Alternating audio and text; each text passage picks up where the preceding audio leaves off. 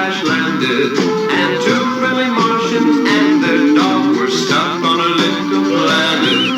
Now they've got special powers, and it makes some people wonder, but only Tim and Katie really know for sure that they're my favorite Martians. You won't believe the things they do. They're my favorite Martians, and you're gonna love them too. Yeah, you're gonna love them too. Yeah, you're gonna love them too.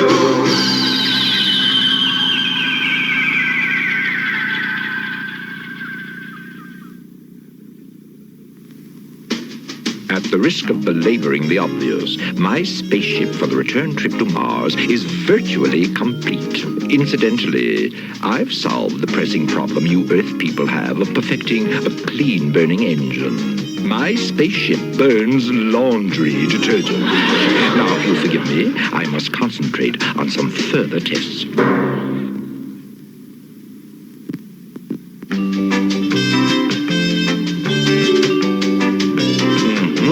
Just a few more final touches, and my spaceship will be ready for the test flight. Oh, drat. This lock is stuck again. I really must speak to Lorelei about this. It's always these little irritants that get under your skin. Little... under...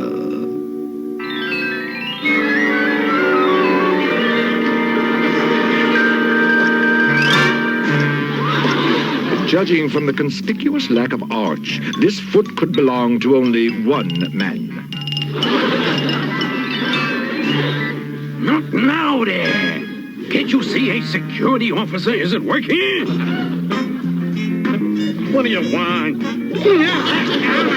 If you need me for anything, Security Officer Brennan, I'll be in the house. I'll be in the house. Thinks he's so smart there. Hiya, Pop. I'll sue. You hear me there? I'll sue. Sue for what, Pop?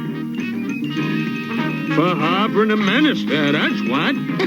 But it's just a garden hose, Dad. To the untrained eye, yeah. But to the private eye...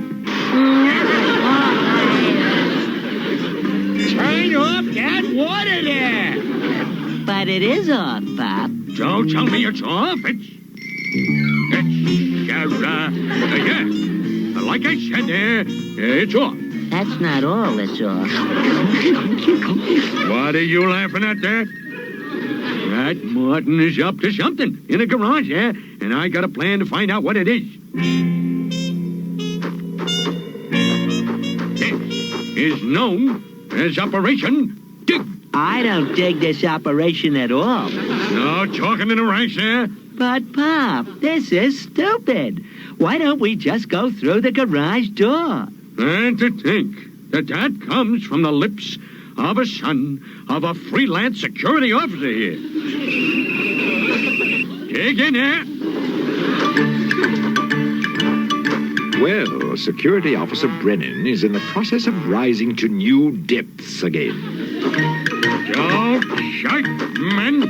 We're almost to our objective. I guess it's my move now.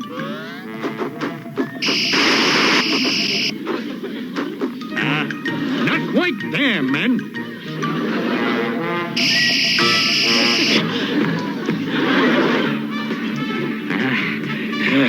Further than I thought here. Keep at it there, men.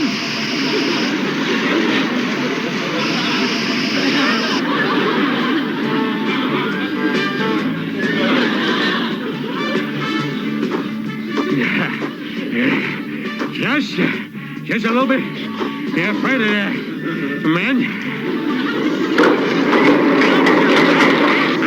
Get away! Ow! Yeah!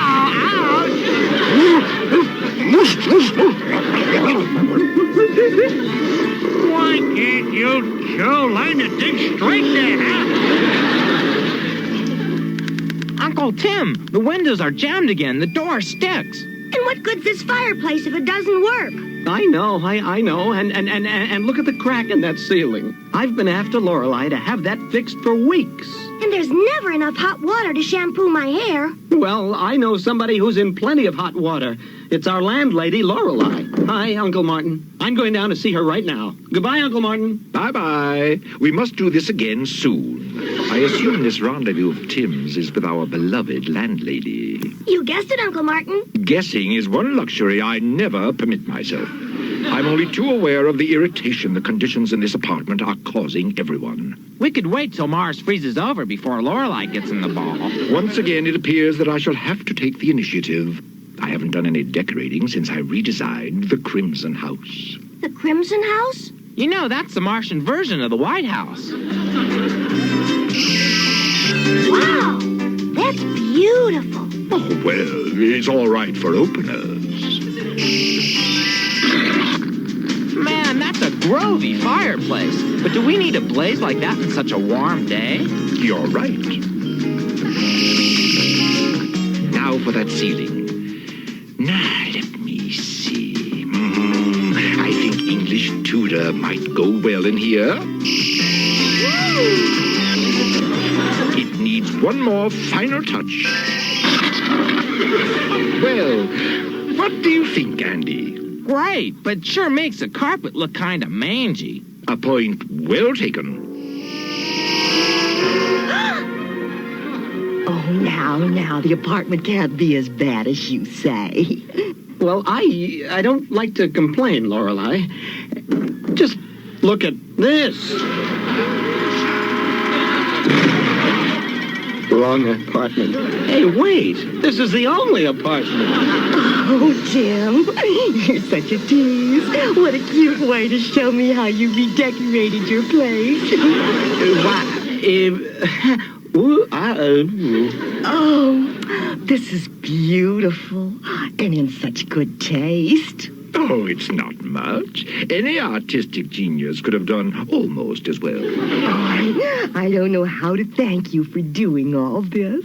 Oh, not at all, not at all, not at all. I needed a reason to raise the rent. I can't tell you how much you've inspired me. I'm going to get Poopsie to help me redecorate my apartment. Poopsie? Oh, you know, Officer Brennan. He doesn't like me to call him that. I can't for the life of me understand why not. I want to get right to it. But before I do my apartment, I'm going right down and completely redo the garage. Oh, yes, the garage. Very nice. The garage? The spaceship!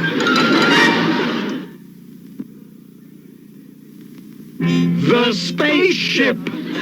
Oh, if Lorelei gets in the garage, she'll discover your spaceship. Now, what are we going to do? Quick, Tim. Get out there and stall her until I think of something. Oh, dear, oh, dear, oh, dear, oh, dear, oh, dear. Aha! Stop! Lorelei, stop! Hold that pose. You look so beautiful with the way the sunlight is catching your hair. Oh, really? Well, but the sun is behind a cloud. Well, then it must be the cloud light in your hair. Oh, cloud light? Excuse me, Tim. I have to get to the garage. Wait! You can't do that. Why not? Because you need Poopsie to help you. Poopsie? Don't call me Poopsie there. That goes for you too there. Oh, I'm glad you're here. I'm just about to redecorate the garage, and you can help me clean it out. A freelance security officer here cleaning out a garage there? Hey, woman, you must be kidding. I'm on an important case here. Can't you spy on Martin some other time? Don't you know that a slip of the lip can sink a ship there? Ship? Well, there's no ship around here. Oh, yes, there is. A spaceship. Uncle Martin... What's that there about a spaceship there? A space slip, yes. There's a space right inside the garage where you can slip. So you better not go in there. It's not safe. Oh. So you don't want me in there, huh? You wouldn't be hiding something in there, would you now there? Like a space ship? Huh? Stand back there! Now I know what they mean by a crashing boa.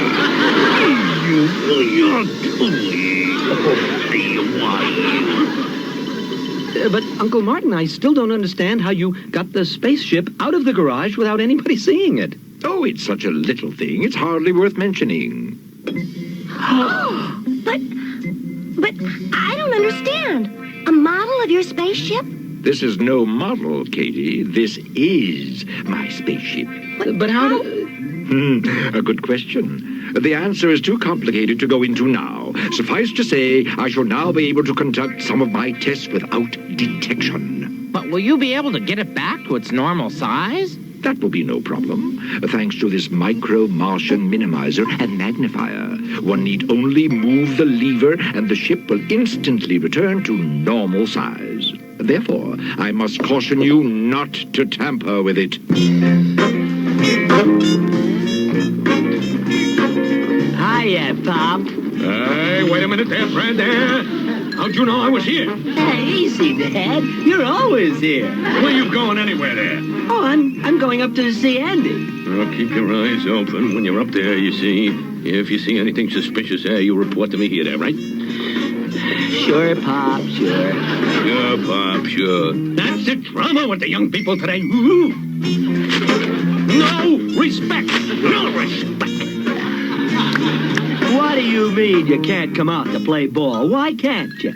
Oh, I got a lot of homework to do. Well, I got a lot of homework, too, but I don't let it interfere with important stuff. Besides, I got some chores to do around here, too.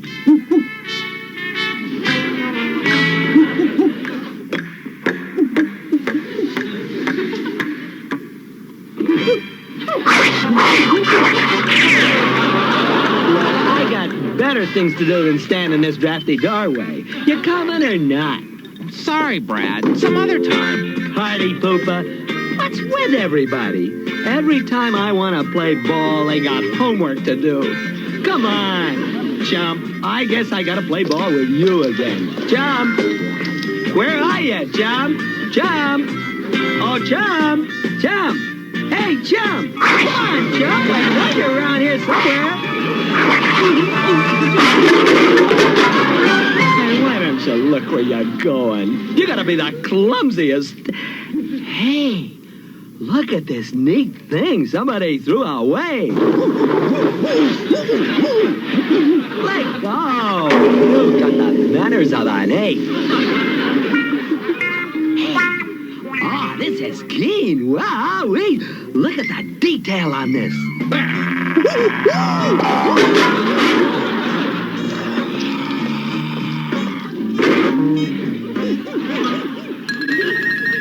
Oh, but Poopsie. Oh, call me that. Oh, just pull the ladder. Oh, but... No buts there. That Martin bird has moved something from the garage up into his lab, and I'm going to find out what it is there. The heel with half soul. Something tells me our expected guest is headed for my lab.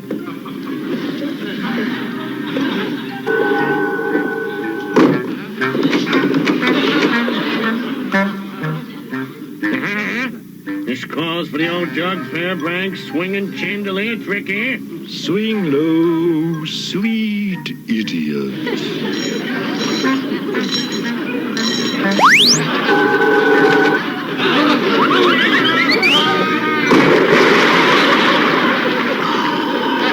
Hi, Pop. You doggone. This kid's got no respect.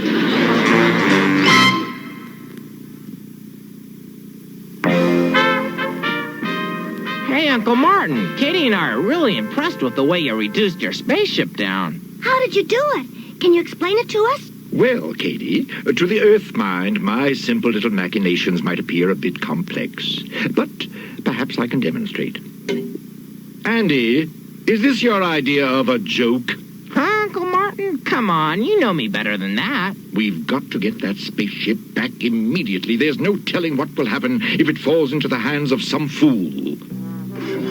Tra-la-la-la, da-da-da-da-la.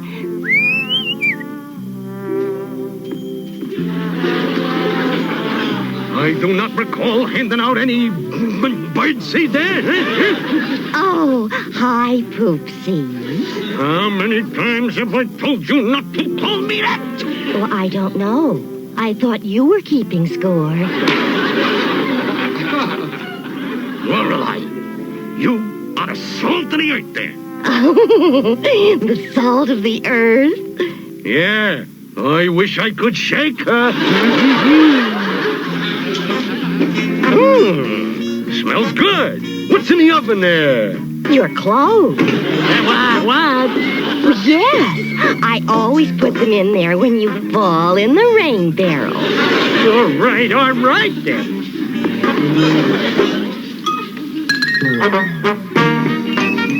Okay, I give up. What is it this time? It's a meatball. Meatball? Oh, it's a real money saver. I know I shouldn't ask. But how do you save money with a flat meatball? Well, to make the meat stretch further, I put it through the clothes wringer. Now you know why I pray before every meal there. Hey, Where did you get this? I found it. Found it, huh? Where there? In Martin's trash. Cunning devil. Huh? Who? Martin, that's who. And what better place to attempt to hide a secret weapon from me there? Oh, Pop, it's just an old toy spaceship. Son, trust your father's instincts. This is definitely a diabolical device, and I'll prove it to you at my crime lab there.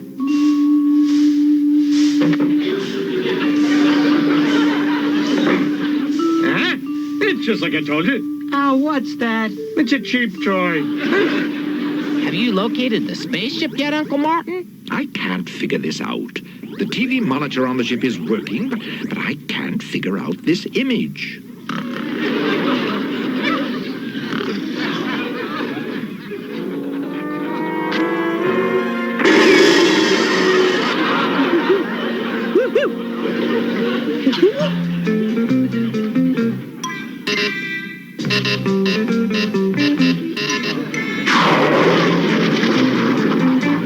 Confound this monitor. I can't seem to... Oh, no. Good heavens. Look up in the sky. Is it a bird? Is it a plane? It's a park bench.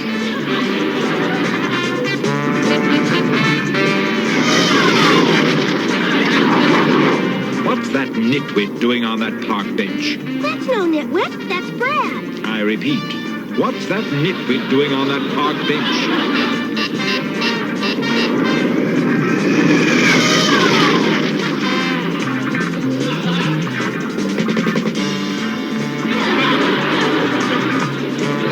Golly, Uncle Martin, can't you control it from here?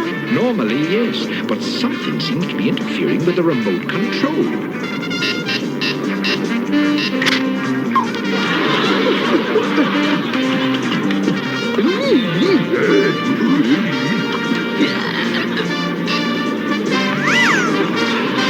Why do I keep having these falling dreams all the time? This is your Air Watch traffic helicopter reporting your freeway traffic. Nothing unusual to report. Just a boy riding piggyback on a spaceship. Spaceship! Oh, this is a hopeless task. Golly, Uncle Martin, what's your next move? I'll have to fly up there myself and intercept the ship.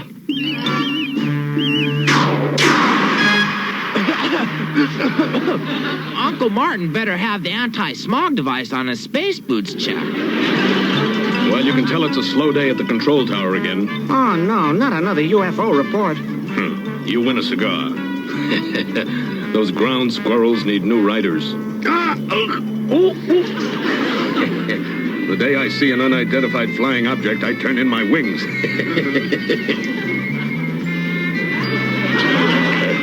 Control tower. I want to report a UFM. UFM? That's right. An unidentified flying man.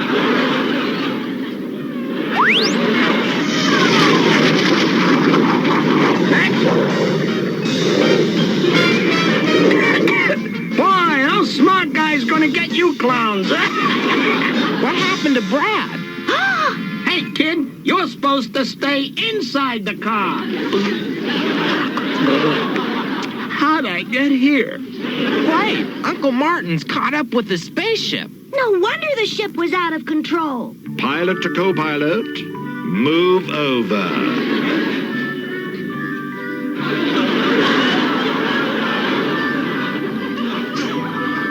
Well, it was touch and go there for a few moments, but everything's back to normal, Did you get the spaceship back in the garage? just as it always was. Oh, I'm so glad you're all here. I want you to see the beautiful job of decorating Poopsie. Oh, oops. I mean, Security Officer Brennan and I did. Behold. From now on, this is everybody's rumpus room. Come on, Poopsie. We'll be late for the cat show. You're no doubt wondering about the whereabouts of the spaceship. Yes, Uncle Martin, where is it?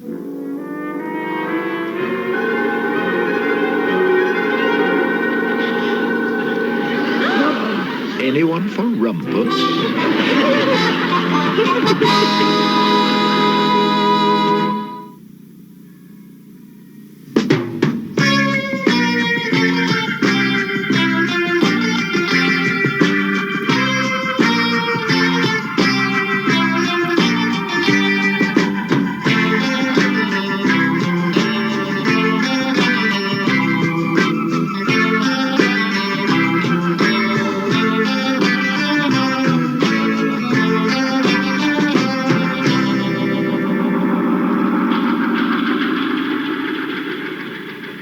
This Saturday morning marked the first time that no cartoons aired on an American broadcast channel. The last channel still showing cartoons pulled the plug. Cartoons were the dominant. Good morning. It's 8 a.m. Eastern Standard Time. It's Saturday. And you know what that means? It's time for Saturday morning cereals. As always, Platoon, I'm your host, Captain Cartoon, bringing you the best cartoons from years gone by. So, this week is a special week. I am doing an all Filmation episode today. Every cartoon today will be a Filmation cartoon. Some of these cartoons I have not aired for some time.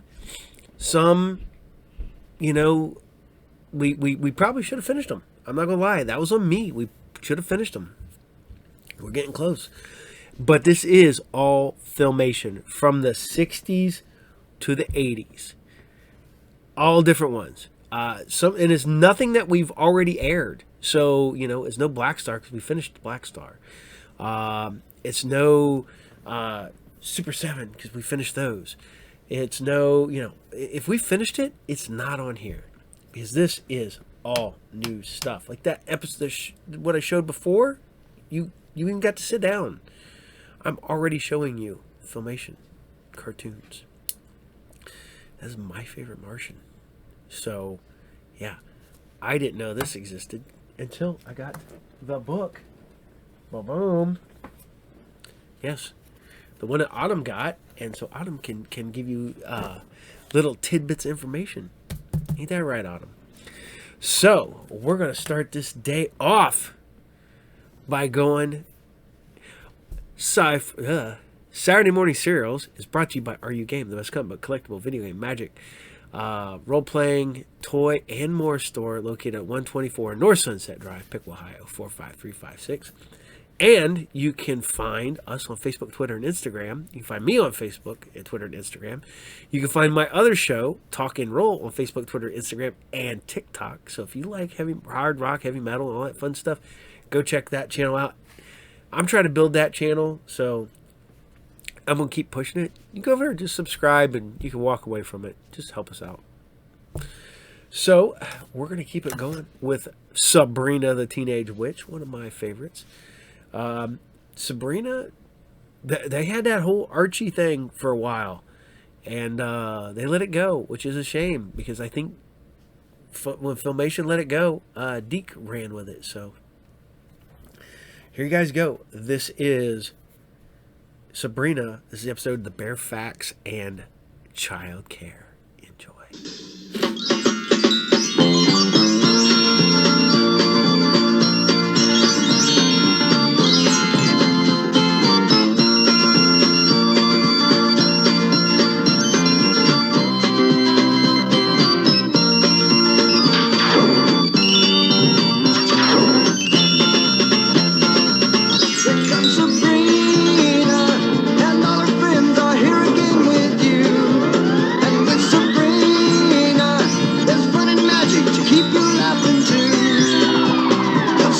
Turn her ear, and you'll see her disappear. Yes, it's Sabrina, and her magic power can get her out of trouble. But with Sabrina, you're never sure if you're not seeing double. 'Cause she's Sabrina, Sabrina the Teenage Witch.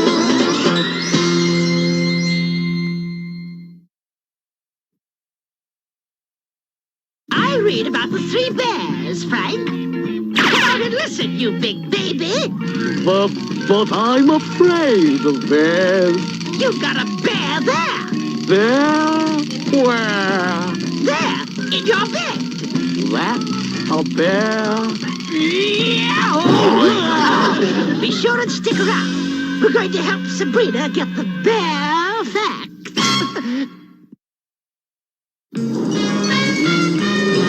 Oh, hi.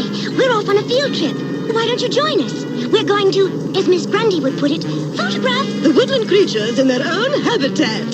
Yes, and to the one who takes the most interesting wildlife photo, Riverdale High will present a prize. Well, take care of my prize, Mr. Weatherby, because with my new Superflex camera, I'm a cinch to win. Attention, class. Attention. The Little Red Ghoulie House is now in session. Now for Ghoul Call. Hauntleroy? Here, here. Ratso? Here. Batso? Here. Eggy and Goo? Wolfie and Frankie? Not here, eh? No, they'll be sorry, for today, class, is the day for our field trip. The purpose of our trip will be observing nature firsthand. And remember, class, don't frighten the animals. What could have frightened that poor bear so? There's one way to find out. Hi-diddle-do, hi-diddle-dee. I'll make Mr. Bear able to speak to me. What frightened you, Mr. Bear? Oh, I saw a couple of hideous beasts. You've never seen such mean-looking things in your life. They were ghastly, horrible. Fatso and Ratso? Could it be that they are... Sabrina, my dear, fancy meeting you here. We're on a field trip. Hi, Cousin Dracky. My class is on a field trip, too. Ah, don't look worried, my dear. I shall not let my ward interfere with your class activities. It could be rather tragic. Now, when a squirrel sticks his head out of that hole, I'll get a keen close-up of the little beast. Oh, hey! If you want a picture of a couple of real beasts, head that away. Thanks. Huh? Oh, dear. I just happened to think. I forgot to turn the bear back to his normal manner of speech. Bear, bear, wherever you are, may your speech return to normal. I tell ya, Archie speaks as plain as I do. Look. Very funny. But really, Arch, honest. Wait. Ow! Hey, look what we caught, Ratso. Yikes! Martians! Oh, Cousin Sabrina. Hot Leroy! Fatso and Ratso are playing pranks on one of your classmates. Where? That way. Thanks Fauntleroy? Oh, I forgot to warn you about that mud puddle. Now, you Martians, just hold it. This picture will surely win me first prize. Uh-oh, I can't let Reggie take their picture, be it near or far. Come in, Mr. Weatherby, from wherever you are. Boy, you don't see faces like this every day. For that wisecrack, Reginald, you may report to my office every day next week. Mr. Weatherby, how did you get there? Now that you mention it, I don't know. I was about to flush some pheasants out of a bush for Miss Grundy when, Oh, dear. That means that Fatso and Ratso are with Miss Grundy. And if that's not bad enough, when I use magic on members of Horrible Hall, strange things happen. I'd better hurry. You just as well come on out, Mr. Weatherby. I guess there are no pheasants in the bush. Sorry about that, Miss Grundy. Better luck next time. Please freeze! Everything freeze!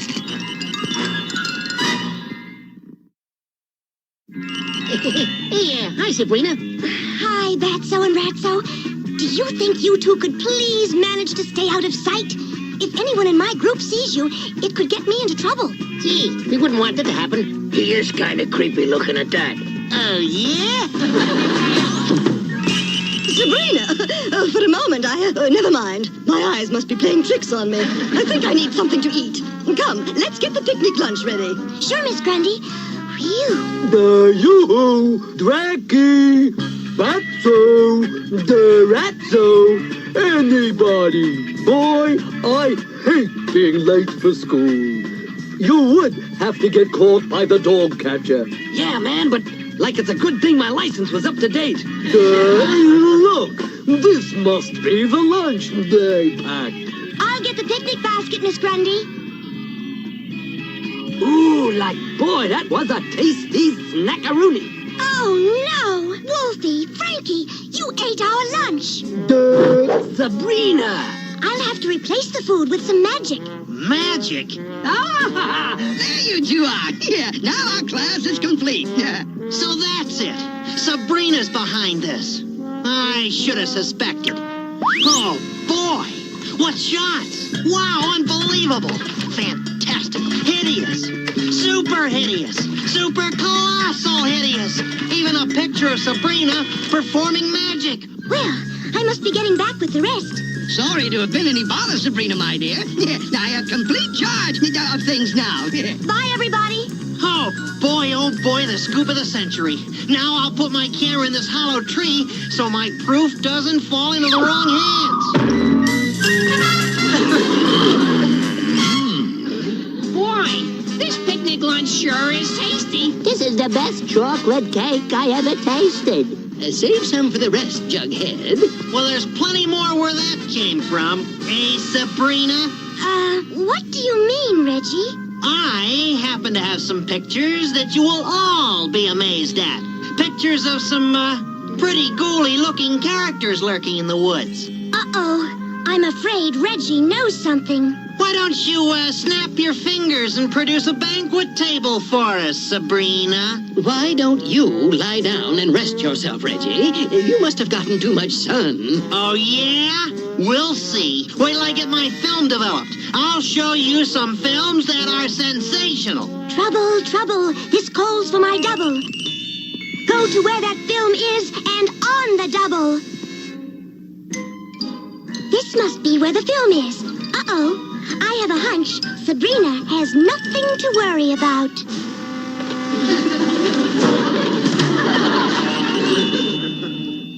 After viewing all of the pictures taken on our field trip, we have come to the conclusion that there certainly were some sensational developments. Thank you, Mr. Weatherby. I'll take my prize. Hold it, Reggie. Your films were sensational, all right. But putting costumes on the bear is a little too sensational and too much Hollywood for our prize. Oh, no! These are double exposures. The prize goes to Jughead Jones for a close-up of a frog. Hey, Sabrina, wait up. Yes, Reggie? That was all you're doing, wasn't it? You were talking to those ghoulies, weren't you? Why, really, Reggie? You're the expert at double exposure. Maybe it was someone that just looked like me? Are you kidding? The chances of two people looking that much alike are 1,000,000,000 to 1. And those are the bare facts. Oops. That guy's handsome enough to be my double. Forget it, Sabrina. I was all wrong. Let's cut out the pops. The malts are on me. My pleasure, Reggie. Wonderful, wonderful. What's a malt? Let's go ask Agatha. If it doesn't call for too many lizard eggs, perhaps she'll make us one.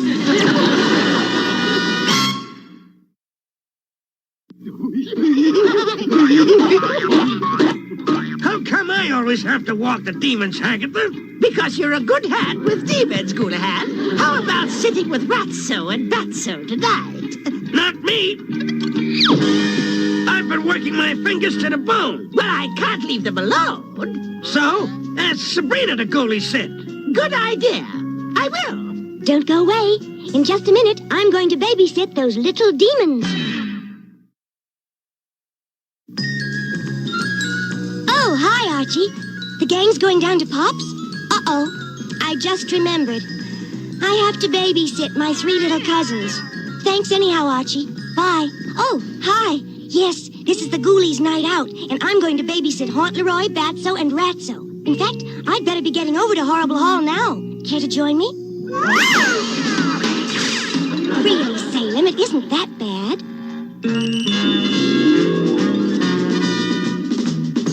Now remember, Sabrina, if you need me, just zap me back. I'll be at the meeting of the Daughters of the Cauldron. All right, Cousin Agatha. And I, my dear, will be planning a safari with the other members of my hunting club. Oh, fine, Cousin Dracky. Thank you. We're going to a spook show, Sabrina. Yeah, man, like this is our night to howl, you know? Well, that's swell. What's playing? Scary boppins. If you need me, Cousin Sabrina, I'll be out practicing my first aid, you know. Thank you, Mummy. Well, now to find the kids. They're in the den, Sabrina. Oh, thank you, Ghoulihan. Help, Sabrina! Help, save me, save me! All right, what's going on in here? Then Batso and Ratso are playing dirty tricks on me. Dirty tricks? What's he talking about? No, enough is enough. It's time for bed. Not now already. Ixnay! Yes, 1,000 times, Ixnay! Now, let's see. How about a nice bedtime story? Yeah, one with a dragon in it. A fire-breathing one. Ooh, how about Cinderella? Him. Ah! Ooh, a dragon! Let's see. A dragon, Well, here's one. Dimples the dragon. Let's see him in person, Sabrina. Please. Yeah, come on, Sabrina. Use your magic, please, huh? Well, if you promise to go right to sleep afterwards, I'll make him appear for just an instant.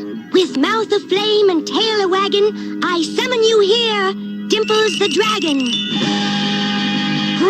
Hello there. How's by you guys? Hello, Dimples. Hi, Dimples. Can you really breathe fire, huh? Can you? Huh? Of course. Don't let the name fool you. I'm a fire-breathing dragon and afraid of nothing.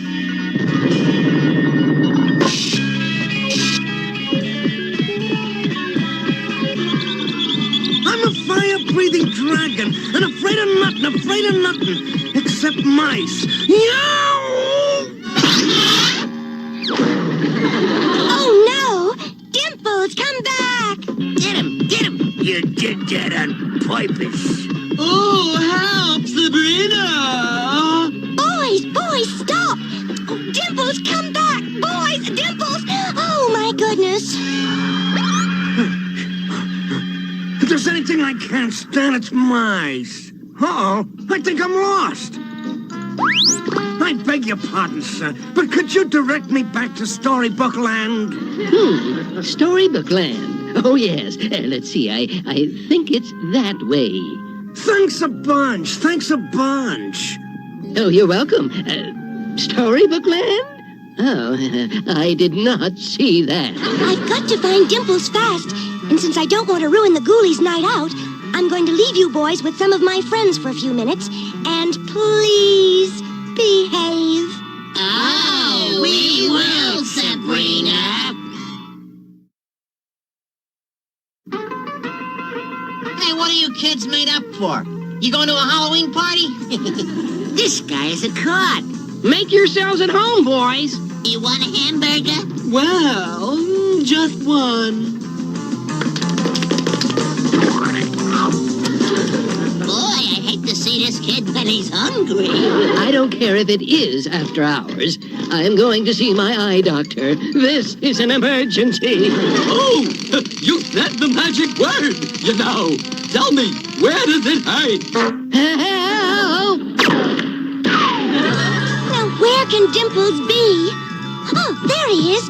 Now to just... Uh-oh.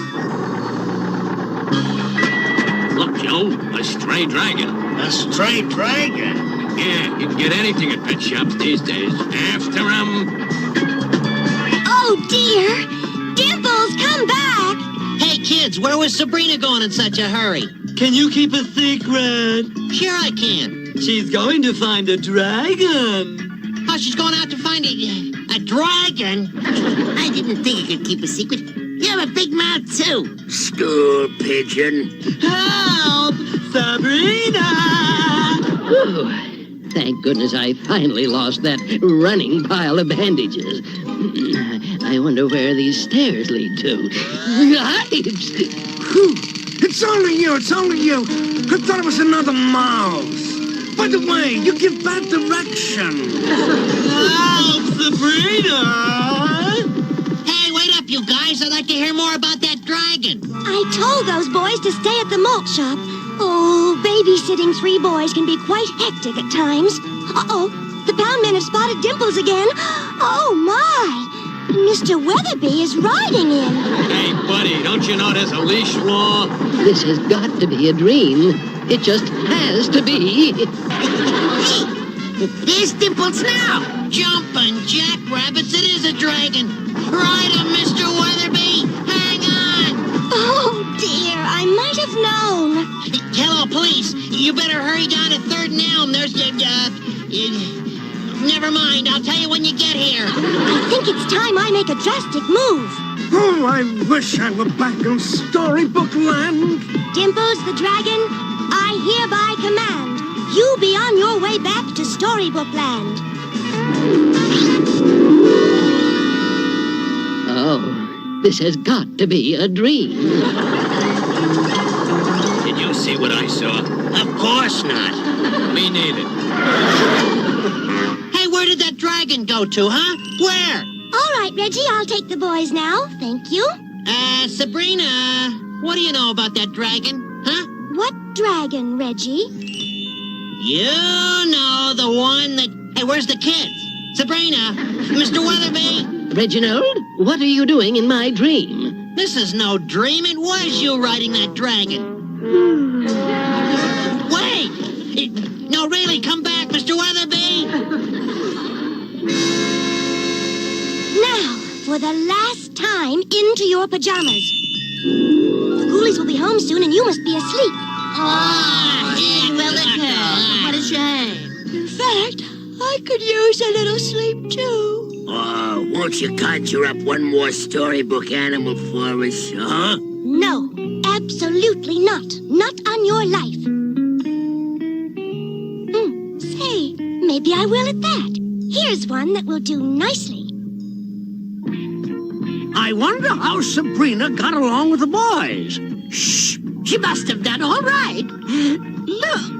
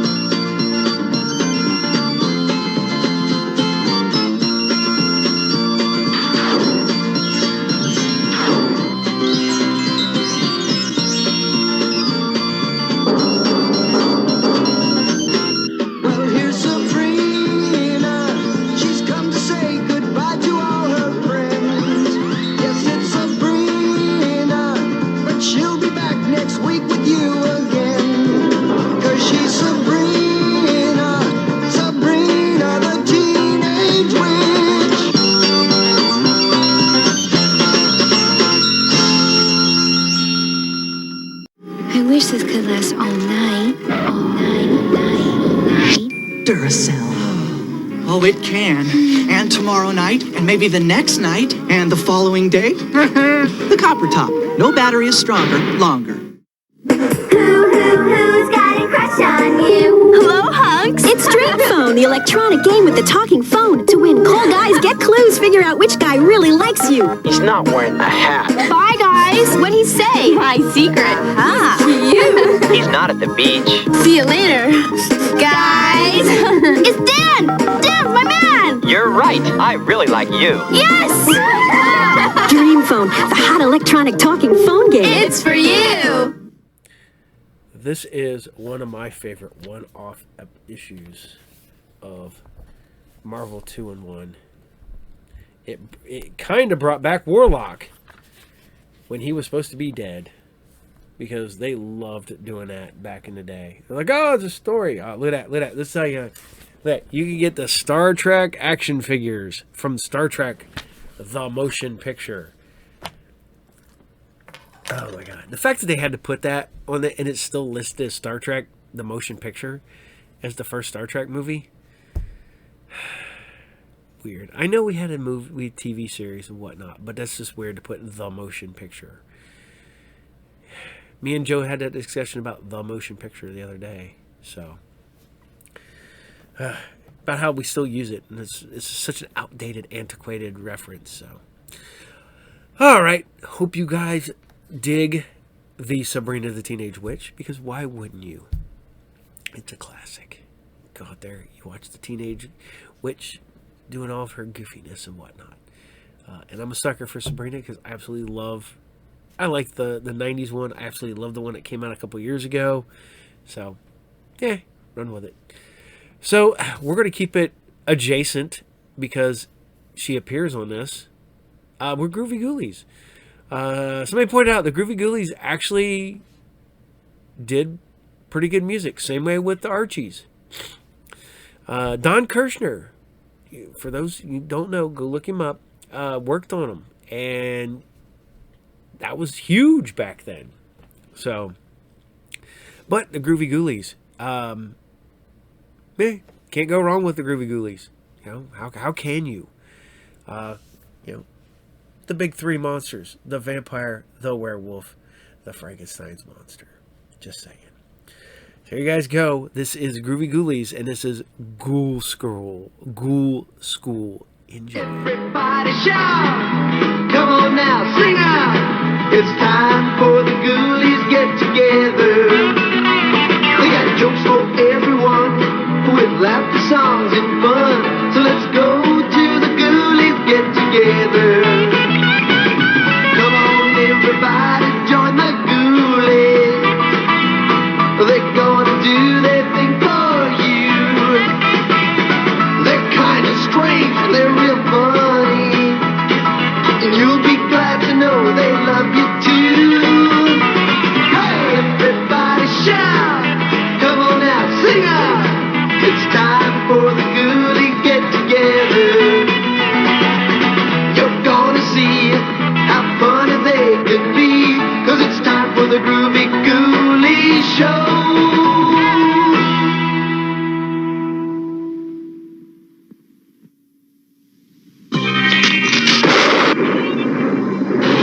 Welcome to a horrible hall.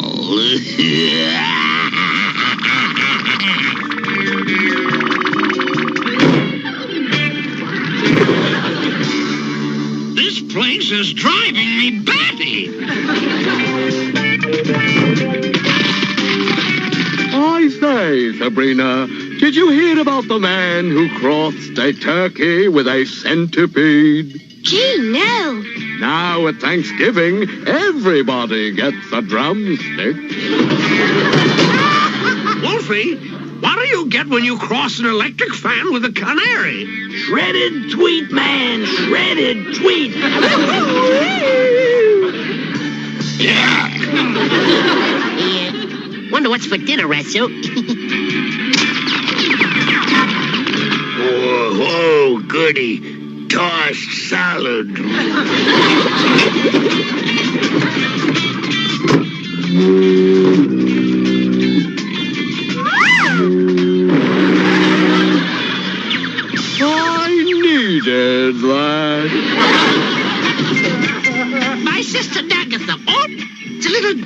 sticker behind each ear. Now she's got pickled hearing. Here we are at Horrible Hall for the first annual Groovy Ball football game. And here comes Frankie down the field for the opening kickoff. And it's caught by their halfback. Correction, make that their fullback. Mercy sakes, I never knew they used a bat in football. And there he goes, racing for the goal line. But wait, Frankie brings him down with a tremendous tackle. Kitty-coo! You dingling? That's tackle, not tickle. Uh-oh, it's a fumble. Will Frankie recover? Not if he was our patient. Bonaparte got it. There he goes, running around his own end.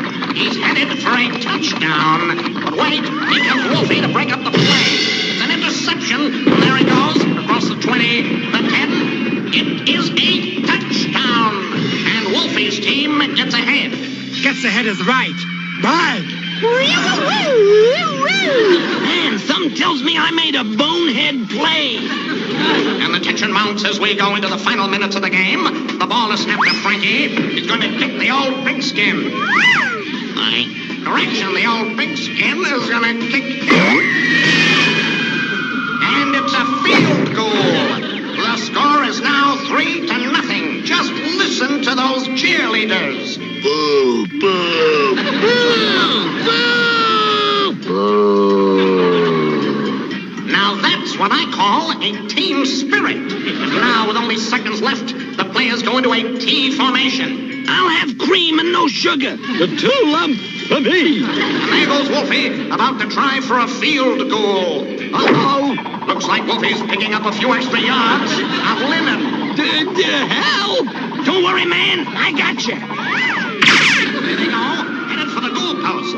And Wolfie wraps it up for his team with a final score, 3-3. Well, Mummy, looks like we wound up like in a tie, man. Great. Now our only problem is to get untied and unwound, you know.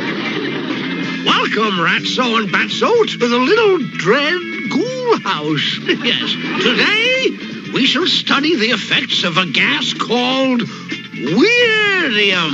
Watch what Weirdium does to this bowling ball.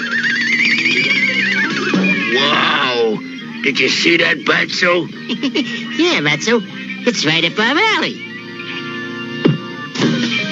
Wait till Drac gets wind of this plan. Here, teacher.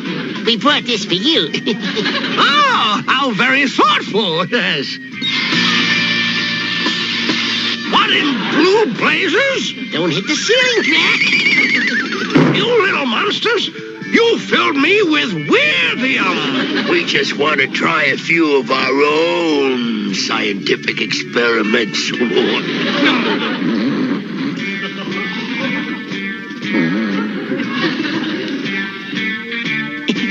I wonder how Frankie would like some Weirdium.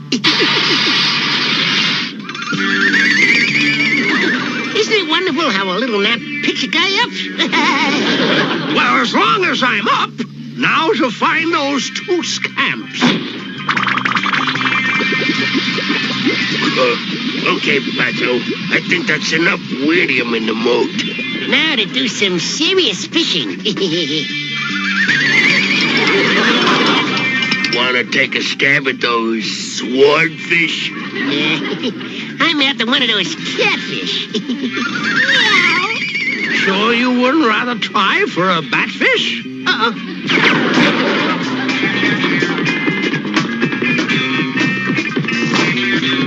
Looks like I've netted a couple of sprinting haddocks. I say today's lesson was an uplifting experience for Ratso and Batso. It certainly looks like it. Help! Help! Let us down! Let us down! Help! Oh, we'll be good. We'll be good. Let us down. Let us down. We'll be... Oh, come on. That's funny. I thought kids liked to fly kites.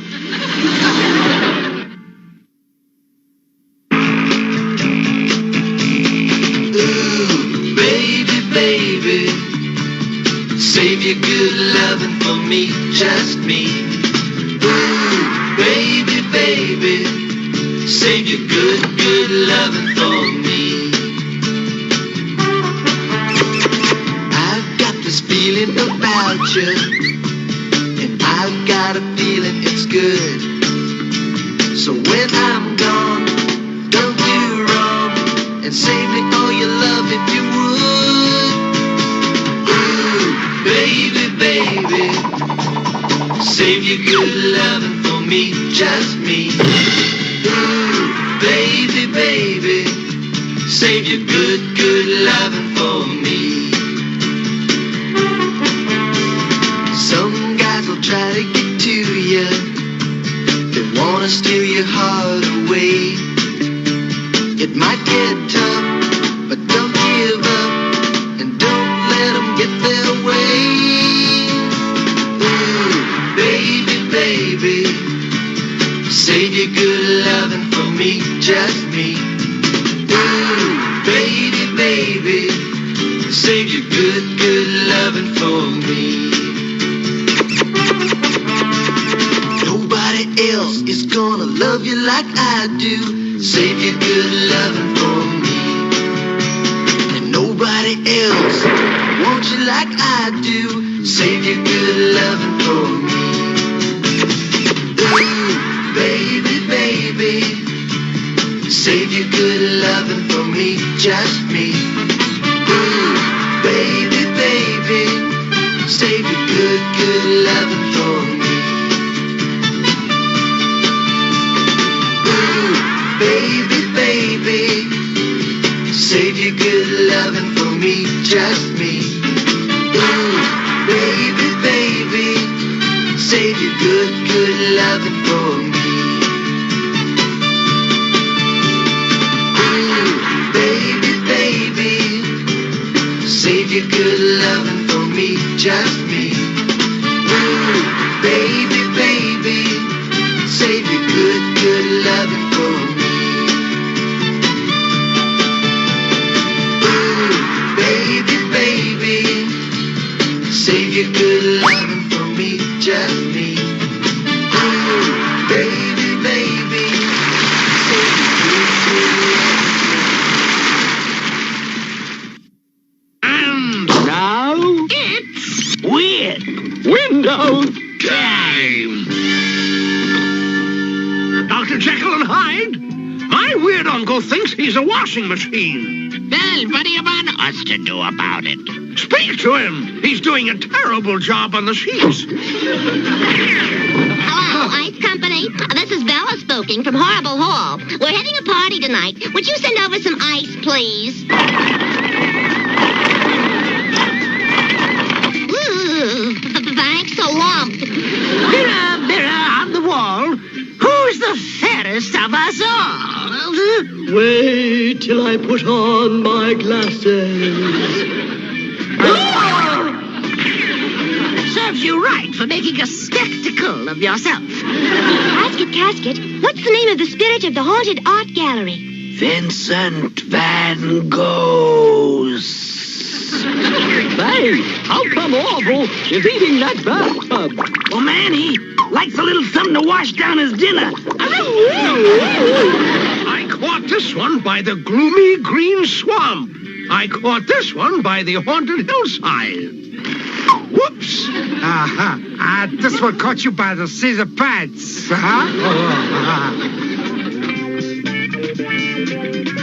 I just love picking wallflowers. My cousin Stella just married the Invisible Man, but frankly, I don't know what she sees in him.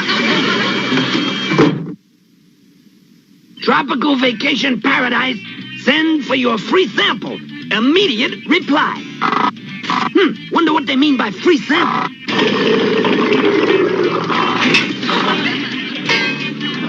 Oh, I dig. Uh-oh, what's next? Man, planning a trip to the tropics can be a real headache. Like what now?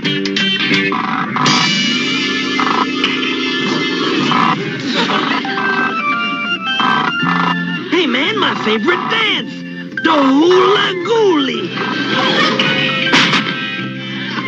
Ooh, what a perfectly boss surfboard. Now all I need is some boss surf. Groovy, right down the pipe. What a vacation this is gonna be. Whoop. Must be running out of power. Hey man, you're going the wrong way.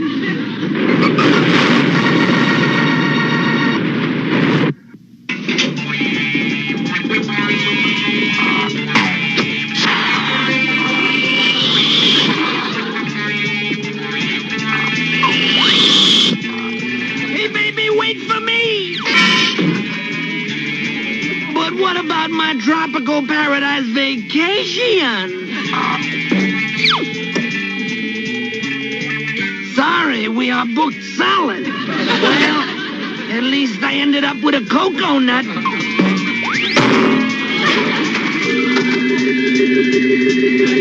Make that a lump on my cocoa nut. Oh, dear. Why so blue, Mummy? It's Wolfie's vacation, you know. All that sand made me homesick for Egypt. I'm sure I'd be all right if I could just see the Sphinx once more. What's the Sphinx? Oh, well, it's a huge stone statue in the middle of the desert, you know, with a weird-looking face and a funny nose. Well, that's easy enough. One Sphinx coming up.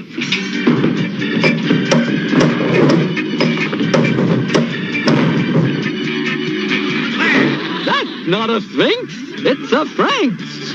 Sorry, Goulahan. I'm afraid that don't do it. I know. I'll build you a pyramid. My gosh, could you? Why, sure. I'm an old hand at making pyramids.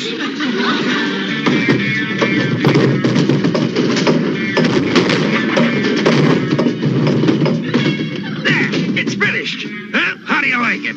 Perfect. Except for one thing. The point's supposed to be on top. Whoops. Sorry about that. Sorry, Ghoulie. But that pyramid wouldn't fool anybody, you know. It's just not real enough. Oh, no? Then what do you call that? Oh, that's just a mirage. A mirage? A figment of your imagination, you know. Giddy up, Abdullah.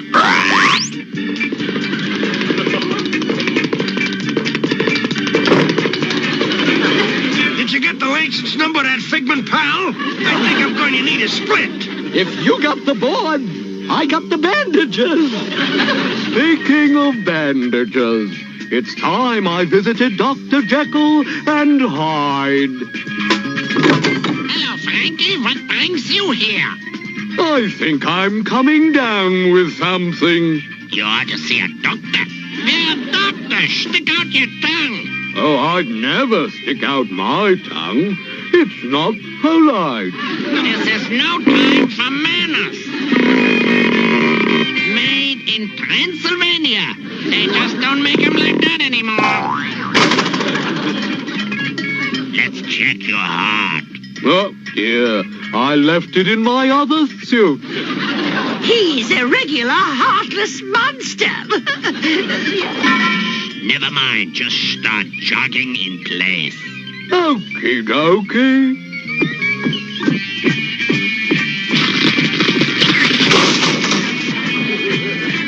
Aha, it's obvious. You're in a rundown condition. Oh, that boy's really in a rut. Now let's check your chest. It's already checked. No, I mean your lungs. Take a deep breath. You're the doctor. Stop. That's enough. Exhale.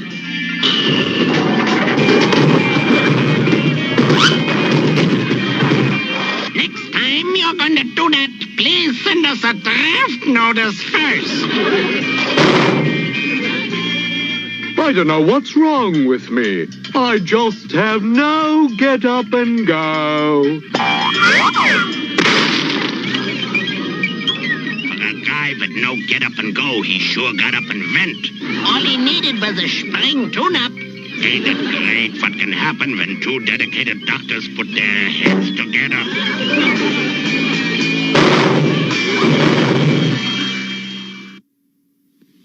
Today's groovy guest group is that neato trio, the Rolling Headstones. They play anything. Hard rock, soft rock, folk rock. They sure can carry a tune. One night while sleeping, I had a wild dream of a girl in a black bikini. Oh, she looked so good, she couldn't be real. She must be a magic genie. But she ran around the corner and disappeared. And all I saw were 3 doors. So I opened up the first, and there was this weird computer. I asked if it saw the girl, and it just blinked at me. Chick-a-boom, chick-a-boom, don't you just love it? Chick-a-boom, chick-a-boom, don't you just love it? Chick-a-boom, chick-a-boom, don't you just love it? Chick-a-boom, chick-a-boom, boom, boom. I just had to find that girl, so I opened the second door, which took me to Africa. There I saw this really far-out guy screaming something real goofy. Bom, bom, a little balloon, bam, boom. I told him to cut it out and tell me where the girl went. But man, he just looked at me real scary, and he said, you guessed it. Chick-a-boom, chick-a-boom, don't you just love it? Chick-a-boom, chick-a-boom, don't you just love it? Chick-a-boom, chick-a-boom, don't you just love it? Chick-a-boom, chick-a-boom, boom, boom. Oh, don't you just love it? Don't you just love it? Don't you love it? Don't you love it? Oh, don't you love it? Oh, now don't you love it? Now I opened the third door and there she was, the girl of my dreams, a vision of beauty. I strolled up to her and asked her name. She gazed at me and from her lips came these words. Chick-a-boom, chick-a-boom, don't you just love it? Chick-a-boom, chick-a-boom, don't you just love it? Chick-a-boom, chick-a-boom, don't you just love it? Chick-a-boom, chick-a-boom, boom, boom. Chick-a-boom, chick-a-boom, don't you just love it? Chick-a-boom, chick-a-boom, don't you just love it? Chick-a-boom, chick-a-boom, don't you just love it? Chick-a-boom, chick-a-boom, boom, boom. Chick-a-boom, chick-a-boom, don't you just love it? Chick-a-boom, chick-a-boom, don't you just love it? Chick-a-boom, chick-a-boom, don't you just love it? Chick-a-boom, chick-a-boom, boom, boom. Chick-a-boom, chick-a-boom, don't you just love it? Chick-a-boom, chick-a-boom, don't you just love it?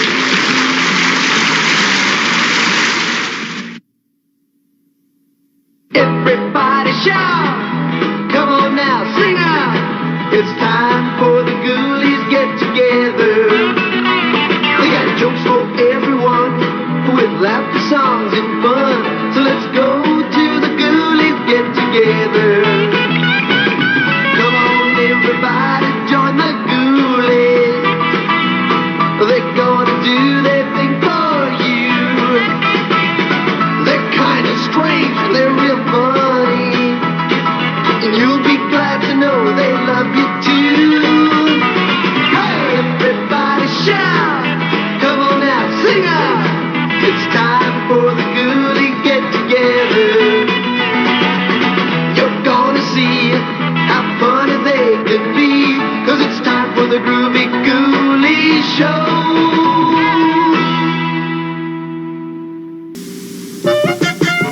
My McDonald's Happy Meal, please. Thank you. My McDonald's Happy Meal, please.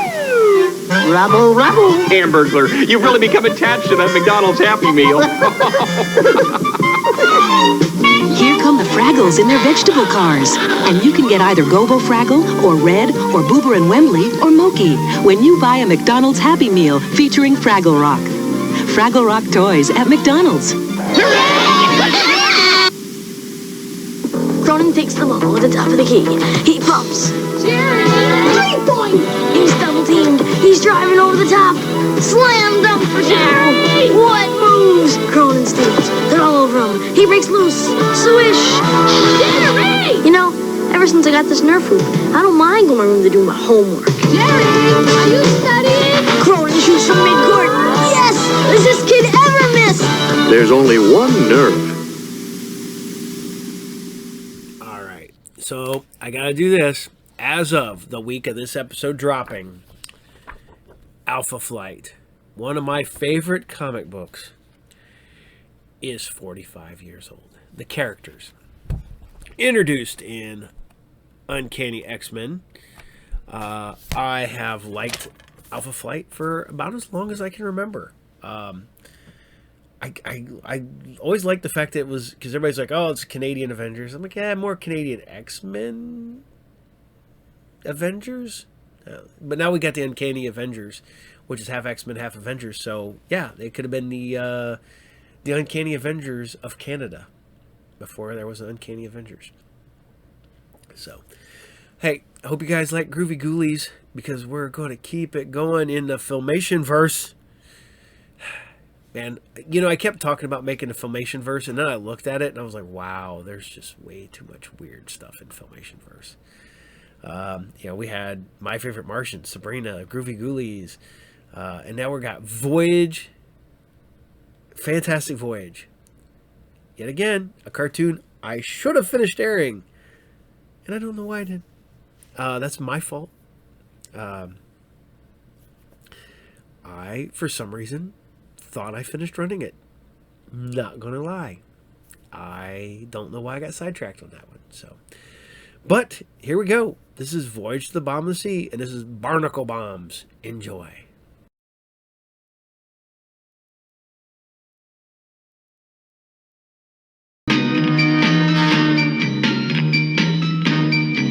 Headquarters.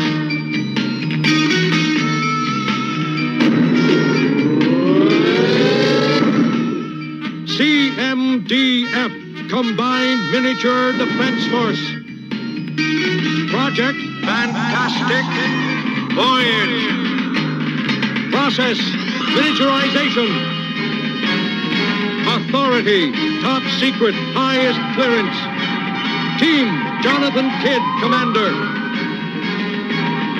Guru, Master of Mysterious Powers.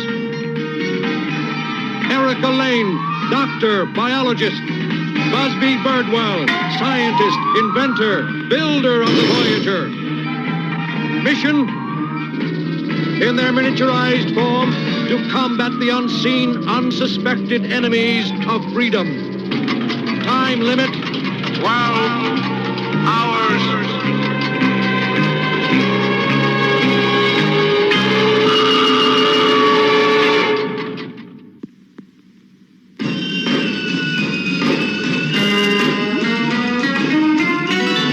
What's the depth? 8,000 feet, sir. Good. We should be hitting bottom any moment now.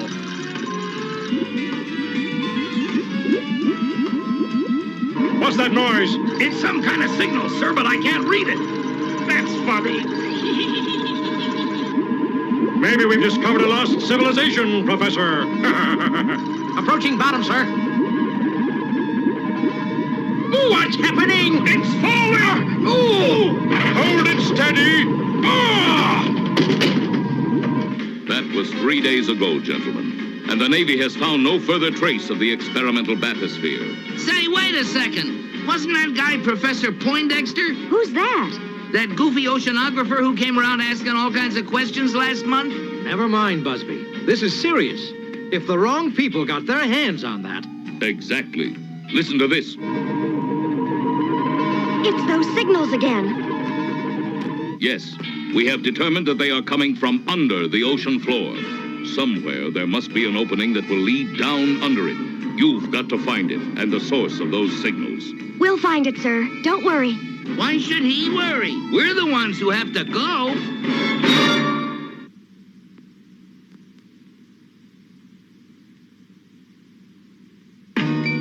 Bring in the rocket.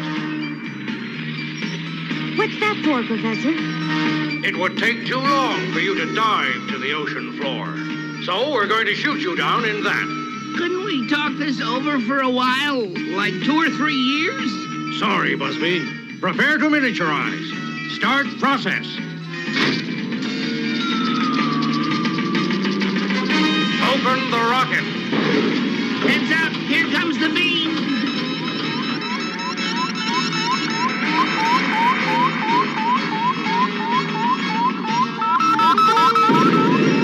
Well, this looks nice and safe. If you're a wire. Ignite rocket.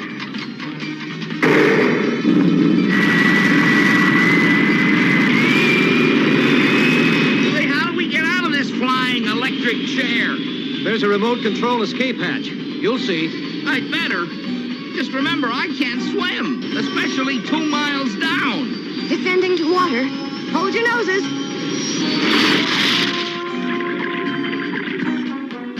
I always wanted to take an ocean cruise, but I didn't expect to go straight down.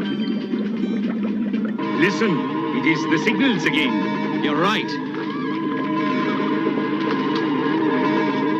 What was that? Look, they're covering the rocket. I want to have a look at those, whatever they are. Something tells me they aren't exactly seafood. Be careful, Mr. Kidd.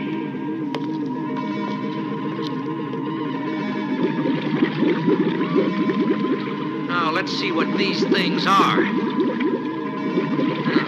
That's what I thought. This is no sea creature. It's metal. I'm going inside. The signals are changing. Mr. Kidd, wait, do not enter. He can't hear you. There's nothing here. But there must be. Somewhere. There. That's a bomb mechanism. And it's about to go off. Got to get out of here.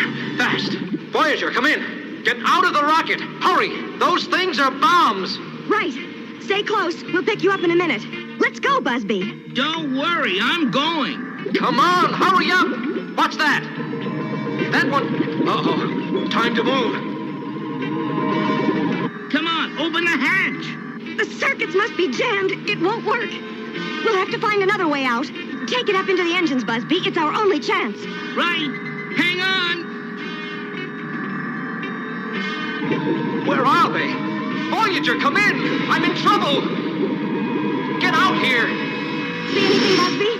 Yeah, everything but an exit. We must hurry, Mr. Birdwell. The time is short. There's the jets. Maybe we can get out there. Hold on, I'm going in. The Voyager. It didn't get out. Come in, Voyager. Come in.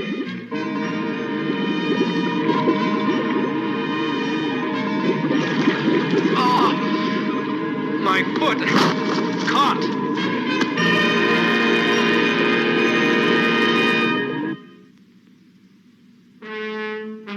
Voyager, come in. It's no use. If only I could get out of here, or knew where I was going.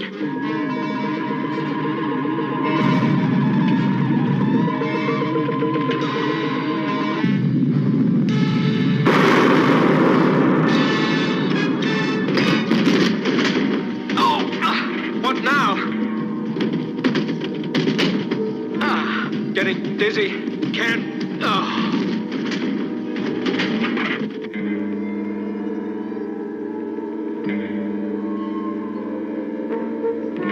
Ooh, my head. What happened? The rocket, Miss Lane. It exploded. You mean it was blown up?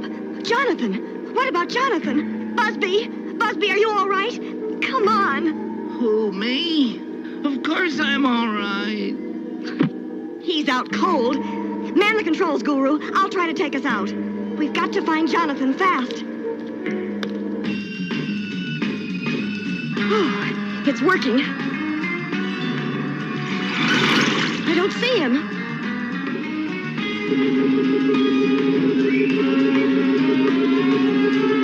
He is no longer here, Miss Lane.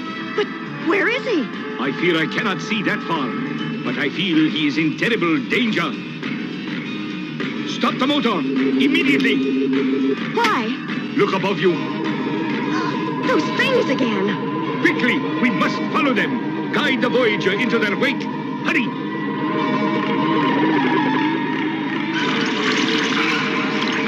We made it. Wherever they're going, we're going with them. There's an entrance there. But it's closing. Stop it, Guru.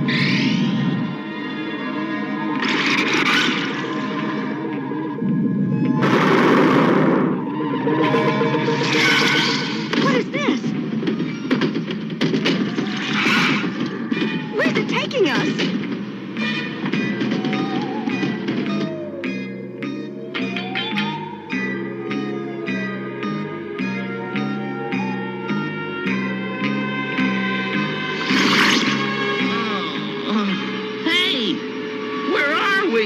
My gosh!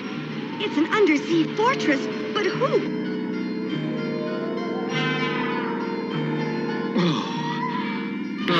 At least it stopped. But where am I? Looks like I'll find out right now. How did I get here?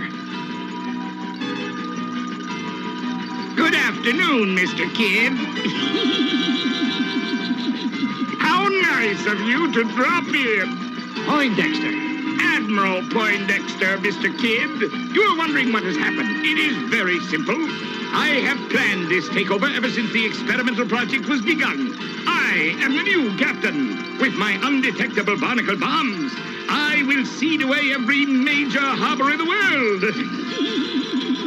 And then I will control the world's sea power. They will have to turn their navies over to me. And I, Percy Poindexter, will be Admiral Poindexter, the master of the sea. Not if I can help it, you won't. I hope this jetpack still works. And now, Mr. Kidd. It's no use, Mr. Kidd. I know all your tricks.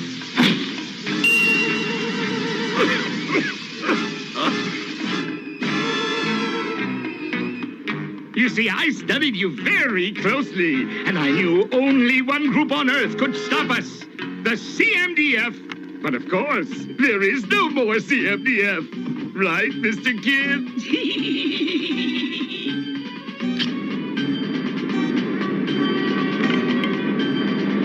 Wrong, Professor Poindexter. There were a few tricks we didn't teach you, like using these breathing discs, for one. There must have been some men on the ship who weren't traitors. I've got to find them.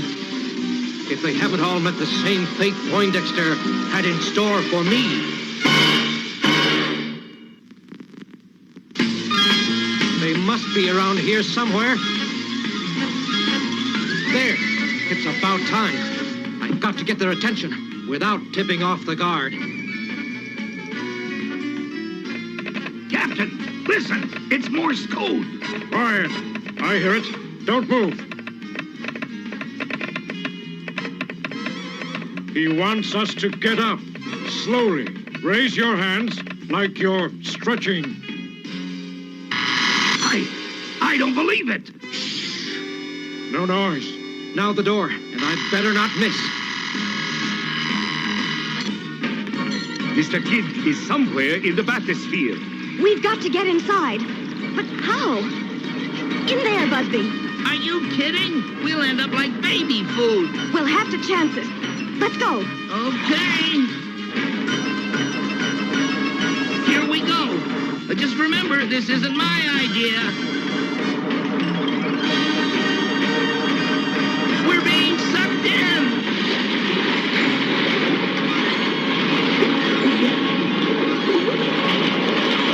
Look out! We're going to hit.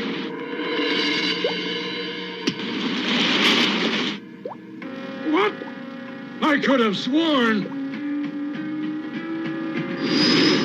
All clear so far. Now what? Now we find Jonathan. I hope. Do not forget our mission, Miss Lane. Attention! Prepare to release the first load. The bombs? We must stop them. I might be able to torpedo them from outside. But what about Jonathan? We can't leave him. I will search for him. You, Miss Lane, must attempt to interfere with the electronic guidance system. When Mr. Birdwell completes his mission, he will return for us. If I complete my mission. Good luck. We'll all need it.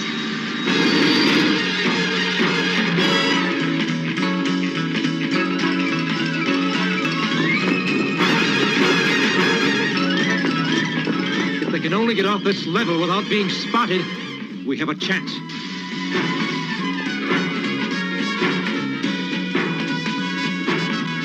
Help! They've escaped! Come on, stop him! Mr. Kidd, that way! Be alarmed! Release the bombs immediately! So that's how they're controlled.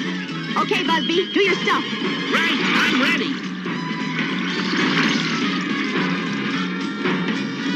Here they come. Fire one.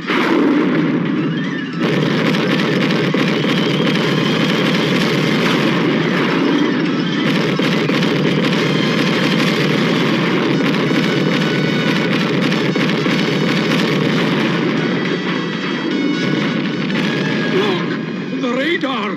There's something out there setting off the bombs! The Voyager! But how? Never mind. I'll fix it. Release a full load immediately! Heads up, Busby. My, this is like shooting ducks. Yow! It looks like the ducks are shooting back. I'm getting out of here fast.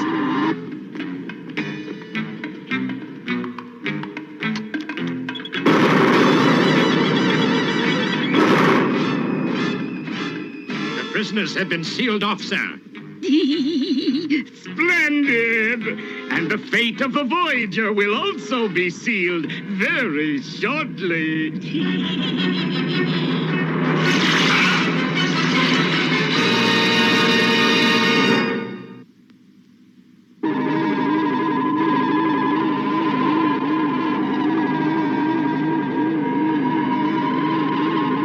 Come on, Erica, do something.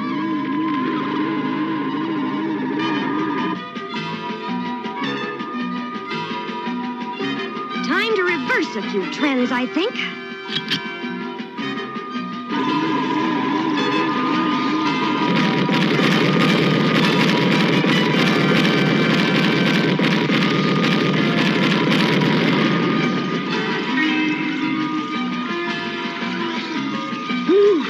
That was just in time.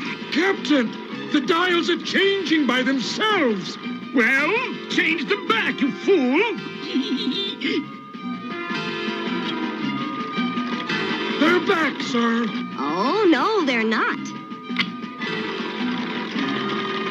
No! The machine's gone crazy! Ah! Blast you! Come back! Okay, Guru, take over. Mr. Kidd! Mr. Kidd!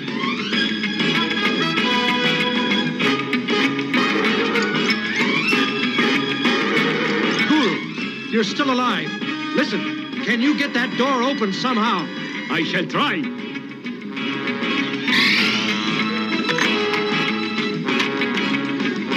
Hurry, I cannot hold it long. The door's opening, sir, but there's no one there. What's going on, Captain? It beats me, but I'm not complaining. Come on. Let's go, boys. They've had their fun. Now it's our turn. Captain, Kidd has escaped. He's not dead. So, that explains all this. The crewmen are loose again. They're coming. Oh! They've come, Poindexter, and we'll be right up there.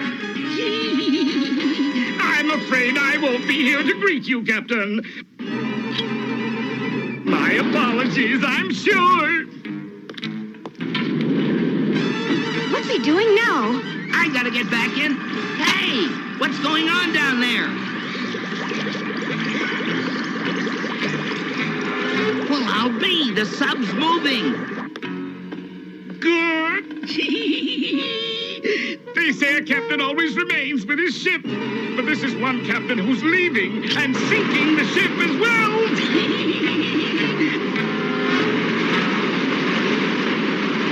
Don't give up the ship. I We've got to do something. In a hurry. Captain, we're filling up. How do I close it?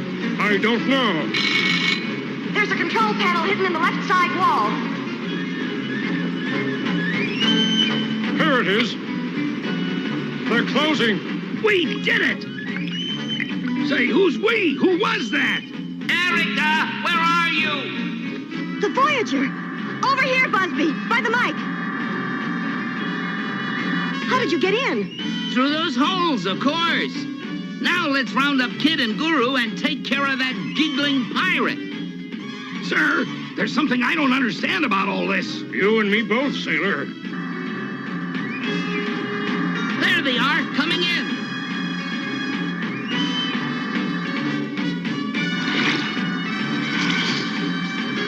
I've got it fixed, Busby. Can we catch it? Sure. Oh my gosh, look at the clock.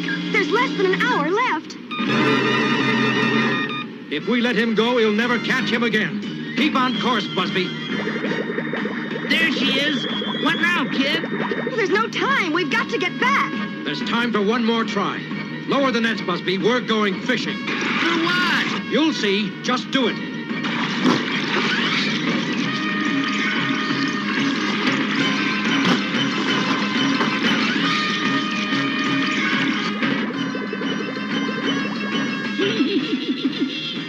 I guess I showed them. No one gets the better of Admiral Percy Poindexter. What's that? Oh, no, the barnacles. It can't be. Go away, go away. It's no use, Poindexter. Give up or blow up. No, I'm too young. Okay, start to surface. And no tricks. If you want to get any older. I give up. I'm surfacing. Some scientist. He can't even tell a real barnacle from one of his own fakes. Good work, team. The Navy reports it just picked up Poindexter. And the captain of the bathysphere reports all safe. Thanks to what he says is a lost civilization of tiny non-human creatures living under the sea. I wonder how he got that idea. Maybe he got a good look at Busby. Oh, very funny.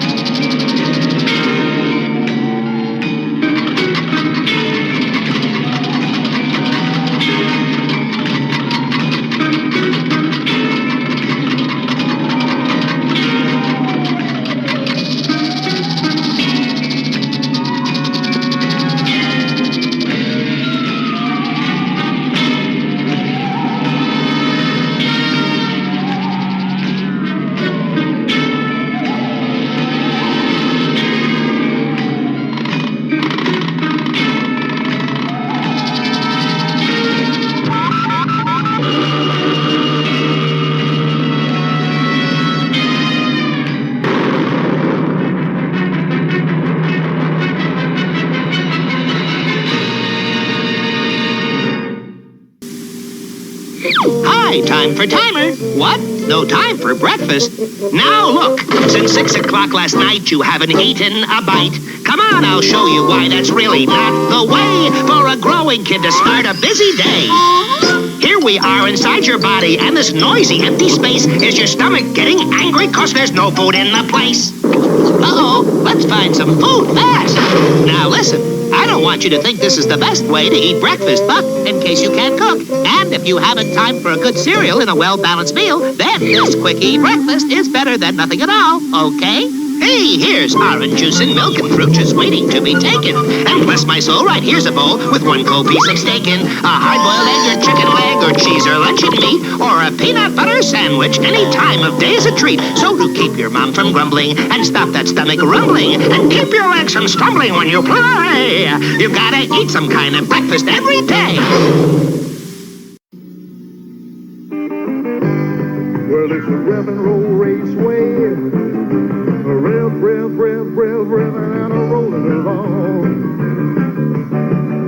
can rev them up, and away they go. Time a pit stops right, or it's rev, revving and a rolling along. Rev and Roll Raceway comes with everything you see here. You put it together by Tomei. Yeah, beyond the edge of your imagination begins the new universe. The new universe. They put a bunch into that, and unfortunately, it did not do as well as they did what they should have. And it's a shame because they were actually pretty good. And check this out. This is Alpha Flight cover to number 39, and it's Mike Mignola of Hellboy fame did the artwork there. Look at that. Doesn't even look like Mike Mignola. And P. Craig Russell, who's known for his paintings. But yeah, same guy that does Hellboy did Alpha Flight. Also did Incredible Hulk, which is a great series. I love that time period. So, all right. So, barnacle bombs. I had to say that, but man, it sounds like something you would eat at a seafood restaurant. He's got a side of barnacle bombs. Huh, that's what that is. Yeah, I'll pass on that. That just looks weird. So, all right. So we're going to keep it going with, I guess I would say the sister show of Voyage, and that's Journey to the Center of the Earth. I don't know why I feel like that's a. But do you guys feel that way? There's certain shows like when I put Spiral Zone and Galaxy Rangers together, I think they fit together. The way I put some of these shows together, if I were to actually if I'd have been alive in the 80s as an adult to be able to be the guy who did the station programming, this is how I would put them on the air, because that's how my brain works. I seem like this would be a thing that should work. So, because of course everybody got it right. G.I. Joe, Transformers, they went together.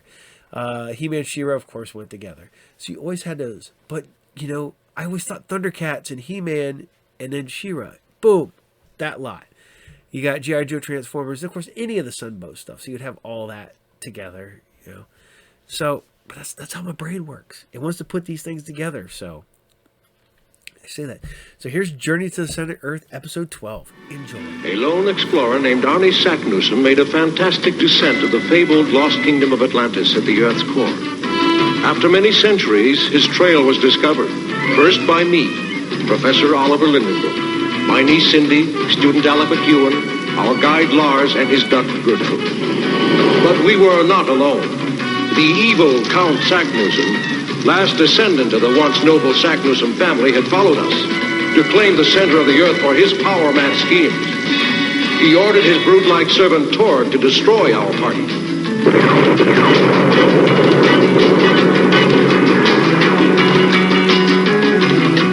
But the plan backfired, sealing the entrance forever. And so for us began a desperate race to the Earth's core to learn the secret of the way back. This is the story of our new journey to the center of the Earth.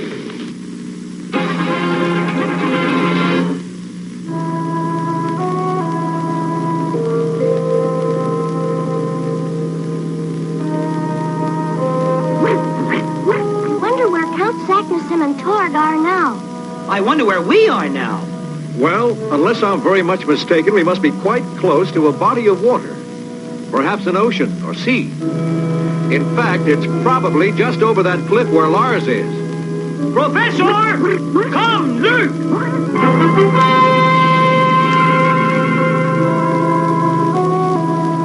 That's the driest ocean I've ever seen. I think you've hit on it, Cindy. That's a dry ocean bed. Not too long ago, this was all covered with water. Yeah! Here is Arnie Saknussemm's sign. You see? Saknussemm is telling us to sail across the ocean. That's a big help. There isn't even a way to get down there. We'll jump down. Jump? That's a pretty long jump. Oh, it's not so far. Especially since those rocks aren't really rocks at all. Professor, no! Uncle Oliver! He's not hurt. Come on, jump! It's perfectly safe. I hope he's right. So do I. Yeah, Gertrude, I think it's crazy too. But everything's crazy down here. Look out below!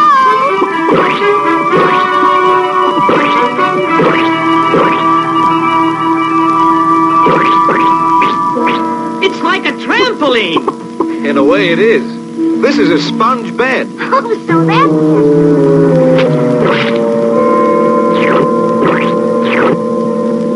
Oh, please, don't play any more jokes like that. We'd better get started.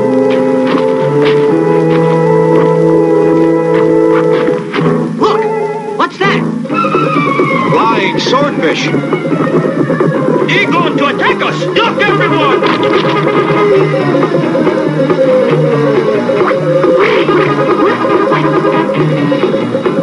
Run for it!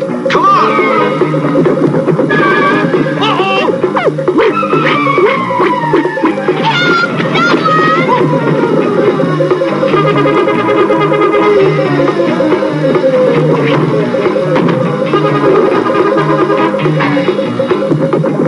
Yeah! This way! Hurry!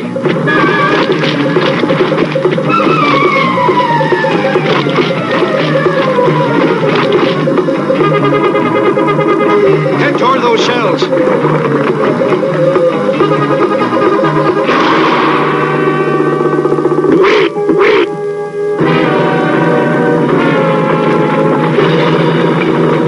They stopped! Do you think they went away? Could be. Let's have a look. But be careful. It's okay. We can come out. At least we have nice dinner. If you like fried swordfish. You just wait. In my country, I was champion cook. This is some shell. I'd like to see the snail that lived here. Are you sure you would? Sure. Then turn around. I just changed my mind. Come on. We've got to keep moving.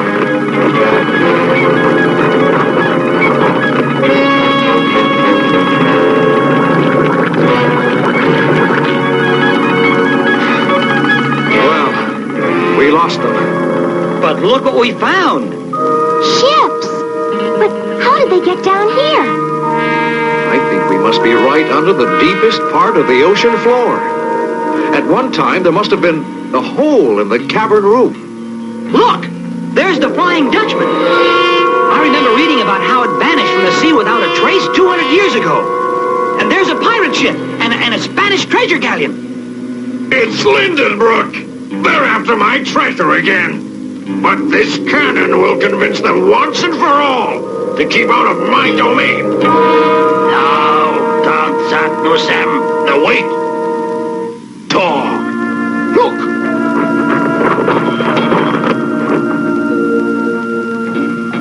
It is amazing. It's been still in good condition. Perfect condition. Oh my gosh! Look!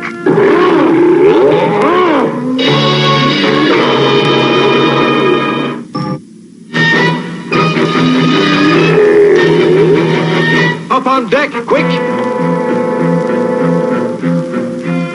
Hide them. Arm yourself, everyone.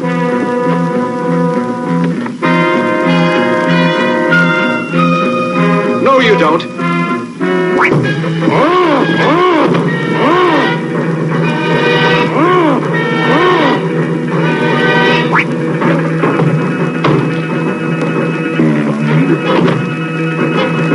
Uncle Oliver, behind you!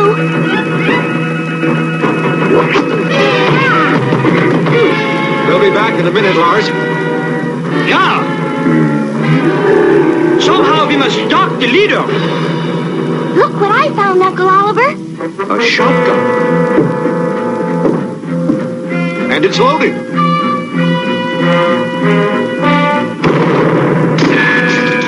Bullseye, Professor! Blast your hide. Well, I hope that takes care of our scaly friends. Yep, they beat it all right. Boy, they were weird. How did they ever learn English? Probably from the same people whose clothes they're wearing. The survivors of the pirate ship. I bet they did not survive very long. See anything, Alec? Nope. I wonder if they've really...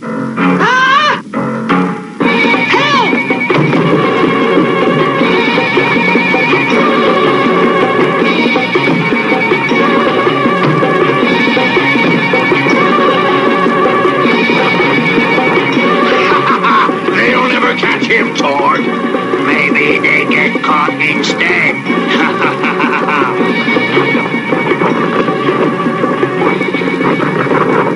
They go down here! What is this? We can never climb down. It is too steep. But we've got to. Wait. I know a way we can get down. Come on. Good throw, Lars. They are going down. Yes, and we must see that they do not come up again. Careful, everyone. A tunnel. Let's keep going. Maybe we can find the main one. What was...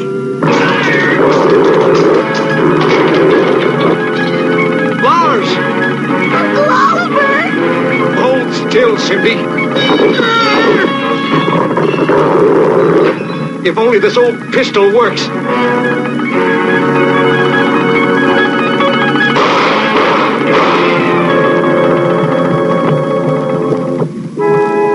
Are you all right, Lars? Yeah, I think so. But one more squeeze, I've been crushed like a marshmallow.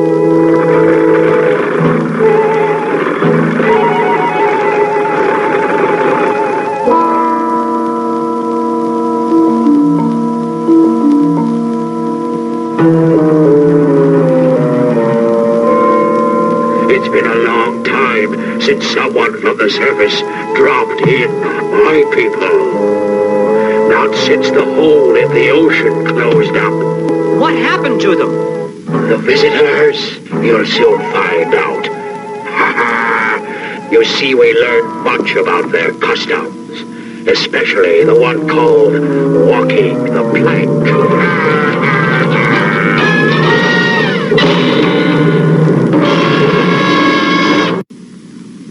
Which way do we go now, Uncle Oliver? I don't know. Alec could be in any one of these tunnels. We'll just have to trust to luck and hope.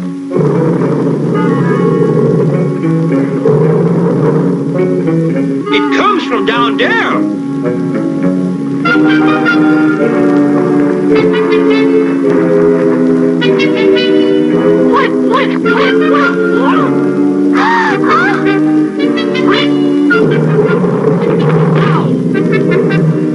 Now we will see what happened to the others. And feel it, too. Fooling, Uncle Oliver. If only I'd brought more ammunition. But we're helpless without it. We be not so helpless, maybe. Heads up, Alec.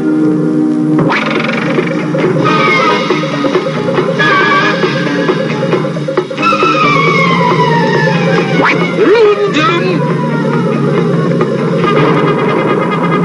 Get them! Alec, try to follow us.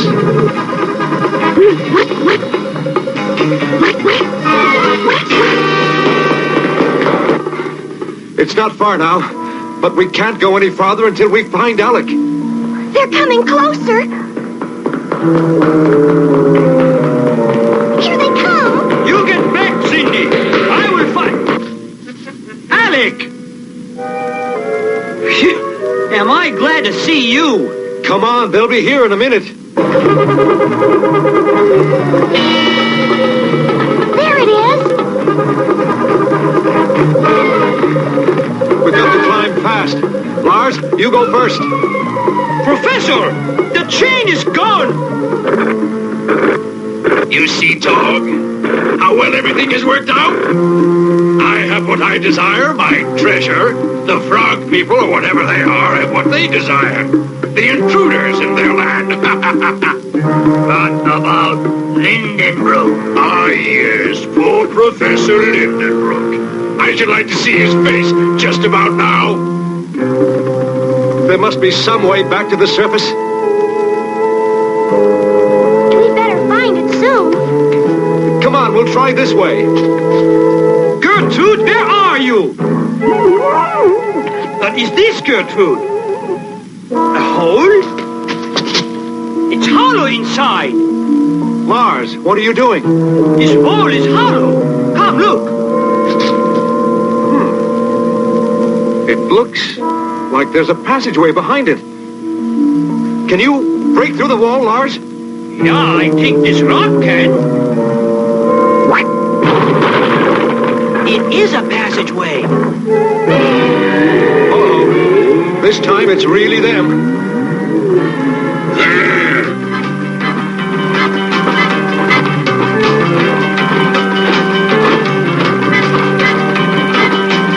You go, Professor.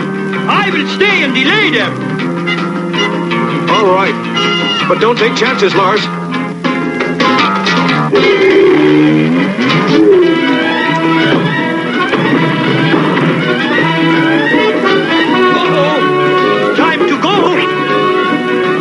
Don't sail away yet.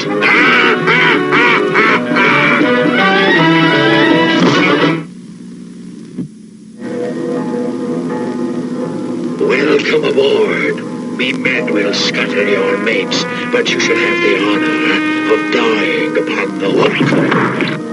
The hook will get you yet, matey. The opening is sealed. It doesn't look strong. Try to break it, Alec, quickly. I'll try. Where's Lars? What's happened to him?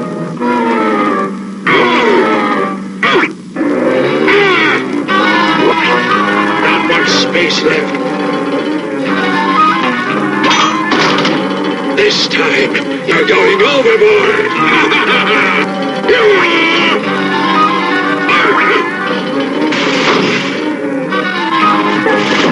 Lost you! There he is. Get him, ladies. More of them. I must get away from here. The hook, maybe. I've got it open. Come on. Look. There. Getting away. From them, perhaps, but not from Count Saknussemm, the cannon dog. They think they have escaped, do they?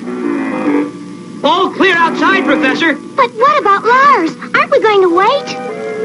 We can't wait any longer. Don't worry, Cindy. Lars will catch up to us. Just a little more. Come on, Cindy. Now, Count Saknussemm. Hold your fire. Lindenbrook is the one who must be destroyed. Now I must... Oh!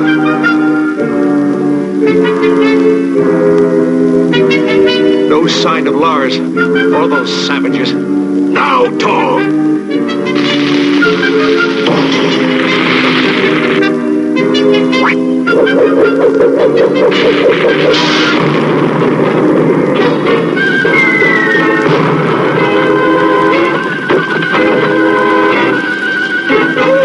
Imbecile! They've opened the hole again. You waited too long. Quick! Back to the Flying Dutchman.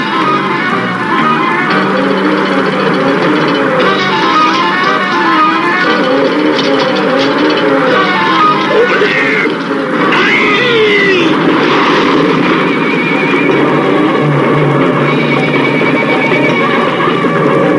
Alec, unfurl the sails.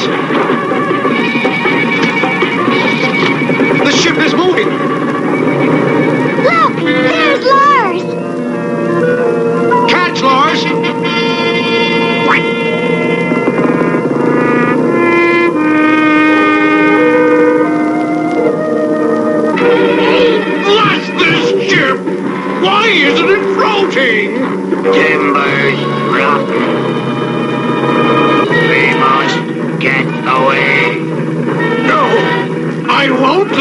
my gold!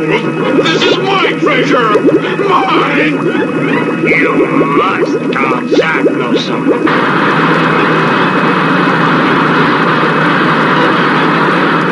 Anchors away. Here we go. It looks like we took Arnie Sacknussum's advice after all.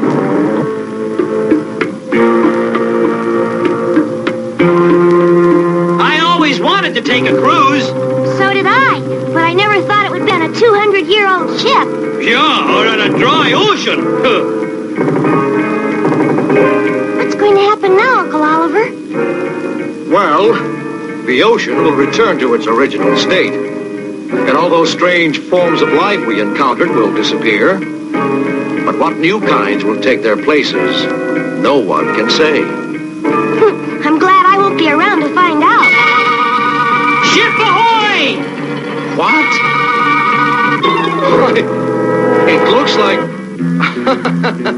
Let me see. It's Count Sacknussum and Torg. My treasure! My treasure!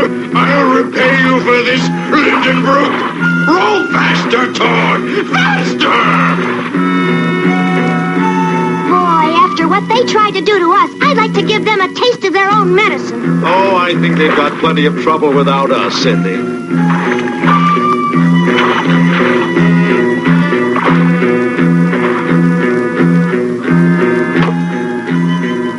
What's this?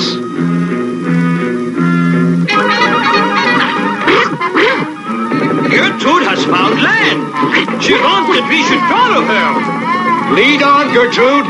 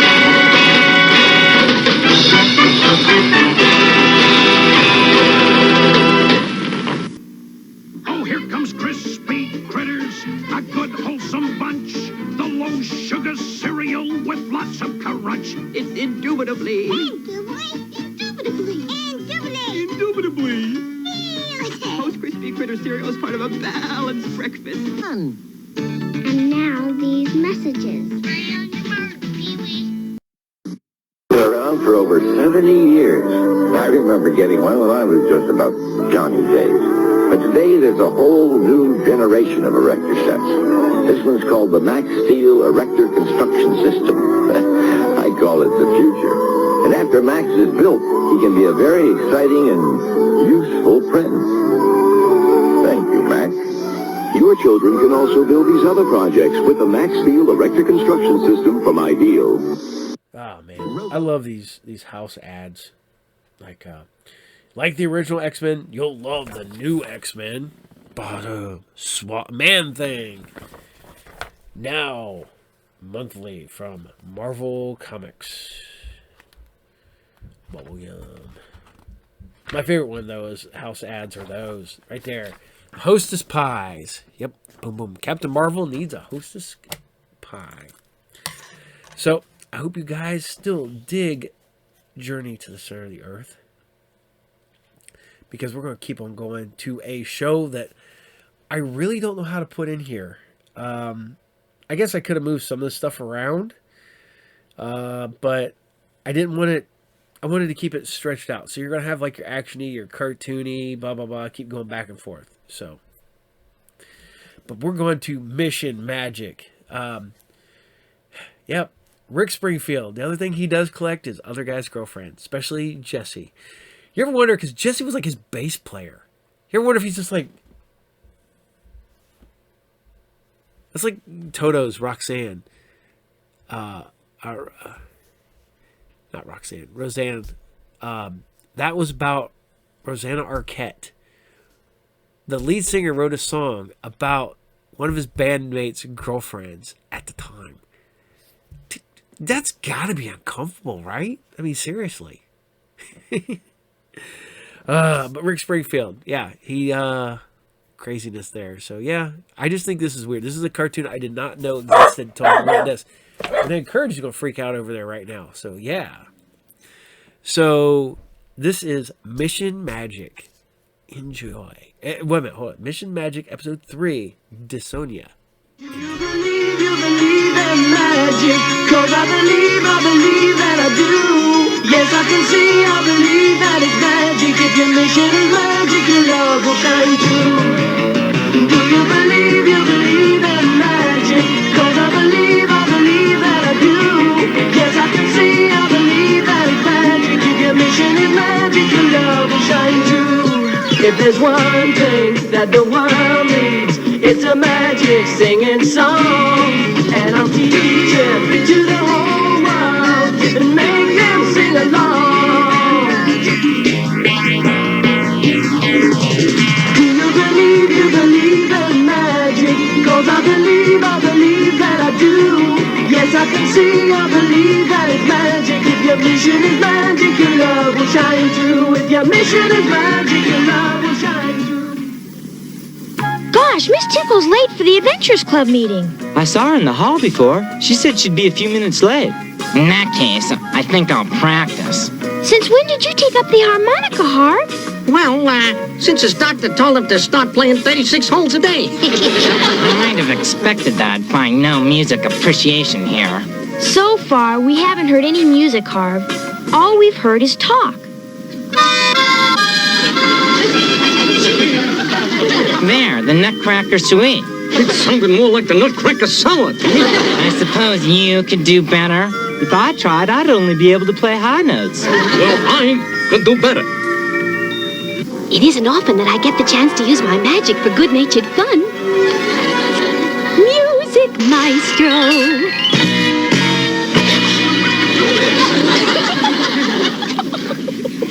I guess it's this thing that is sour. And I guess Miss Tickle's around somewhere. Hi, adventurers. Hi, Miss Tickle. Gosh, Miss Tickle, magic sure can make learning to play a musical instrument easy. What I just did was for pure fun, Carol. There's only one way to learn to play an instrument well, or to become good at sports, or to excel at anything, and that's through practice. Even practice wouldn't help to play music where I am. It's Rick. What did you mean about not being able to play music, Rick? Case in point, I will now sing for you. I didn't hear nothing. Sorry about that, music lovers, but believe me, I was singing. It's just that, well, singing is part of music, and where I am right now, music doesn't exist. A land where there's no music? But how can that be, Rick? Come to Disonia, and you'll find out. But be prepared for the worst. Well, let's get going and face the music. I wish that were the case, Vinny. I wish that were the case. I've never heard Rick sound so concerned. Let's go, Miss Tickle. Oh, tut-tut, cat of ancient lore, 'tis time to draw the magic door.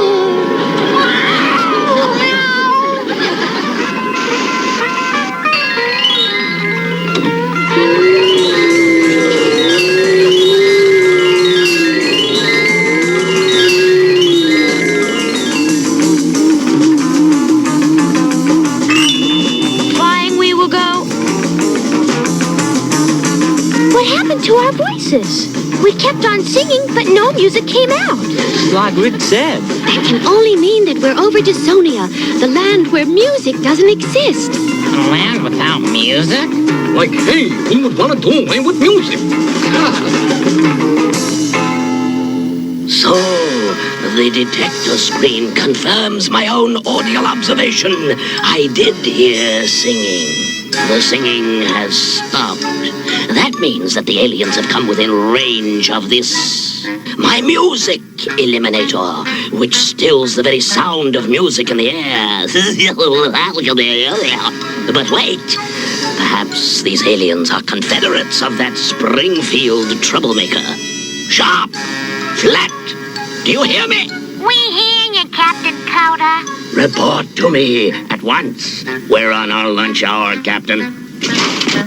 It's a great job working for Captain Coda. 23 cents a week. And all you can eat. We rounded up all the musical instruments in the land so people would forget music. There's still them instruments in the museum.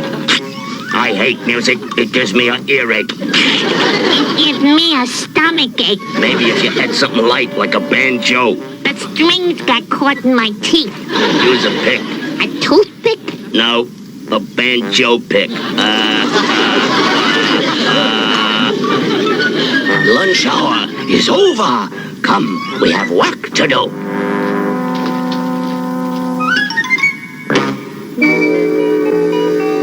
We've got to find a way into Coda's headquarters, Ptolemy. The answer to this whole thing is in there, I'm sure. What is it, Ptolemy? Let me see.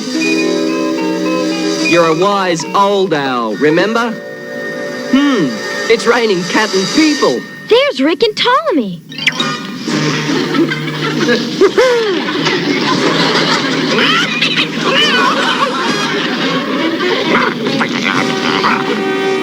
Hi, gang.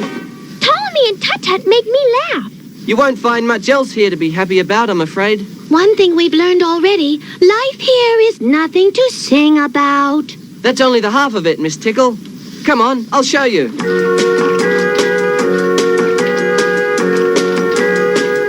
The captain was right.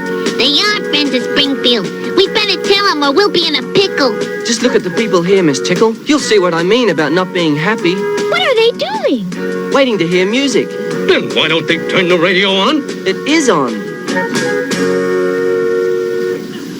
The record's playing and there's no sound. When I heard about conditions here, I figured it would be an easy case. Just come and play music for the people.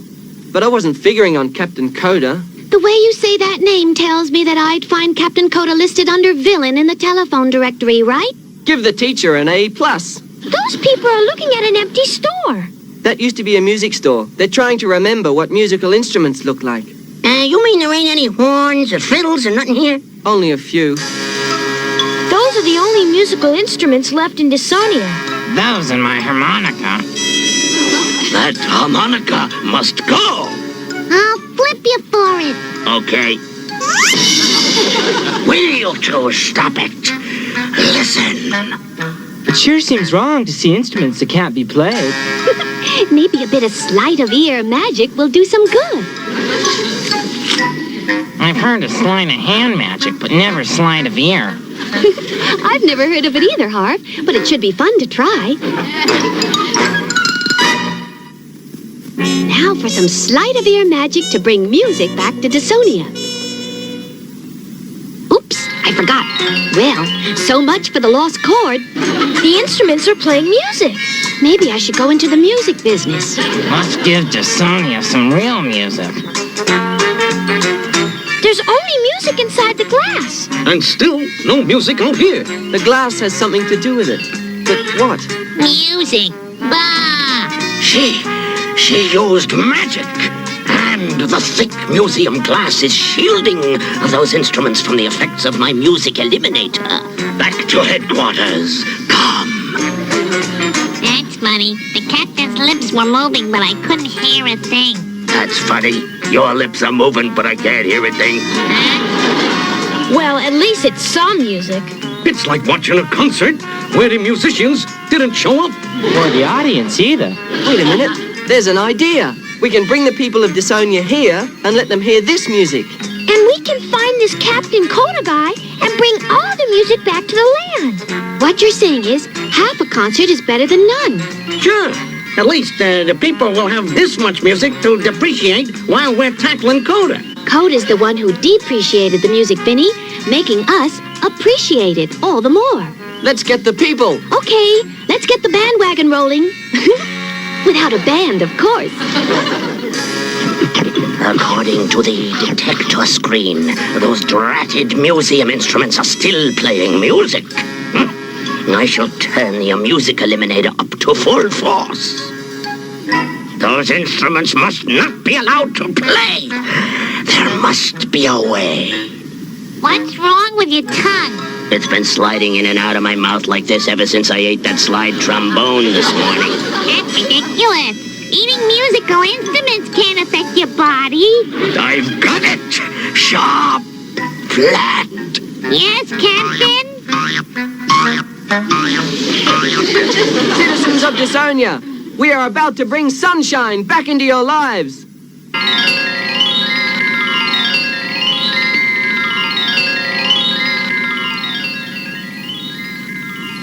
What have you been missing?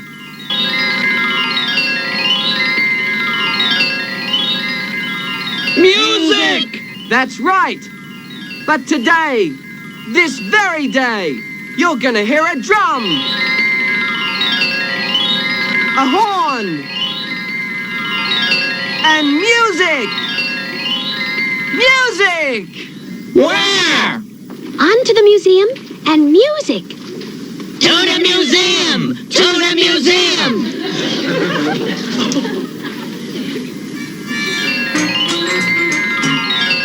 I'm hungry.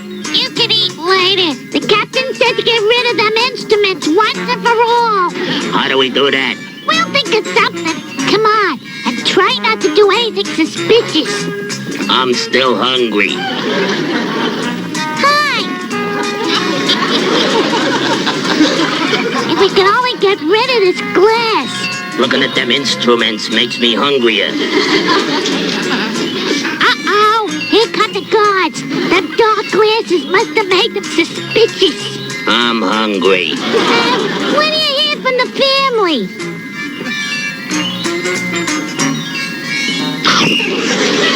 He ate my whistle.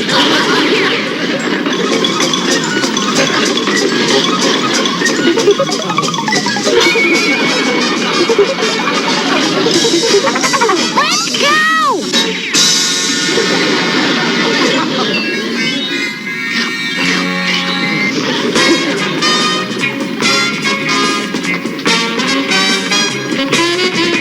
There's the museum.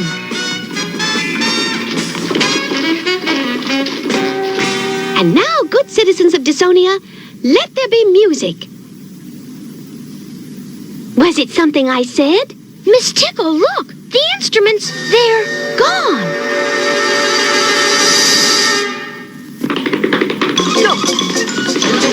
Wouldn't you think it'd have been easier for them to buy a transistor radio? They're Coda's men. Time to move in on the piano movers. They've seen us. I told you we should have ate the piano first and kept the light things for last.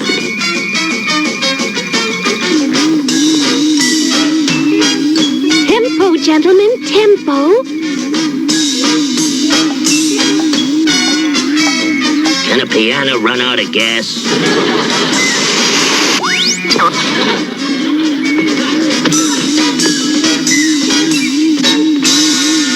We saved the piano anyway. But they're getting away.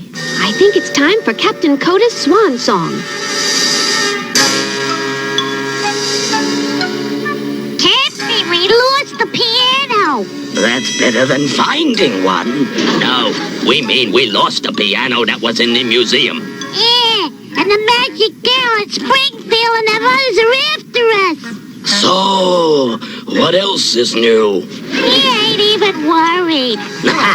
They're finished. But, Captain... When our guests arrive, let them in. I have a little surprise for them. If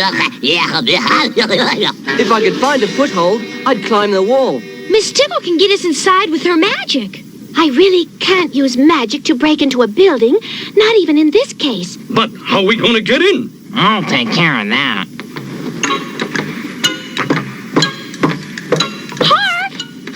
Nothing like letting the enemy know you're around. Hi, They took Harv. They probably only wanted his harmonica. Yeah, Who'd want harm? Well, nothing wrong with using magic to rescue someone.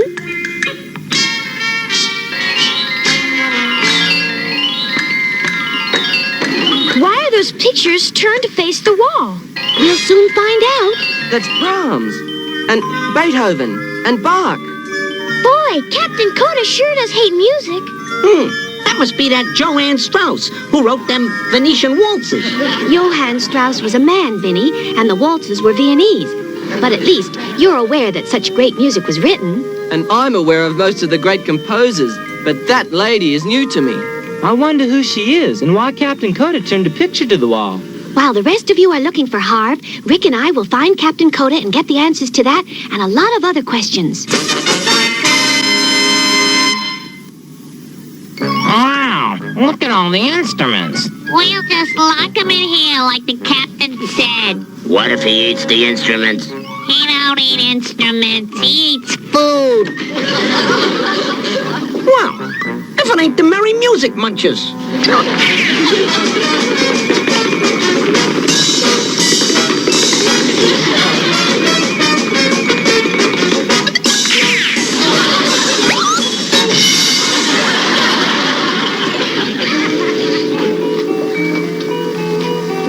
I bet we've looked in 50 rooms and still no sign of Coda. My mother always said, if at first you don't succeed, try magic. No need for that, I assure you. Come in, please. Be my guests. I don't like this. He's not exactly my idea of the congenial host. My mother also always said, don't look a gift horse in the mouth, even when it's a donkey. I believe this is what you're looking for. Don't tell me, let me guess. It's the world's largest soda pop machine. You make light of it, but with this, my music eliminator, I have cleansed the world of that terrible sound. Music eliminator. It must destroy the sounds of music in the air. Exactly. My next trick will be the music eliminator.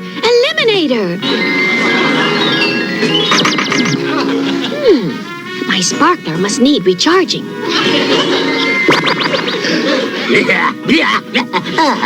Did I forget to mention, a minor adjustment made it a sparkle eliminator too. I've got him, Miss Tickle. Turn off the machine. You forget, Springfield. I have one of your young friends hostage. Harv. Oh, I can't take chances with his safety. Where is he? You will get him back with one condition. You must leave this land and never to return. The land of no music is where we sing our swan song. And this land will never hear music now. Do I have your word? The taste of defeat is sharp, but give us Harv, and we'll leave here in nothing flat. Somebody mentioned sharp and flat?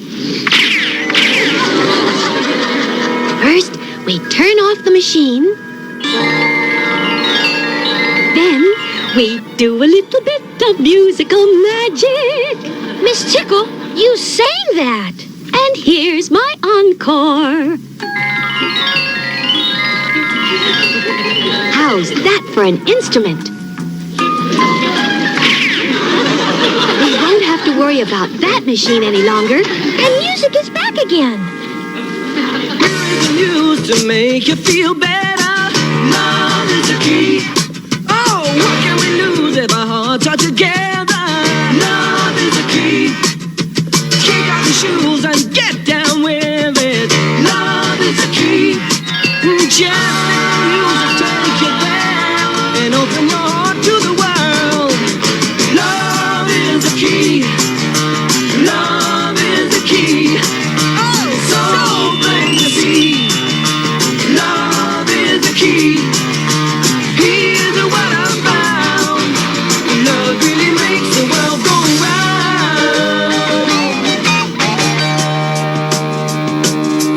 Kick out the blues and let the music take you. Love is the key. How can we lose? It's not gonna break you. Love is the key. Kick out your shoes and get down with it. Love is the key. And say to the world to listen, listen, and open their ears to the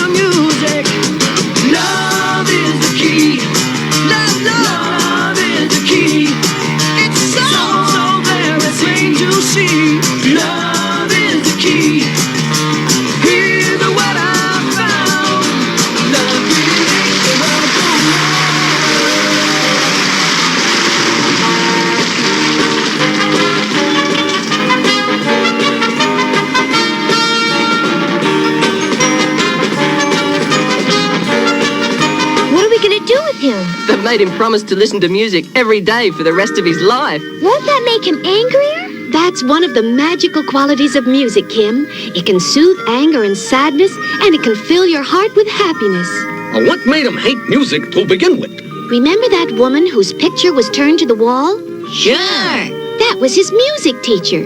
She made him practice regularly, and instead of realizing that practice is part of the beauty of music, he let himself begin to hate music. Boy, I'm really gonna practice my harmonica from now on. I don't think sharp and flat will be causing trouble again. Oh, that machine gave me a stomachache. I'll never read another musical instrument as long as I live. Carol, what was that song you and Kim were singing when we arrived here? A flying we will go, a flying we will go. Don't tell me, Miss Tickle. They're playing your song. See you again soon, gang. And remember, keep singing.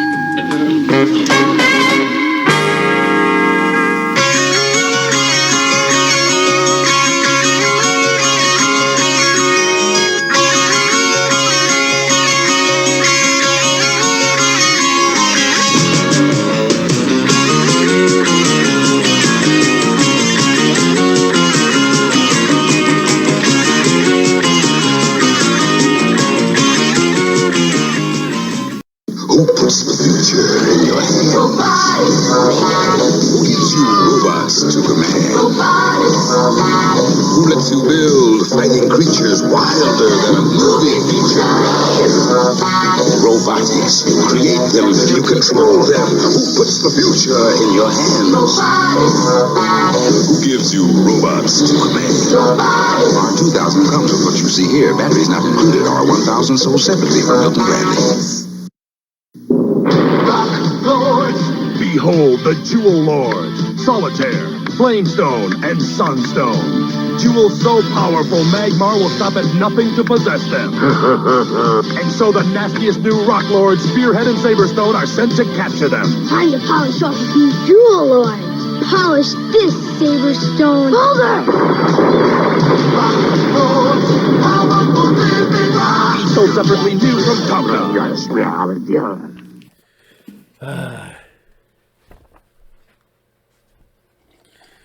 Oh, man. I love going back through some of these. And I especially love going to... Because evidently, at one point, Alpha Flight is where they sent people to try them out. Yep, Vince, thumbs up from the big Vince. So, I love that. And the one thing is that Will Portatio was doing inks on Dave Ross's pencils. And Will Portatio's artwork is like 1,000 times better than the artwork that's in this book. So, but yeah. Yeah, look at that. Branches. Yeah, who still remembers that? Do you remember when they had the branches things in grocery stores where you could go buy your candy bulk? Yeah.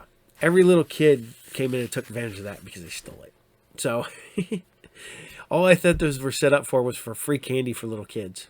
So, all right. I hope you guys dig Mission Magic just because it's so bonkers and weird and very 1970s at the same time. So, we're going to one of the big four. That's right, some He-Man. And, you know, you can't go wrong with He-Man. So, you know, I can't really say anything more about He-Man than I've already said 1,000 times because this is episode 24. So I've been talking about He-Man for a very long time. So this is He-Man, episode 24, and this is Orko's favorite uncle. And the masters of the universe. I am Adam, Prince of Eternia, and defender of the secrets of Castle Grayskull. This is Cringer, my fearless friend. Fabulous secret powers were revealed to me the day I held aloft my magic sword and said, "By the power of Grayskull!"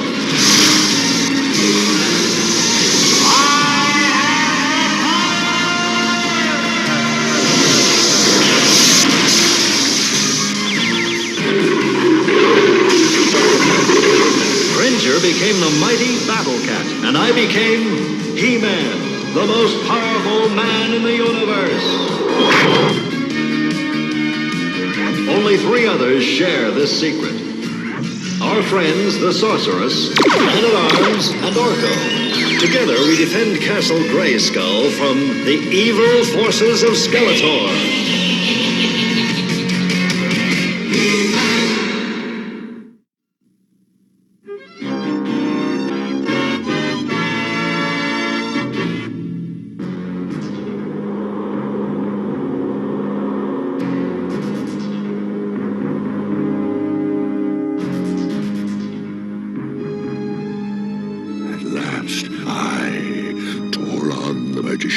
Am ready for the final stage.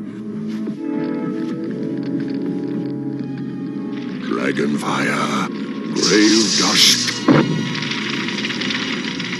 and essence of midnight will continue.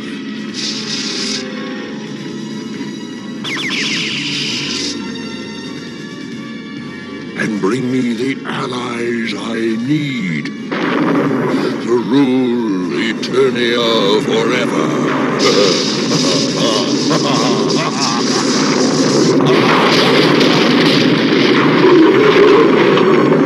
Looks like a storm's brewing. We can take shelter in that cave.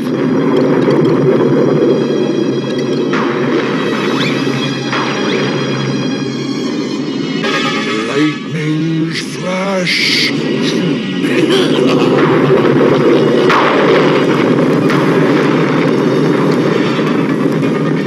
Uh-oh, that sounds like trouble. I may not like getting wet, but I'm afraid of the dark. Don't worry, Cringer. As long as I've got my magic wand, you've got nothing to fear.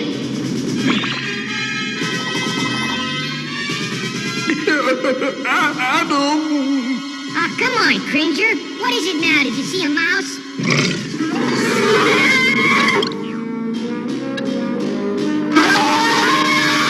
That's no mouse, Orko. That's a manticore.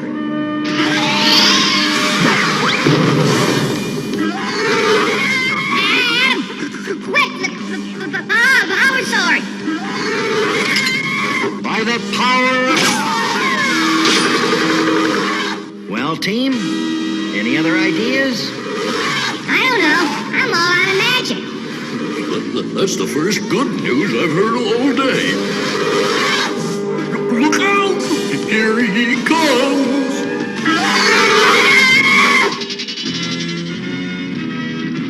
I now command my new allies from another world to come forth.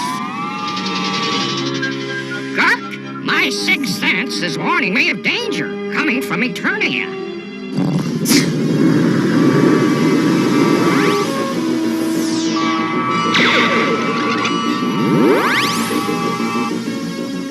Creature, it is I, Toron, who have summoned you.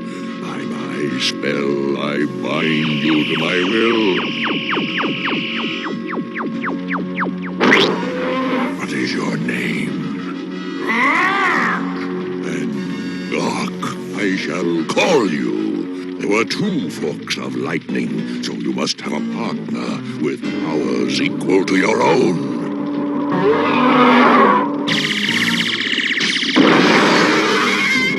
I wish I had some magic that could help. Adam! Cringer, look out! What's going on? Careful, Adam.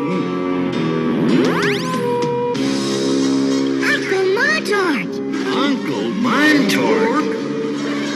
Aha, Orko, my lad! Quick, Cringer. This could be our chance. Uncle, we've got to get out of here! Flee from this puny beast? I bet it's only a baby. Me and my big mouth. By the power of Grayskull.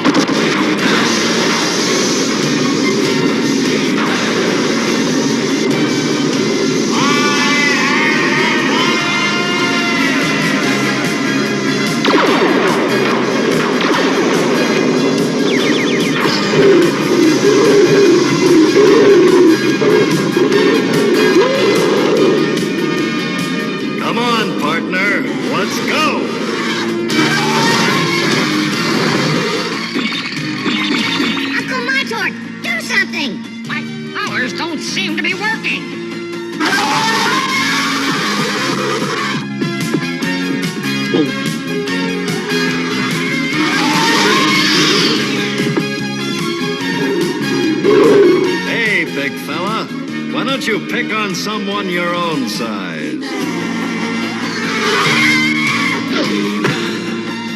You should have these things trimmed. Now, let's see if we can turn things around. I think we'd better move before that monster gets back on his feet.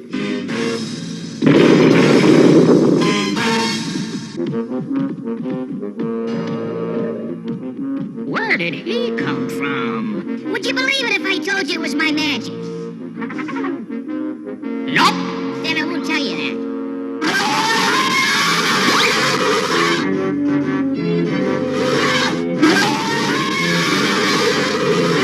Stand clear.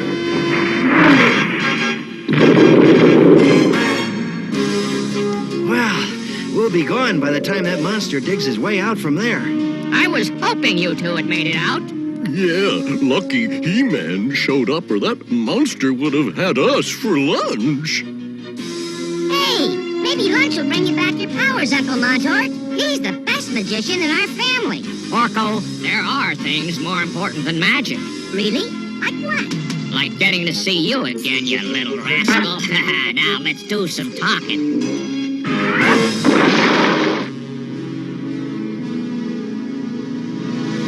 A strange story, Montauk.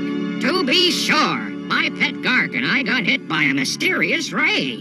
And here I am. There you are indeed, Montauk, our final partner in power. Gark will bind you to my will, and our combined magic shall make me the master of Eternia forever.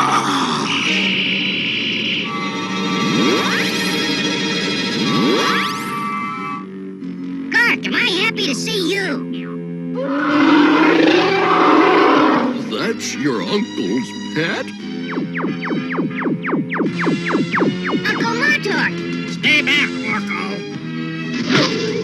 I told you to stay back. Hey, wait a minute, hold on.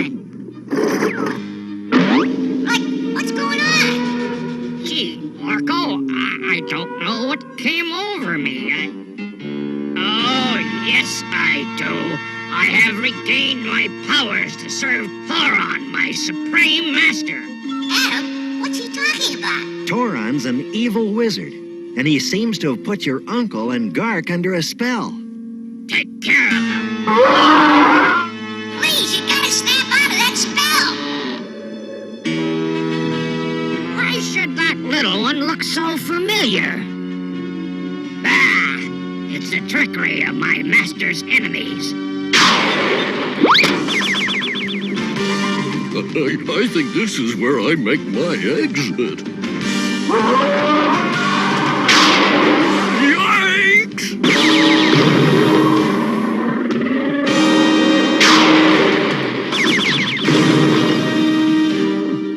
Ha!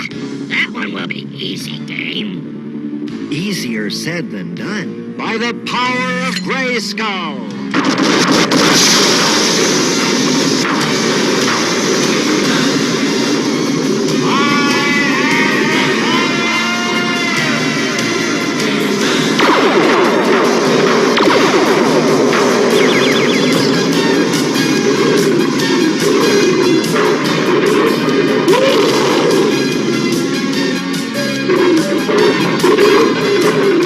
Sorry, Montauk. Adam and Cringer had a pressing engagement. I hope we'll do instead. Indeed you will. After them, Gark.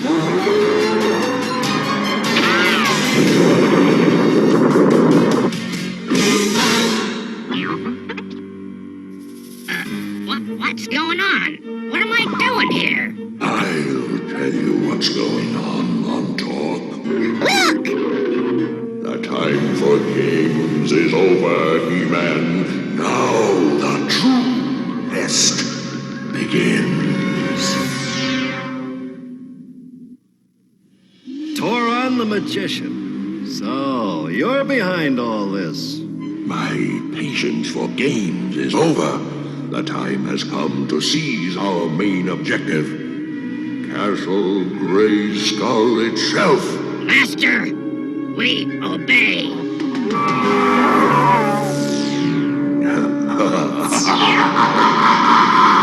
Uncle Montauk, come back!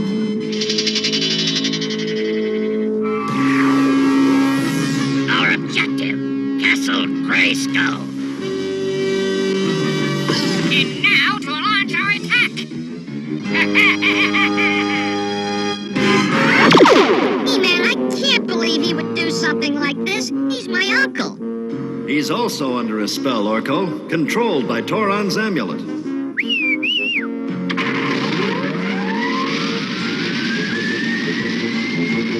Battle Cat, you know the way to Toron's cave. Take Orko and get that amulet. We'll save him, Orko. I'll meet you at Grayskull. Good luck. With Orko's kind of magic, we're sure gonna need it.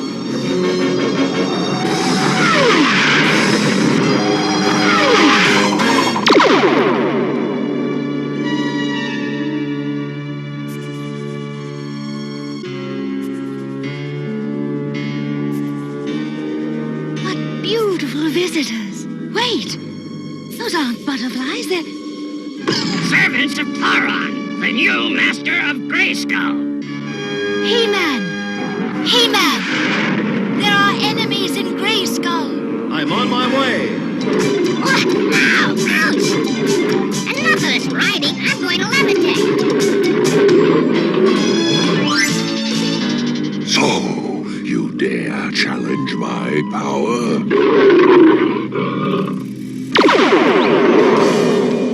Battle Cat, you distract Toron. While I destroy his collection of black magic gizmos.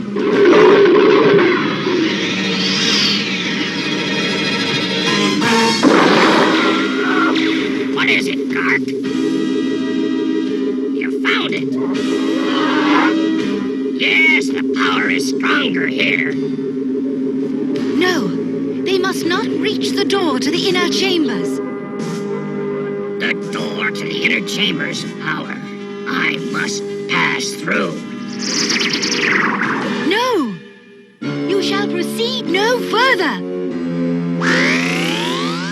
Nothing you can do will keep us from our goal. It won't be long now. He-Man, hurry! These two are more powerful than we thought. I'm almost there, Sorceress. Open the drawbridge. Drawbridge, I command thee open.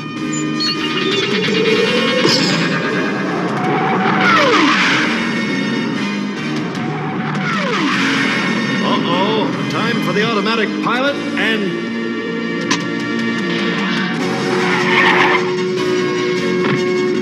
Sorceress, I'm coming. Well, here's an armload of power that Toron will never use again. You troublesome trollin'. You'll pay dearly for this.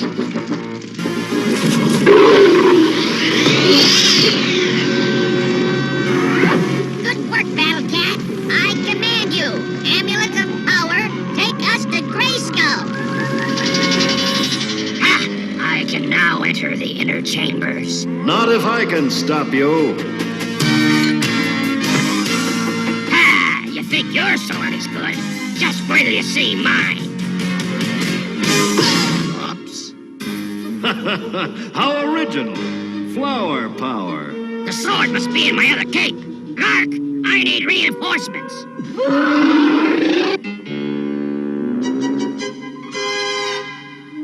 Down, boy. Down. What's going on? Gark, He-Man's the enemy. It looks like the spell is wearing off. Spell? You mean... you can't fool me. You are the Master's enemy, and I shall find a weapon to beat you yet. Montauk, wait!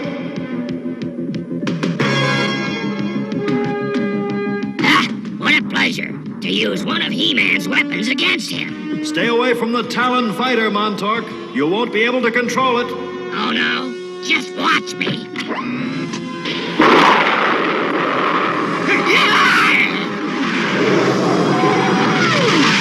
It looks like Orko's goof-ups running the family.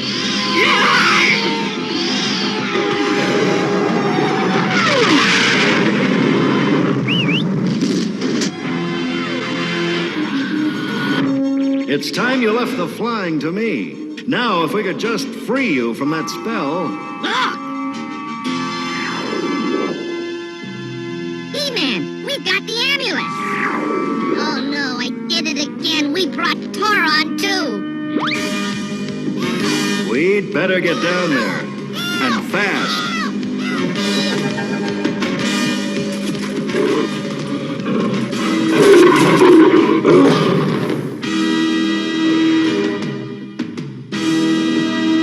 He-Man! You must destroy the amulet immediately! He-Man, catch! No! Montauk, do something! I obey, Master. I obey. Excellent, Montauk. Now, give it to me. With our magical power, we'll be invincible. Orko, it's up to you. You've got to stop your uncle. Now. Uncle Montauk, you told me yourself. Some things are more important than magical power. Don't give Toron that stone. What was that you called me? You are my Uncle Montauk. I'm Orko. You're under a spell, but I want you back. Orko? Please come back. Try. Think. I'm Orko. You're the one who taught me every trick I know. Of course, they don't always work, but please, Uncle, please. I love you. Come back. Orko, my lad. You did it, Orko. You helped me break the spell. Montauk, give me the amulet. No way, Toron. He-Man, see what your sword can do with this. With pleasure.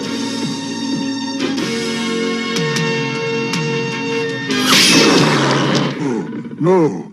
My power is destroyed. I am ruined. And I'm back to normal at last. Oh, Doc, I'm so happy to see you. Now that's what I call a friendly monster. Uh-oh. With the spell broken, I'm feeling the pull of our own dimension again. Oh, Uncle Montauk, please stay. You've got to teach me more magic so I can be a great wizard like you. You just proved you don't need magic to be great, Orko. After all, it wasn't your magic that broke the spell. It was your love. But he's gone. Uncle Montauk, don't go. We've got no choice. Goodbye, Uncle Montauk. Give my regards to the rest of the family. Keep up the good work, my lad. But remember, there's magic all around us if we just stop to see it. The most wonderful magic of all is just being alive. Make the most of it, Orko. Make the most of it. Well, I'm glad everyone didn't disappear. Don't worry, Orko. We're not leaving. Someone's got to stay and keep an eye on you. And we've got the job. If there's one thing better than being a great magician, it's being alive and having great friends like you. And I'm going to make the most of it.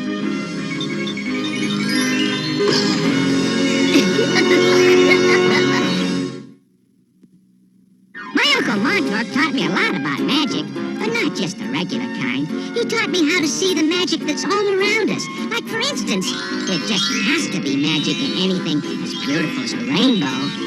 And there's real magic in the way a mother takes care of her young. But as my uncle said, the most wonderful magic of all is just being alive. Bye now! Look no further. Rocks and bugs and things are here in a never-ending battle for domination, where Traposaurus fights off evil beetle, while gravel guts and bloodstone confront the buzzing menace of wicked cricket. It's rocks versus bugs, with mortals as a tasty prize. Where will the evil end? Can robots, soldiers, or heroes stop them? They're on the move and ready for action. Rocks and bugs and things from Ideal. Rough Riders, Omni-Force, you can try to stop them. The new Rough Riders 4x4 Omni-Force vehicles, each sold separately, batteries not included. Sturdy four-wheel drive takes them over rough terrain, through tough obstacles. The twin-gunner attack truck, NX missile launcher, Invader command jeep, N70 assault tank. Powerful, and they even do wheelies. The Omni-Force vehicles, you can try and stop them. Rough Riders 4x4 Omni-Force vehicles, truck, missile launcher, jeep, and tank, each sold separately from LJN. So, I'll give you a heads up. Captain has been fighting this sinus thing for months now. I'll feel great and then it'll come back. The weather change and it's kicking my butt. All I've been doing all day long is sneezing. And I feel fine except for I can't stop sneezing and have a runny nose. And it's horrible. It's not good. So I go inside. My nose runs. I go outside. My nose runs. I go upstairs, downstairs. Wherever I go, I got to do it for a little while before it will stop running. All I've done is go across the room. If I go back over to where I sit and watch TV, it'll run for a few minutes and then it'll stop. I come over here, sit down where I'm at right now. Nose will start running. A few minutes later, it'll stop. I get up, start running again. And I hate it. Like right now, my eyes, look at them. I'm like, because the sinus pressure, it's killing me. And I don't want to take anything because I'd be half asleep right now trying to record this. So, hope you like He-Man. As I went on a tirade for like 5 minutes there. So we're going to keep going with some She-Ra. Oh, man. It's so disappointing because I did not know until recently that She-Ra was seasons 4 and 5 of He-Man.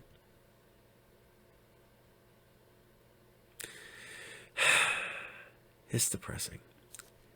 But, you know, why not? I think they should have just made a joint show instead of making a completely separate show.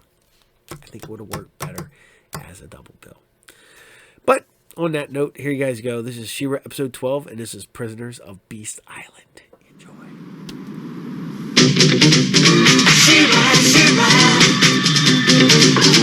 I am Adora, He-Man's twin sister and defender of the Crystal Castle. This is Spirit, my beloved steed. Fabulous secrets were revealed to me the day I held aloft my sword and said, "For the honor of Grayskull!"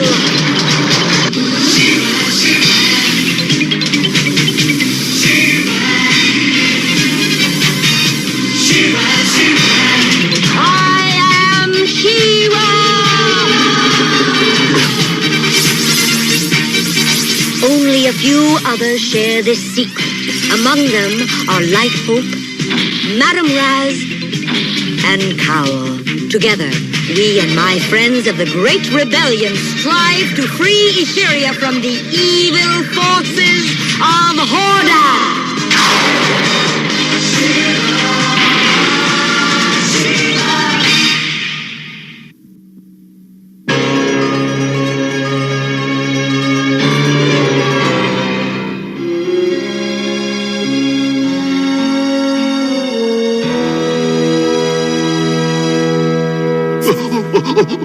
The Horde?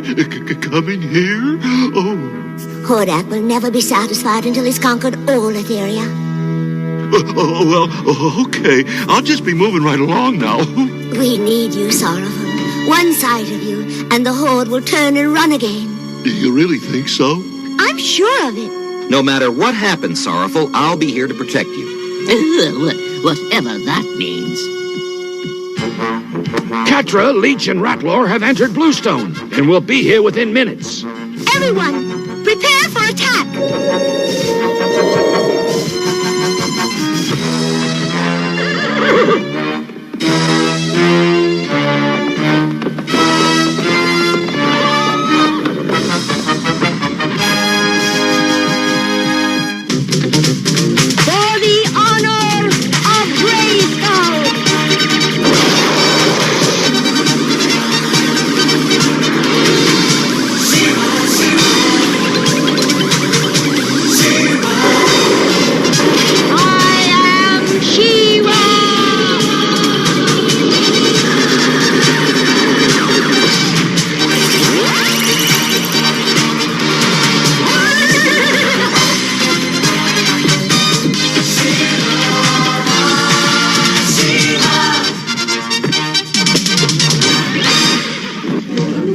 Attention, everyone. Hide throughout the village. Don't show your faces until I give the order to attack.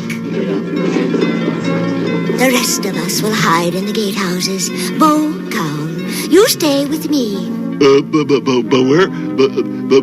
where do I hide? Sorrowful, you hide over there. And if the horde breaks through the gate, leap out and roar! What's a roar? Well, it's like a cough, only louder. Cowl, you're not helping at all. Just yell as loud as you can. Try it.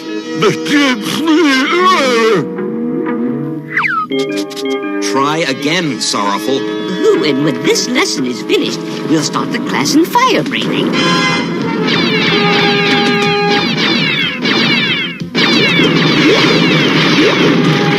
The gate won't hold him much longer.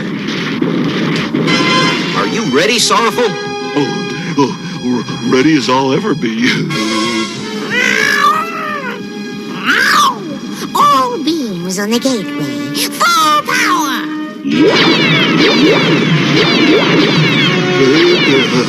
Hello, Horde. A dragon!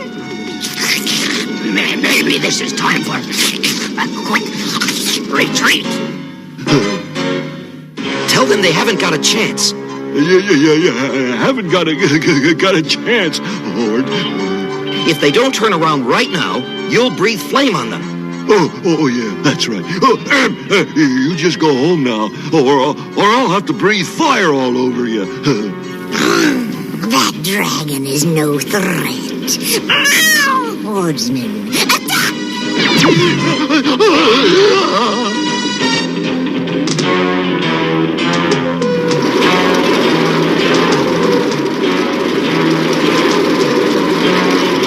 Here's some magic that will stop those robots.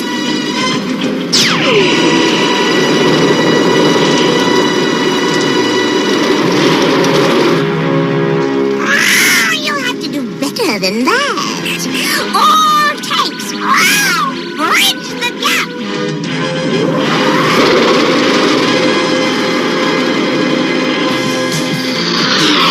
Stand back, everybody. Sword to Ice Maker.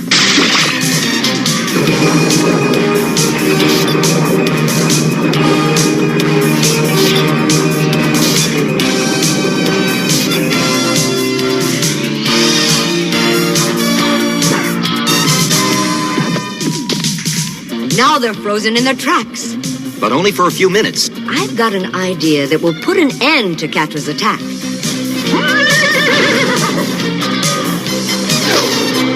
The old Palace of Bluestone is good for something yet. This should give Catra a surprise she'll never forget.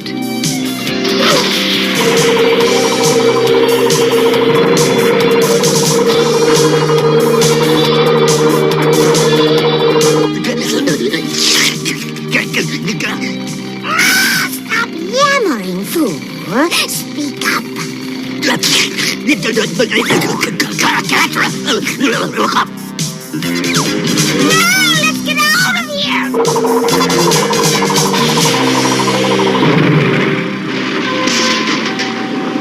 Well, that takes care of the Horde.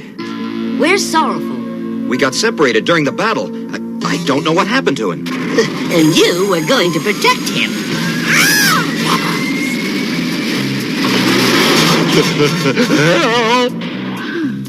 As you can see, today wasn't a total loss for the Horde. I'm sure your pet dragon will enjoy himself on Beast Island. Oh, help! Save me, Bo. Oh, I don't want to go to Beast Island. Oh, no. I've got to stop them. Attack a Horde transport with a bow and arrow. Been very nice knowing you. You're welcome to visit your friend. Come if you dare.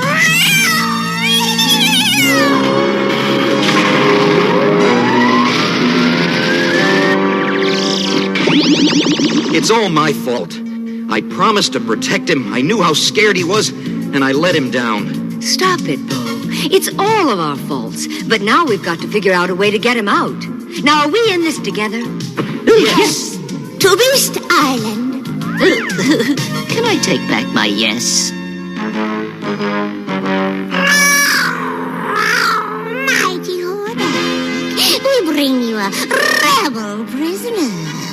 This dragon is a friend of Shira's and the other rebels. And they'll surely try to rescue him. Make sure that you don't lose them when they do.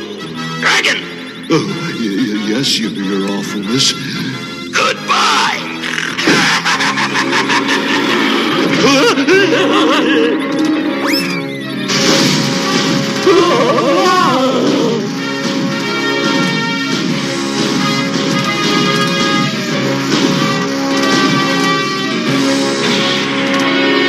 Ouch!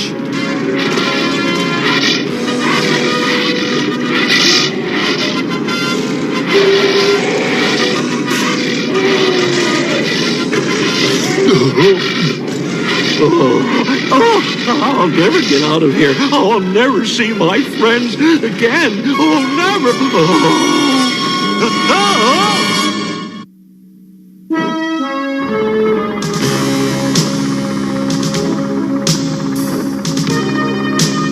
Beast Island! Dead ahead!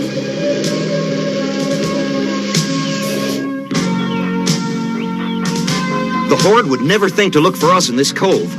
Now, the first thing we have to do is find Sorrowful. Oh no, the first thing you have to do is look behind you. We've got company. Catra, my robots have captured Shira and the other rebels. I'm not taking any chances leaving this operation in the hands of fools. My robots are not fools. Maybe not, but you are. Surround the island with Horde destroyers. This time, Shira and her friends will not escape.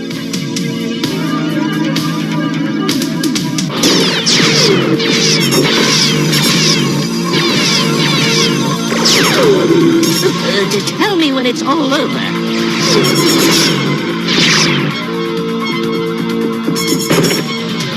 Fire at those rocks. That will keep the Horde busy.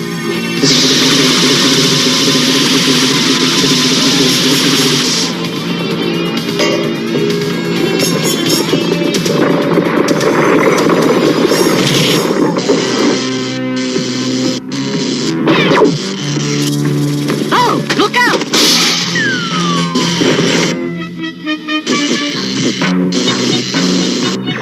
Hey! Put me down, you revolting robot! Cowl, do something!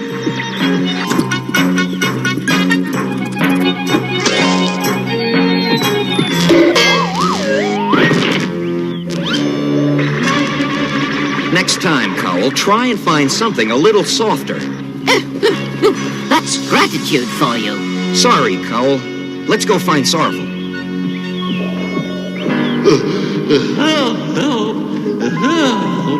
Oh, that sounds like Sorrowful. I'd recognize that yelp anywhere. Sorrowful! Sorrowful!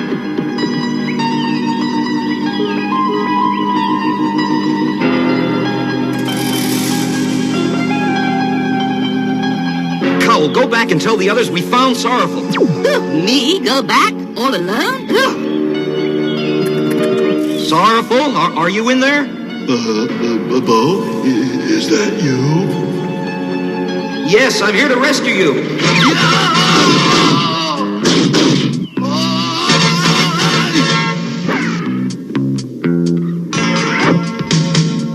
I've been looking all over for you. I must have stumbled on a secret entrance or something. Oh, I hate to be the one to tell you this, but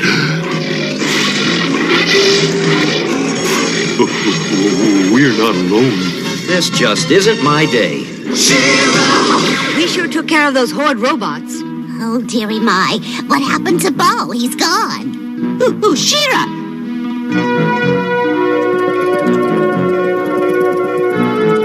Everybody, I found Sorrowful. Oh, of course, Bo helped a little, but you have to come right away. Not so fast. Horde destroyers.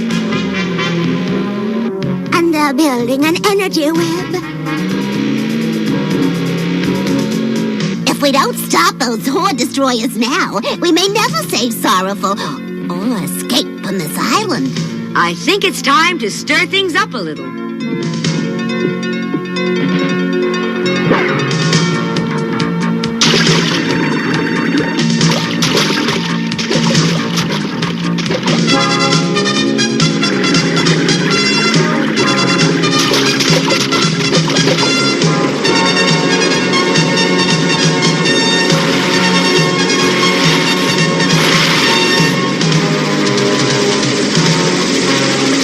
She's dragging those Horde ships under the sea. Well, so much for the crew of Horde robots. Seize them. All right, rebels. I expect you to behave, or you'll never see your little feathered friend again.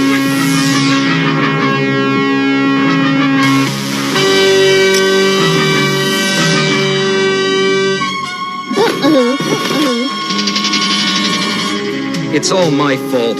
I was the one who talked you into coming to Bluestone in the first place. Oh, no, it's not your fault. If I wasn't such a coward, none of this would have happened. You had the courage to come in here after me. I don't know how you're always so brave.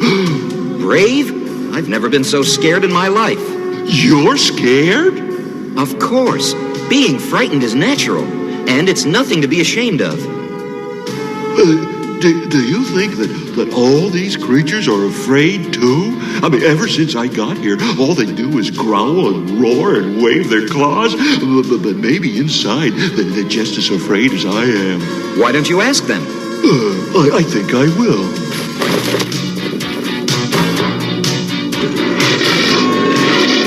Hello, beasts. My name is Sorrowful. I'm a dragon, you see. Sounds like they're absolutely petrified. How many of you beasts here are afraid of Leech? And who's afraid of Grizzlord? I'm glad you all feel that way. I think it's time we went right up and told those Horde people that we don't like the way they're treating us. Sure, Sorrowful. How are we going to get ourselves out of this dungeon, much less them? Stand back, Bo.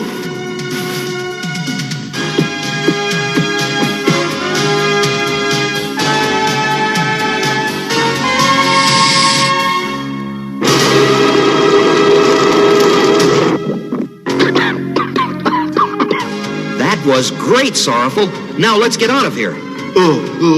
Not without the others. Yes, but are you sure this is the right thing to do?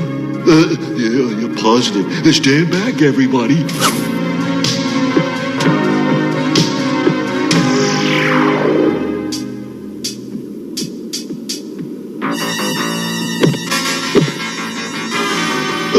Hello, Mr. Grizzlord. You're the very person we want to talk to.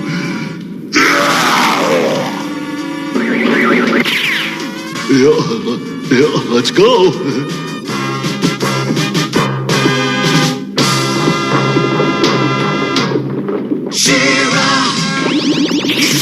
I can't see Shira anywhere.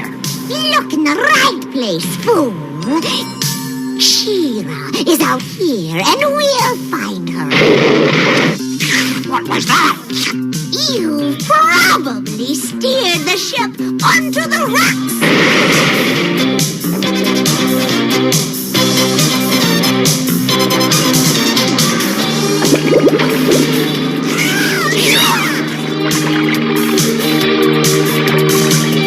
Time to shake them up a little.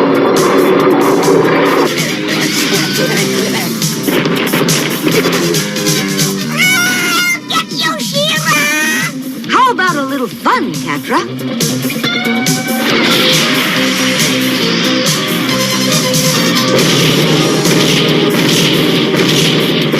Easy as skimming stones on a pond, Catra. Now that you're out of destroyers and their robot crew, do you have any more surprises? Yes, your rebel friends seem to be surrounded. Catra! The prisoners are loose! What are you babbling about, you worthless piece of nothing? Catra? Catra? I'd like to have a word with you.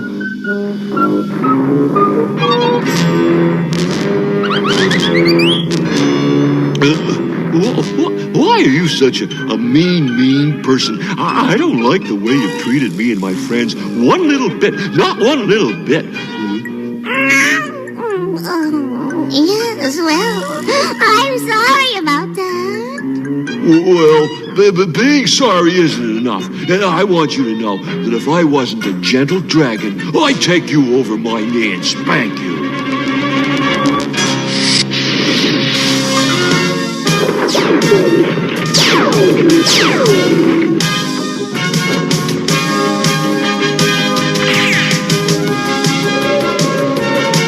Sorry, Cat, but we have to go. Come on, everybody. Let's get out of here.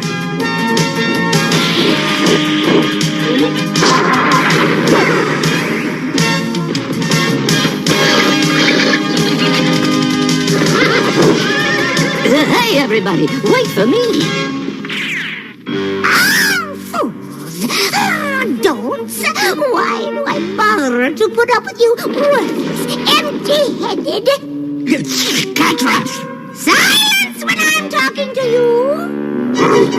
Look behind you! Now let's get out of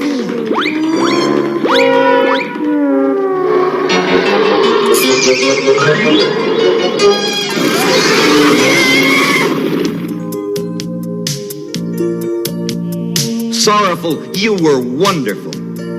No, it was you. All of you who were wonderful. You came to rescue me. Of course we did, because you're our friend.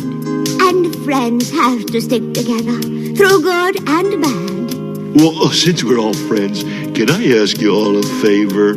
Name it, Sorrowful. Anything. Well, next time you want to go and fight the Horde, don't call me. Yeah, just fooling. Honest, you're all my friends, and I'll never let you down.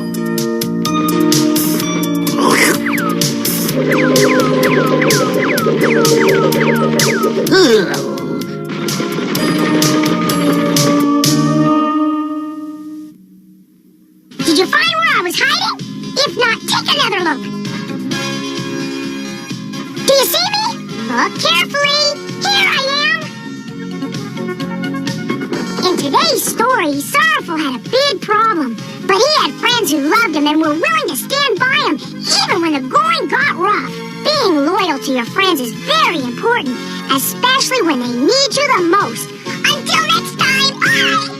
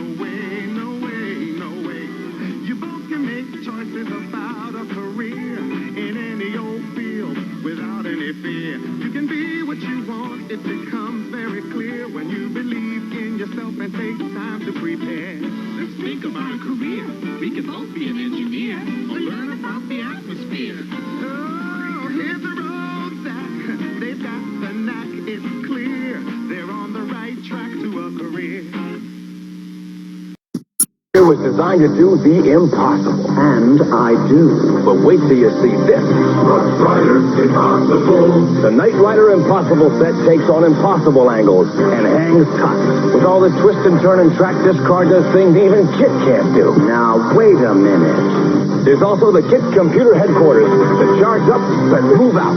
Hey, KIT, this set is really something. Don't get carried away. The Knight Rider Impossible set from LJN. In a planet long ago, a genetic experiment fails. A civilization dies. The result, the Sectors. A strange combination of man and insect. Dargon, leader of the forces of good, and Dragonflyer, battle evil Spydrax and Spiderflyer. You control every move of Dargon and Spydrax and their insectoids. This is Heroic Pinsor, another defender of good, and his attack crawler. Help him prevent the evil Skulk and his treacherous insectoid from discovering the secrets of the ancients. Secrets buried long ago when the last survivors hid them deep within the planet. Now you control the Sector's every move, and the ultimate battle for survival is in your hands. Collect the fierce armies of Dargon and Spydrax with their attack insectoids and fierce legions of warriors. Sectors like Rico. Okay, I want to ask everybody, do you remember Candalicious Gum? That's right, Candalicious. Holy crap, I forgot all about that. And I've seen this back cover I don't know how many times. Candalicious Gum. I wonder when they stopped making that. It's probably not too long after this was. Because so many snacks and stuff came out in the 80s during this time period, man, for Saturday morning cartoons and comic books and everything. And I think when that ended, so did all the weird snacks that we had as kids that we loved. So, all right. I'm going to end that there. So, we know you like She-Ra. And we know you like He-Man. So, I'm going to throw a weird one in here. I'm going to do another episode of something I have not aired for some time, and that's Sports Billy. Sports Billy. Just another bonkers, weird Filmation cartoon that they did. Filmation just had fun, I think. I think everybody there was on some sort of recreational thing, and that's why we get these bonkers shows like My Favorite Martian, Mission Magic, the Sports Billy stuff, because they're weird and crazy. And so I'm gonna let you guys have it. This is Sports Billy. Enjoy.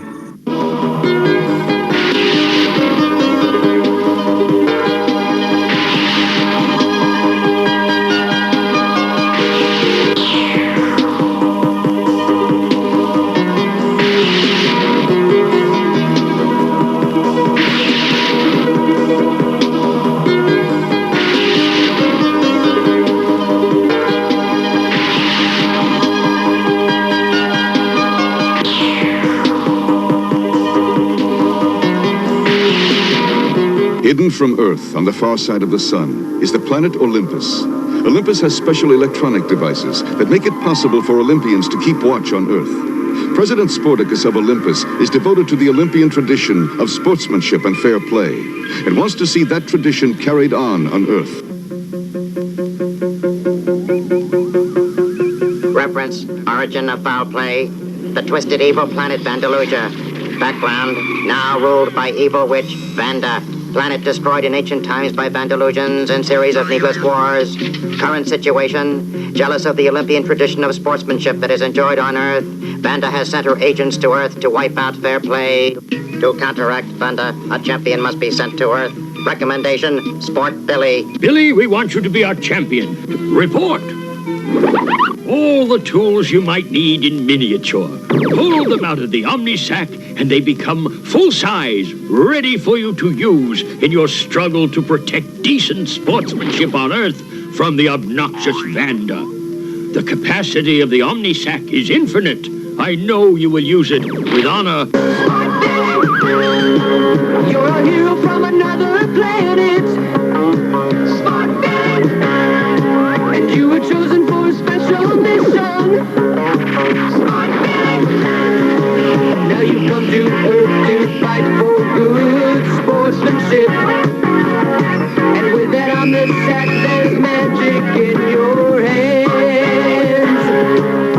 A traveler in time, you fight for good.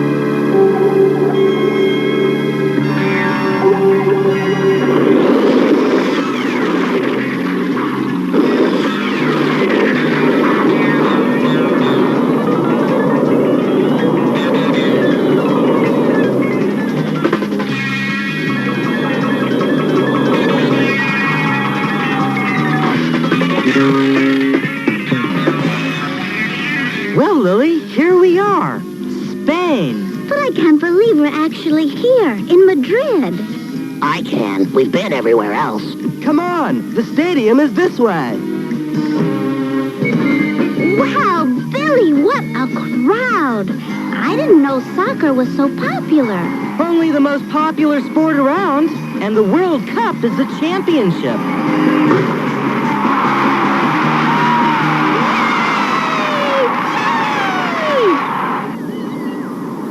Drat. If there's anything I hate, it's watching people enjoy themselves. But when I'm in power, I'll change all that.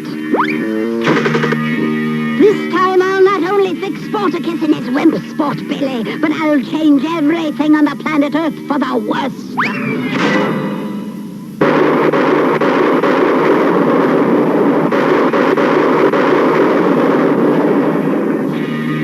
Now to set the wheels of my plan in motion. I shall rid myself of sport, Billy, and soccer in one stroke. You called, Your Majesty? Of course I called. Tell me, when was the game of soccer first invented? To the best of our knowledge, in the time of King Arthur at Camelot. It was one of his favorite sports. I see. So if I go back in time and get rid of King Arthur, I get rid of soccer. In one stroke, I change the course of history. Score! 1 for Vanda, 0 for the goodies.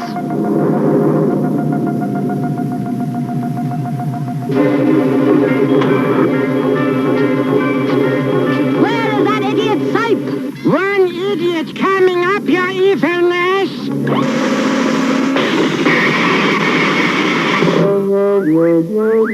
Sipe! 1,000 pardons, my terrible queen. But I can fix the elevator with a little glue and maybe some hammer and nails. Quiet! Computer, activate and send us back to Camelot. Yes, Your Evil Majesty.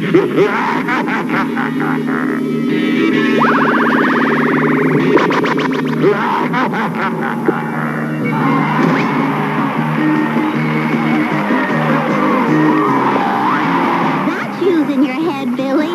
Soccer's a game that calls for lots of coordination and cooperation to make it work. I love soccer, but not as much as food, of course. Love those doggy yum-yums.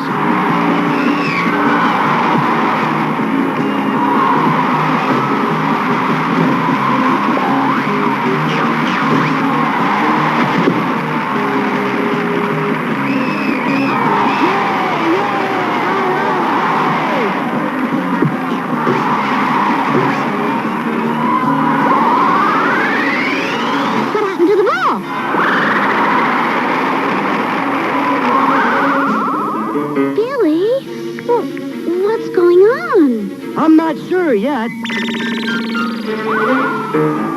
We'd better get out of here.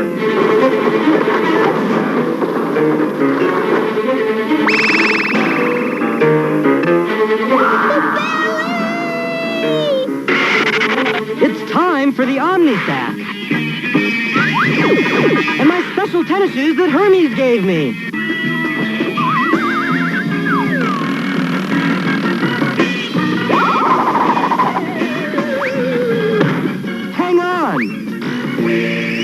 Look!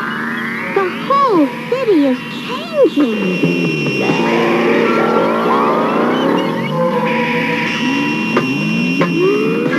I'm gonna get some answers fast. What are we waiting for? Oh, here we go again.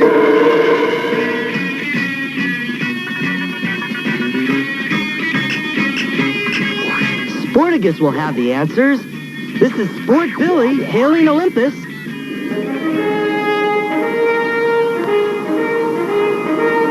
Come in, Olympus. Ah, Sport Billy! We're glad to see you. Glad to see you. We were afraid you might have disappeared also. Then you saw what happened here in Madrid. Madrid, Spain. You know, people have lived in what is now Spain for over 100,000 years. Wonderful country, Spain. And I love Madrid with its canals. Darling, the canals are in Venice. Oh, of course. everybody knows that, love Venice too. Now tell me, Billy, what happened? Here it is in a nutshell. First, the stadium disappeared. Then the whole city changed. Now, it looks weird. The master sports computer. It should know. Computer, give us the circumstances surrounding the mysterious events on Earth, please. All traces of modern Earth have vanished from my memory banks. But that's impossible. Billy, when something's changed even 1,000 years ago, it changes everything that happens afterwards. Yes, and where did this change take place? Circa 940 A.D. at Camelot, King Arthur's court. King Arthur's court. Further computation suggests change was caused by extraterrestrial beings. Man, that's out of this world. It's Vanda. Naturally! She gives wickedness a bad name. Nasty, nasty. But why would she try a stunt like this? She'll do anything to cause trouble for Earth. We gotta get back to Camelot and try to stop her. Very well. Good luck, Billy, my boy. Wow.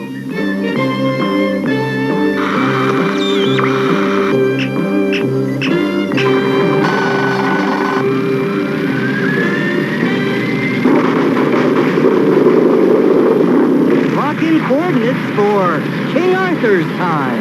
Time coordinates locked. Wow.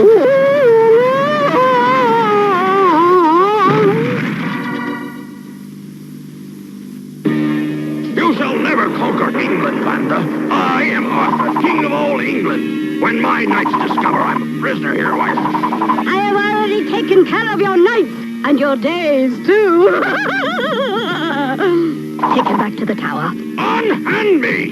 You will pay for this! And now to check on Arthur's magical friend, Merlin. As long as you stay in the crystal, Merlin, your magic won't interfere with my plans. Oh, Your Majesty, Your Majesty. I have something to show you on the viewer. Very well, Sype. If you don't want to end up like that old magician, get in here!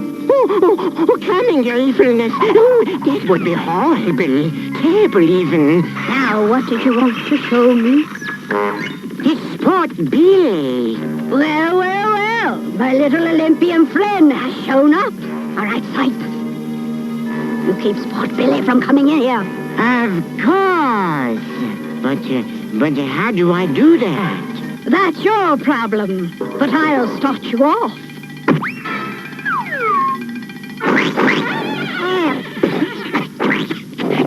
Yes, Your Majesty.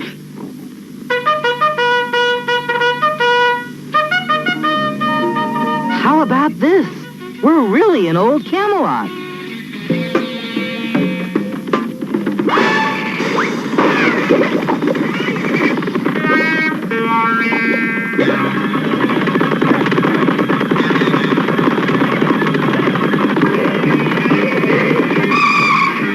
It's 50 gallops an hour here.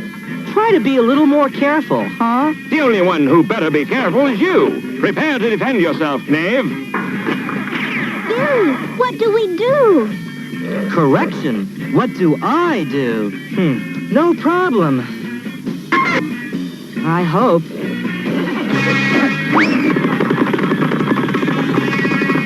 I think I could use a little help.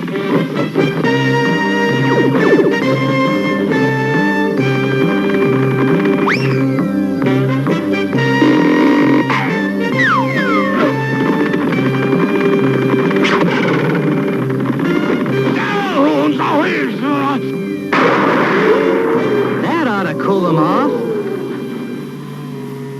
I have not acted like a true knight of the Round Table, but ever since Arthur has disappeared, all of England has been in disorder. You're a knight of the Round Table? Allow me to introduce myself. I am Sir Gawain, and this is my trusted steed, Courage, at your service.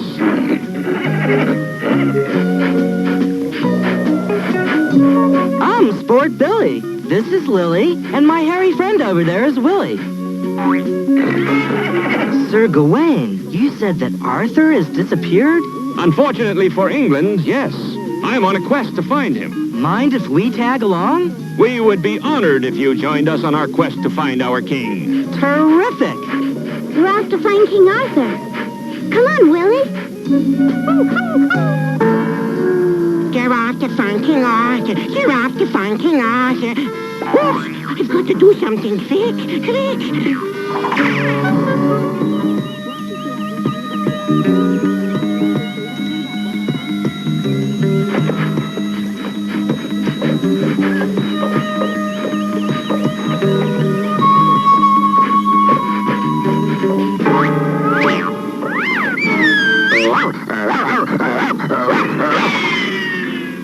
Sound! It's my comrades of the Round Table. A witch Vanda has taken over Merlin's castle. Before we could fight back, she had Merlin trapped and us magically put here. Let's get these chains off. I'll bet you King Arthur is somewhere in that castle. Your Majesty, Sport Billy has freed the knights, and they're headed this way. I know that. Why don't you tell me something I don't know? But you know everything. There's one thing I don't know. Why I don't turn you into a banana or a frog like this. Ribbit. Please, your super evilness, don't do that. One of these days. But first, Sport Billy. Do you have a plan, my super badness? A plan and my very own knife, a cybernetic robot.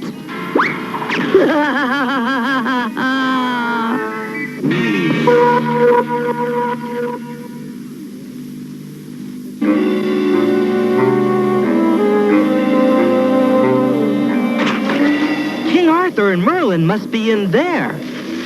Somehow we have to get across the moat. Willie and I go in, let down the drawbridge, then you can storm the castle. Come on, Willie. We're going up in the world. Me? Why is it always me? I'm a watchdog. Let me watch.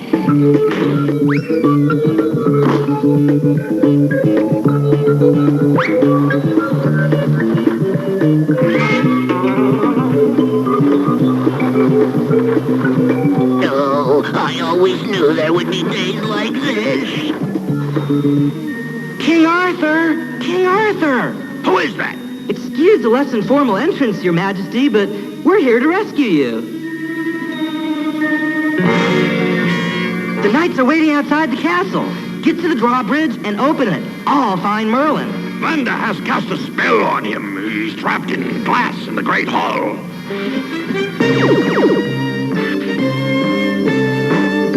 Willie! Willie! We're all depending on you. You've got to break through Vanda's barriers now. Lower that drawbridge. Here are the keys. You drive.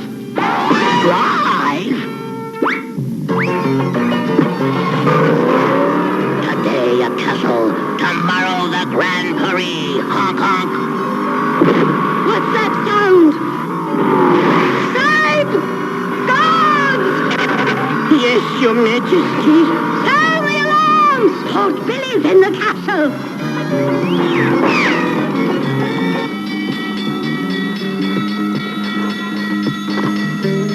Now that's what I call a spell. Come forth! Sport Billy is here! Get him! There's the drawbridge. I think this is doing it the hard way. Success is wonderful. When you got it, you got it. The drawbridge is down! Billy made it! For King and Camelot! Charge! You'd better worry about yourself first, Sport Billy. Get him!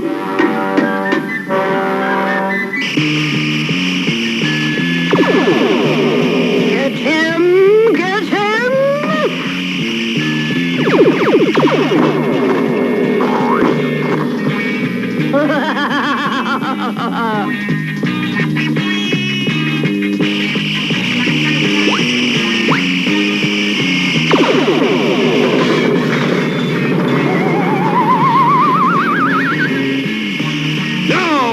little magic of my own.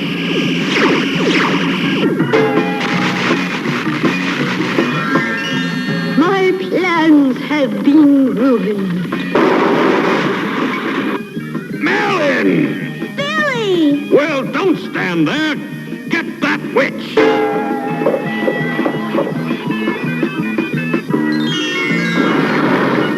You may have won the battle, Sport Billy, but not the war. I'll be back. Your evilness, please don't leave me here. Why, Cypher, I wouldn't leave without my favorite frog. Oh, no! No!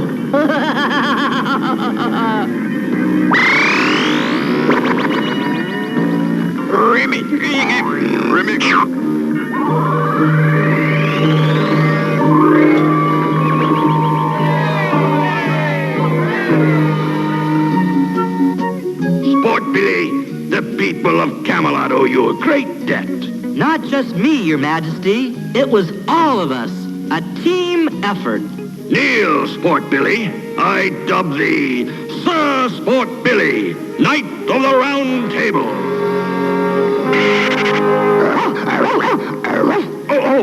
What have we here?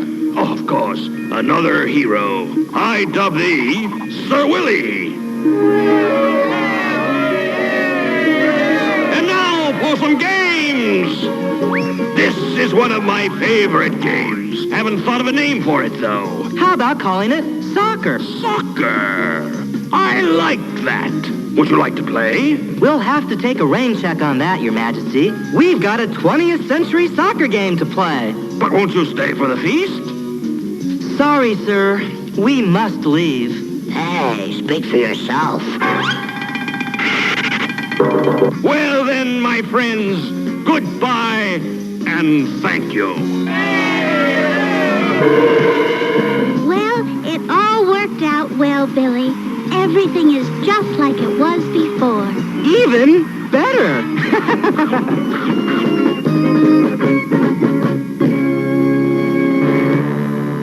Knights and white horses and castles and a real magician. It sure was fun being back in King Arthur's time. And we saved soccer for the whole world. Oh, they're good kids. I probably couldn't have done it without them.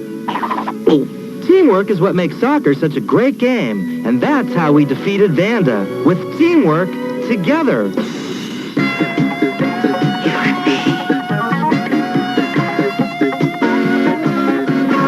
You and me, we can make it together. We can make it. It just takes working together. Day after day, it keeps on getting better. You and me, we can make it. We can make it together, yeah. We can make it. We can make it.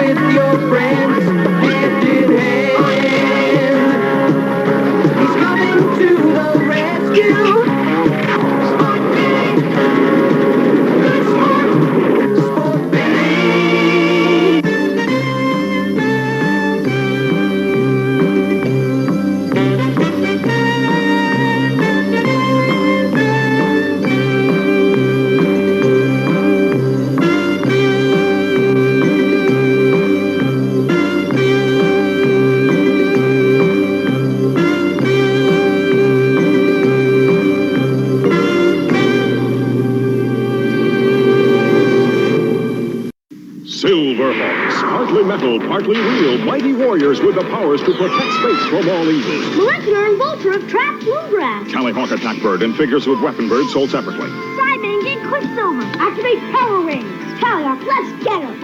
Engage Scissor Wings. Fire! That shook his molecules. Yeah, one touch and you're history. No chance. Tally-Hawk Attack Bird and figures with Weapon Birds each sold separately. Silverhawks, new from Kenny. Sky Commanders, where all the action is above the ground. Each sold separately with a figure, as Battle Track Protector sets his defense. Battle Track locked. High above, the evil Jackal Raider takes aim. Sky Commander, head for cover. Dodge, Jacko. Miss me, Raider. Rapid deployment. Counterattack. Charge. Sky Commanders, protectors of the high frontier. Got him. Yeah. Battle Track Protector comes with everything seen here. Other vehicles sold separately. New from Kenner. You know, everybody wants to talk about all the cool toys that you could have got. Who had the remote control gas-powered Airwolf? I mean, seriously, that's like top of the line, man. When you were a kid, if you had a gas-powered remote control flying helicopter, it looked like an Airwolf. Yeah, that would have been awesome. So, anybody remember those? All right, so I hope you guys dig Sports Billy just because it's weird. I don't, see, I can come over here and go, Sports Billy. This is a book that I think everybody who yeah, right there, boom. 1982, wow. This is one of the early ones. But everybody who watches this show should own a copy of that. I should get money from those people. Because it's a little indie book and from Black Bear Press. Maybe I should talk to them and be like, hey, look, I'll be your spokesman. So, who knows? All right, so I hope you guys dig Sports Billy. And now we're going a completely different direction. And we're going to go see an episode with that amazing talking tiger, Mr. Tawny. I always remember him in DC. It was always Mr. Talkie Tawny. So, it's Shazam. Man, Shazam's a character. Captain Marvel, Shazam, is a character I like about 50% of the time. I think DC doesn't know what to do with him sometimes. Some of the storylines are great, and other storylines are horrible. So you get stuck with that, and it's unfortunate because some of when they're good, it's really, really good. But when it's bad, it is bad. I mean, there's very little.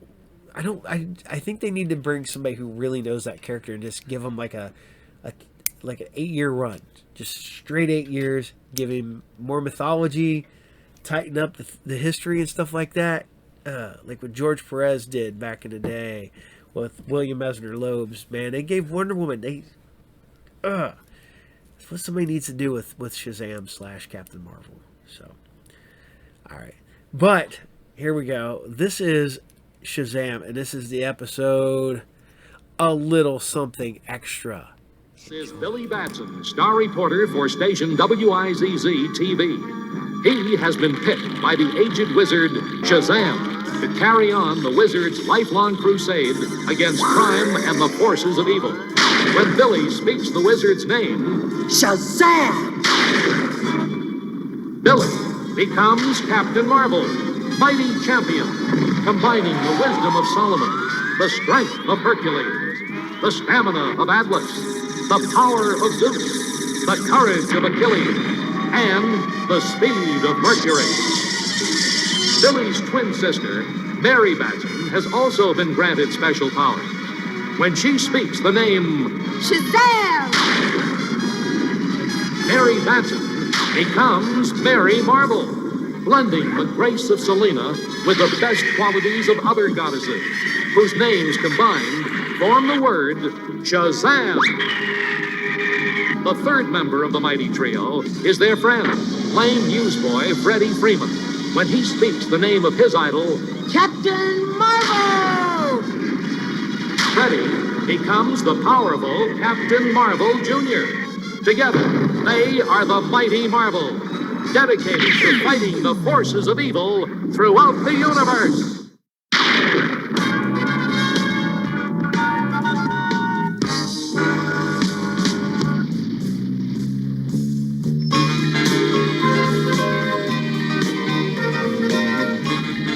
Paper! Latest edition, just in. Get 'em here. A sunny afternoon finds newsboy Freddie Freeman busy with the customers at his city newsstand. Paper, Mr. Beck? Paper, Mr. Birdwell? I'll take one, Freddie. Yes, sir. But while Freddie is busy with his customers, villainy strikes in the guise of a simple delivery man. And here's your change. Look alive there, boy. We've got an extra for you. An extra? Gee, I wonder what happened. Maybe an earthquake or a flood or... Holy moly! Captain Marvel vanishes? Captain Marvel!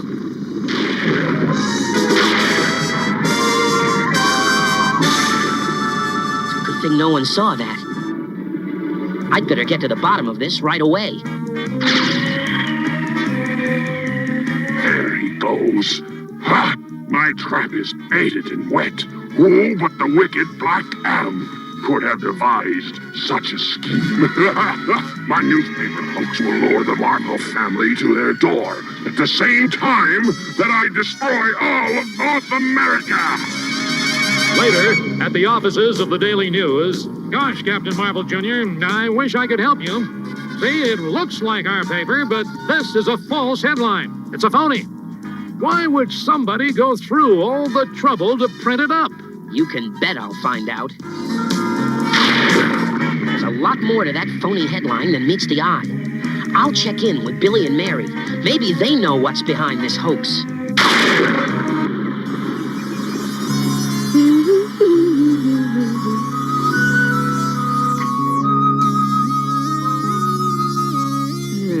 There's more than one way to do this. Shazam!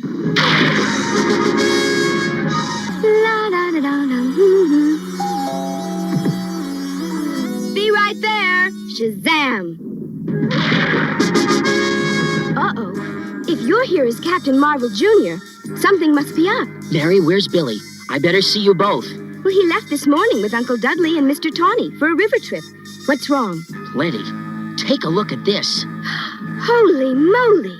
It's a phony, but Billy could be in trouble. Whoever printed it up must know our identities. But who can it be? The Savannahs and Mr. Mind are both in jail. That only leaves Black Adam. But how will we find him? That's a question for our wise friends, the elders. Shazam!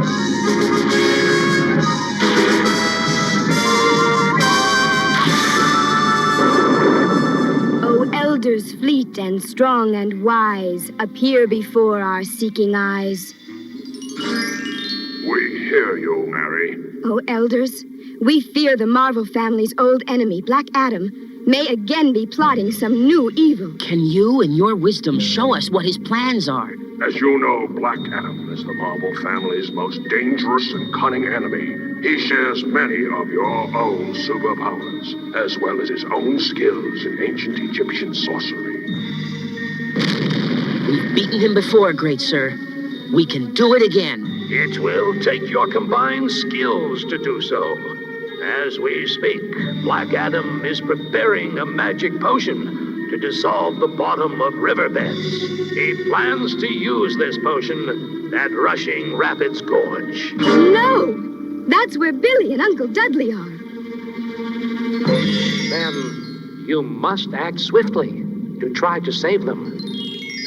It is not within our power to tell you how to best Black Adam. But you may do well to remember that which I have written in the Proverbs.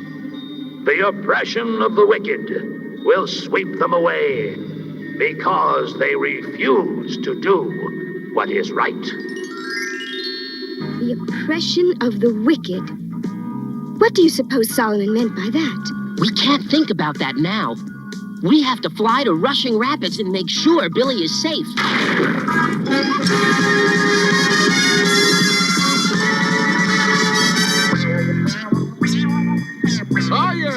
There's nothing like the primitive glory of the wilderness. Hey, Billy, my boy? If you say so, Uncle Dudley. How we coming with the raft, honey? Well, we've got one big problem. What's that? Your foot. You're standing on the air hose. Come on, you two. We'll never get down the rapids at this rate. You'll never get down the river at all, Betty Batson. The drop of this potion will rid me of you and Captain Marvel forever. Hang on, you guys. Here we go. Hey, I can see them down on the river. I see someone too. Black Adam. I'll take that, thank you. Captain Marvel Jr. In person. Insolent youth. I'll teach you to trifle with me.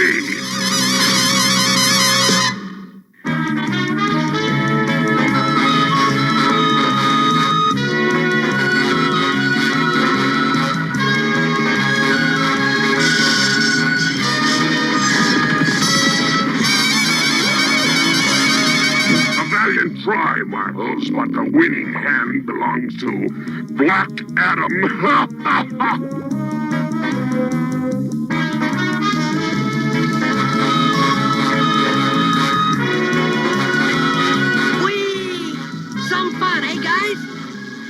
Hey, what's happened to the water?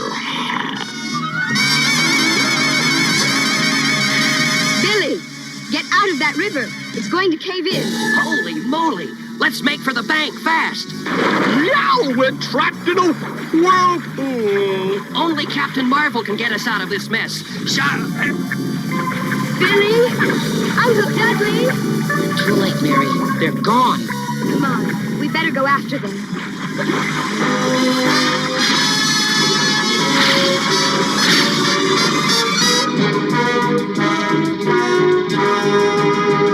Billy?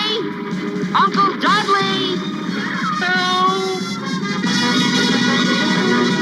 Help! Help!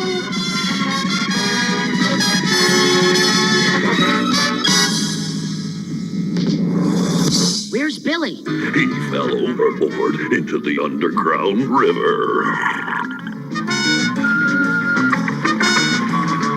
Hold on, Billy. I'm coming.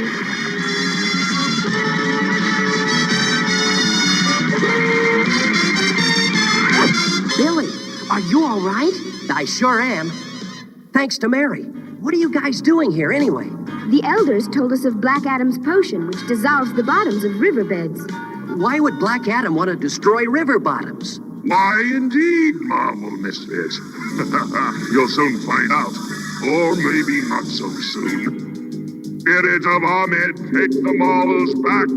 Back.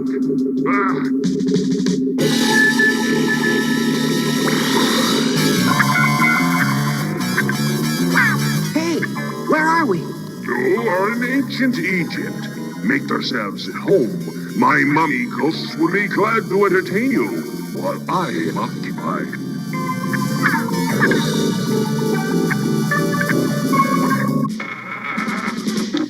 The mummies, they're coming to life. Wait, think about what Black Adam said. He called them mummy ghosts. That's right. That means they're not real mummies. They don't exist. Watch.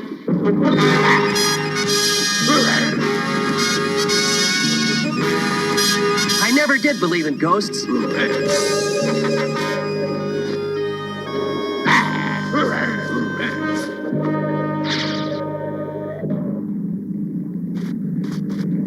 That takes care of Black Adam's creatures. But how will we get back to the 20th century? That's a good question. Wait a minute. Look! Isn't that the same staff that Black Adam used to send us here? Sure looks like it. If it worked for him, maybe we can make it work for us. That's exactly what I was thinking. Now, what was it Black Adam said? Spirit of Ahmed, take us back to where we were.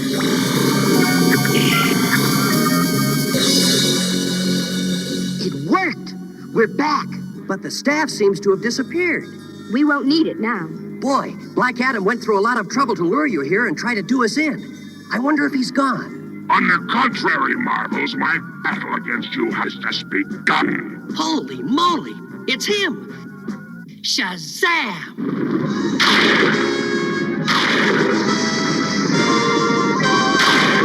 Captain Marvel, I'm pleased you could be on hand to witness my moment of triumph.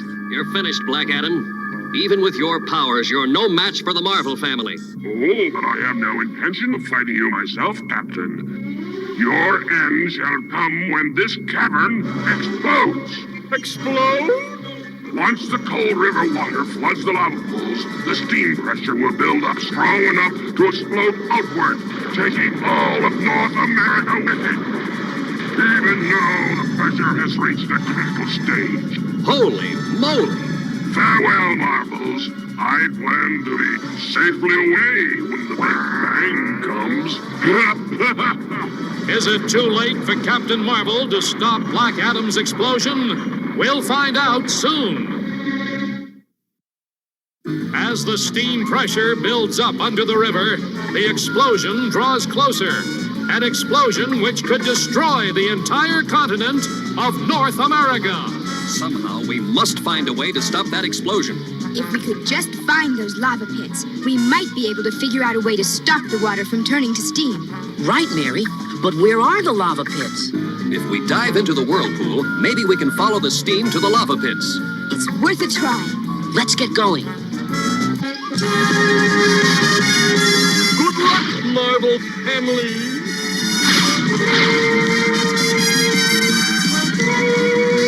We must be getting close to the lava pits now. The steam is so thick, I can hardly see. Me neither, but we better hurry. I hope Uncle Dudley and Mr. Tawny made it to the ranger station. Dudley, are you sure this is the right direction? Of course I am. After all, I made this compass myself. But why is the needle moving even when we're standing still? Details, details. Now let's go. We follow the compass.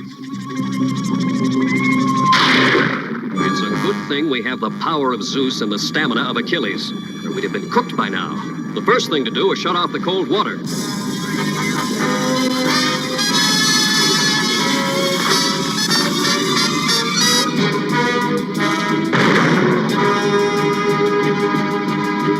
Very good, Marvels, but you have failed. Black Adam. You're worthy foes, but I've come too far with my plans to be stopped now.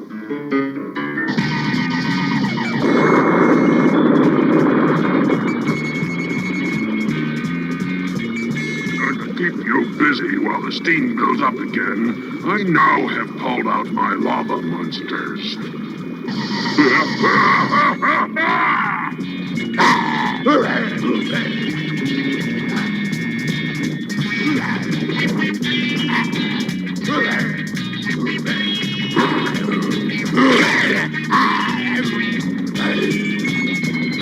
This is impossible. How can we fight creatures we can't even hold? They just ooze right over us. Wait, that's the answer. Let them cover you and follow me. This cold water will freeze the lava monsters into rock. Watch.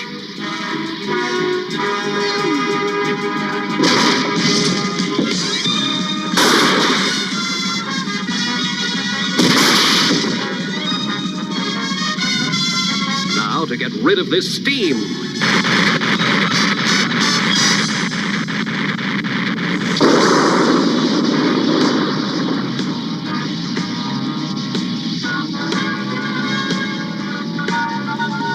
It won't work, Captain Marvel. As long as I can match your super strength, I can hold you off until the lava pits explode.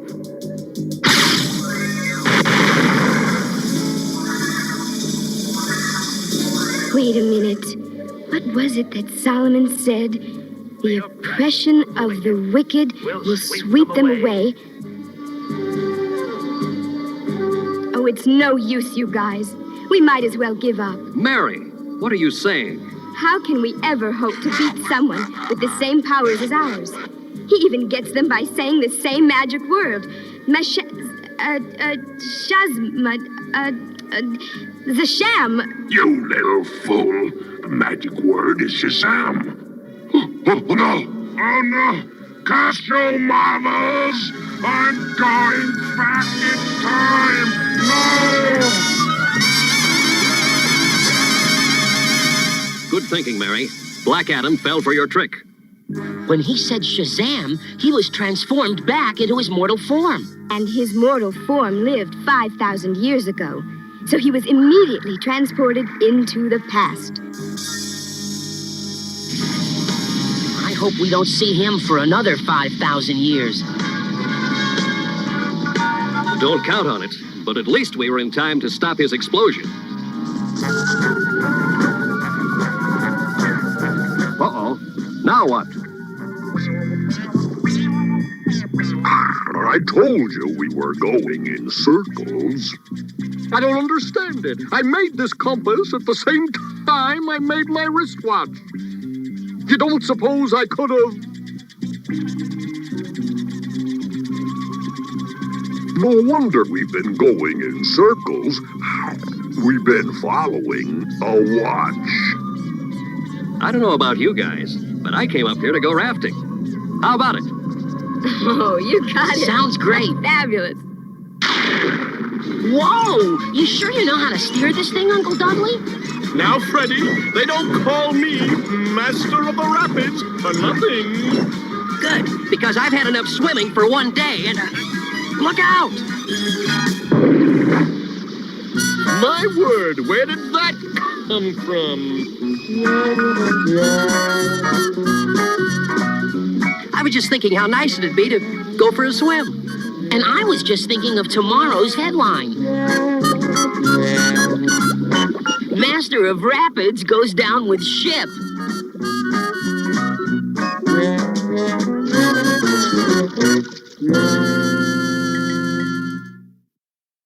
So ends another adventure with the mighty Marvel. You won't want to miss the next exciting adventure with star reporter Billy Batson, his sister Mary, their friend Freddie Freeman, lovable Uncle Dudley, and that amazing talking tiger, Mr. Tawny.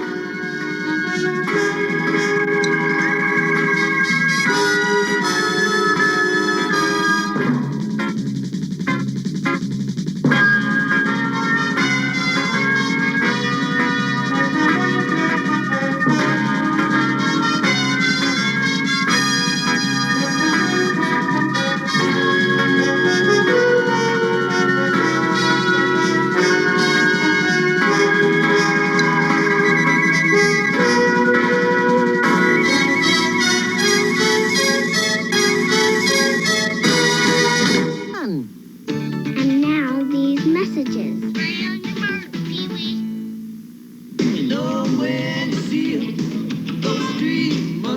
All right, remember, stick to the game plan. Right. Point one, make them come to you. Point two, never look hungry. Let's not forget point three. What's that? No, when points 1 and 2 aren't working. It's hard to keep them under wraps, those three musketeers.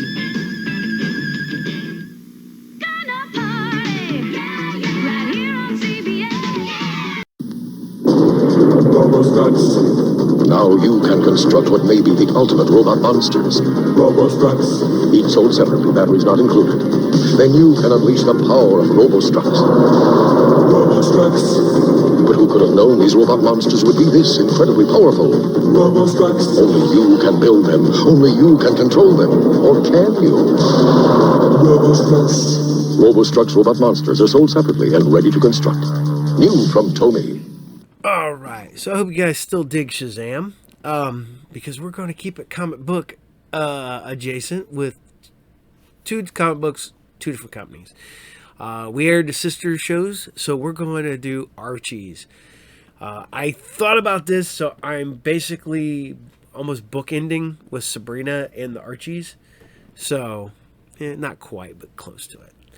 But, yeah, you gotta like Archies. You know, like I said, I've earned a late life lesson with Archie, and I come to appreciate it now. So, Here you guys go. This is Archies, episode 11. This is Groovy Ghost and Private First Class Hot Dog. Enjoy. Archie's here.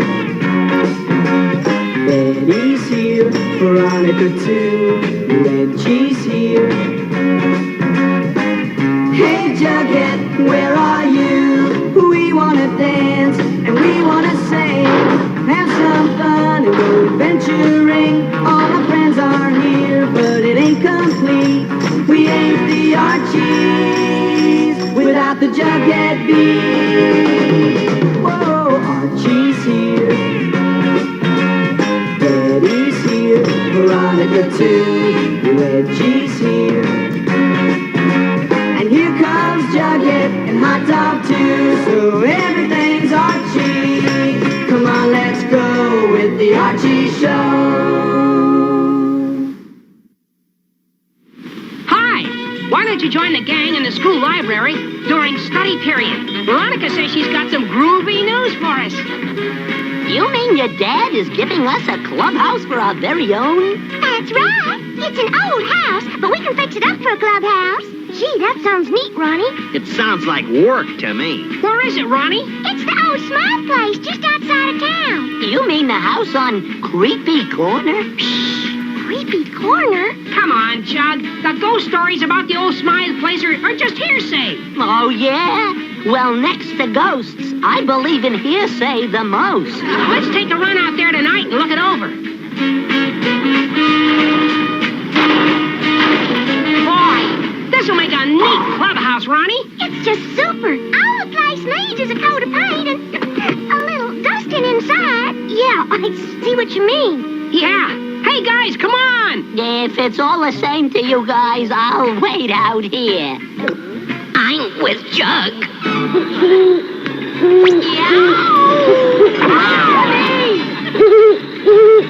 Gangway, Reggie!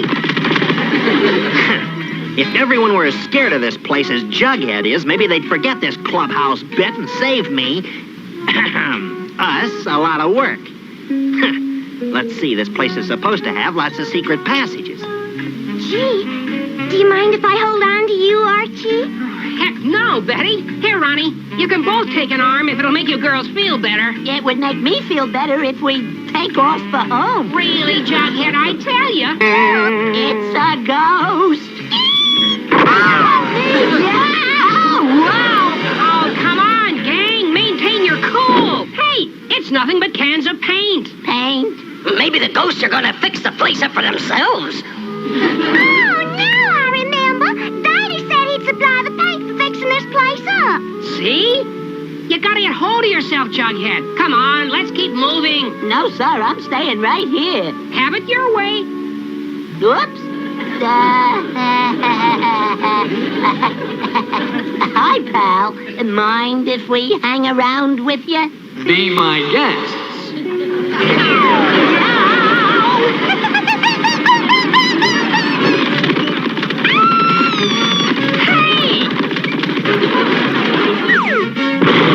That ought to shake them up a bit. Will you quit running around like that, Jughead? But... You nearly scared us to pieces. I tell you, that picture back there talks. Now, Jug, there's nothing to be afraid of.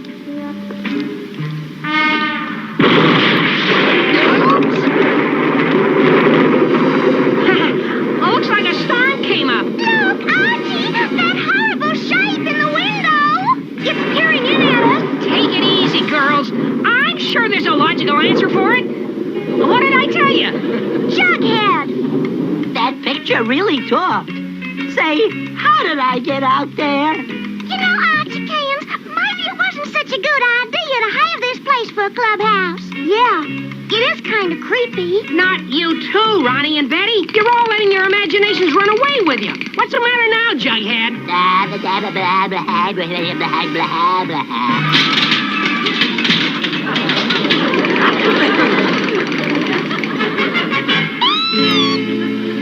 Hey, hold it, girls. Whoa! Somebody's just trying to scare us. Yeah, the ghosts are, and it's working. Now I better sneak out and join the gang so they don't get suspicious. I tell you, it's all just someone's idea of a prank. In fact, has anyone noticed Reggie hasn't been with us?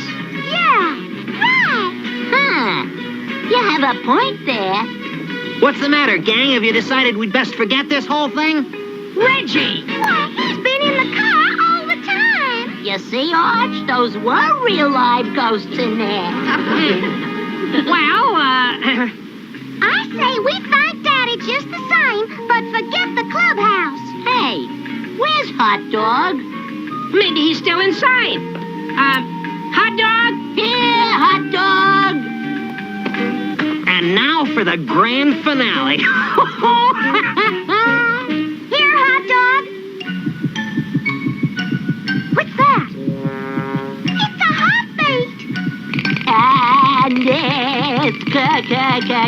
it's coming from behind us. Yeah, look. There's your heartbeat, you see? Look how your imagination could get away with you. You're right, Archie. We're being silly. Yeah, but how do you account for that walking suit of armor and, that? What?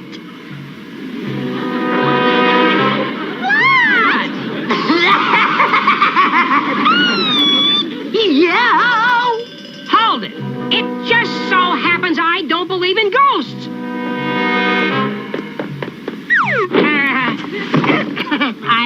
I didn't believe in ghosts.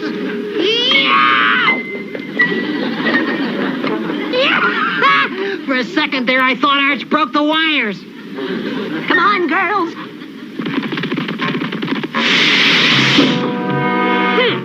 I must have stumbled into a secret passage.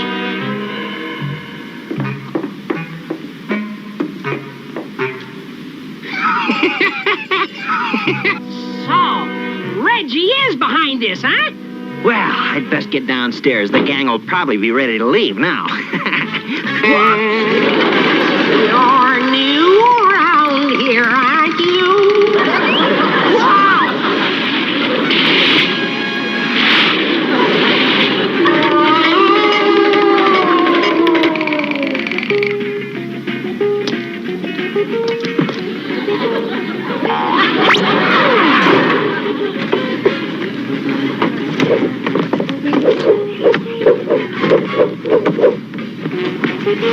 Thanks. Don't mention it!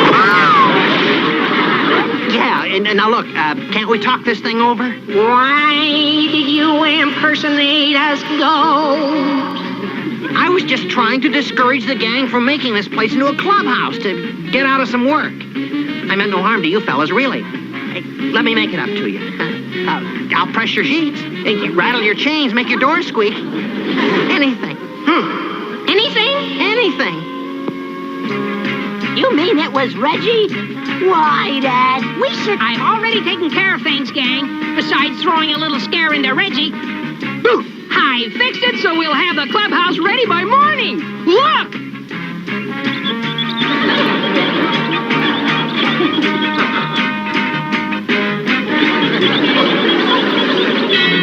You know something, Archies? You make a groovy ghost. Hey, how about me? Oh, brother!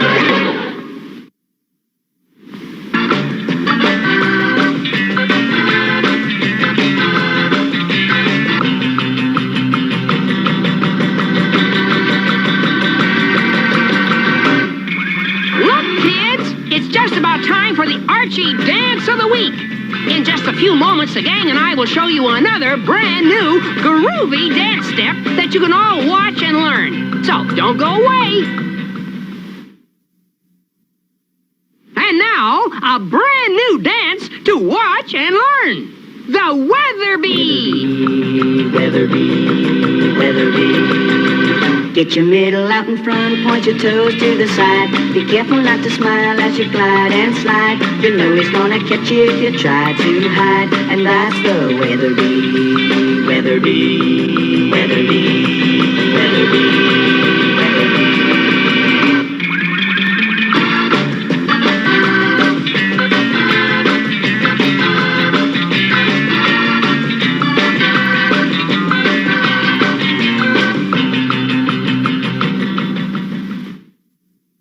We've learned a new dance. Now let's dance into a a brand new song.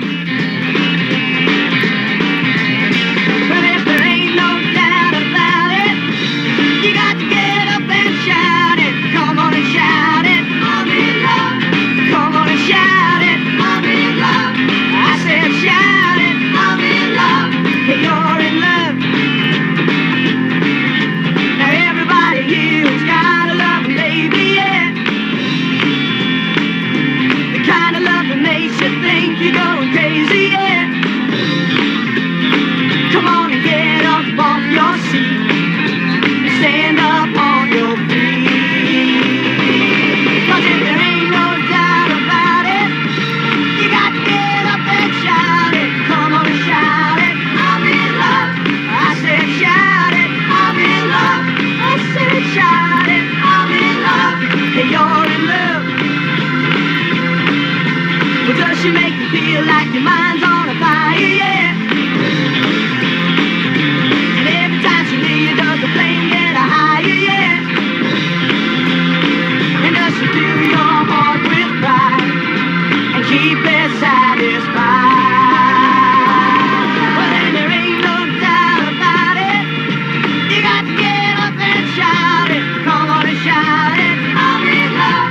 Come on and shout it. I'm in love. I said shout it. I'm in love. Hey, you're in love.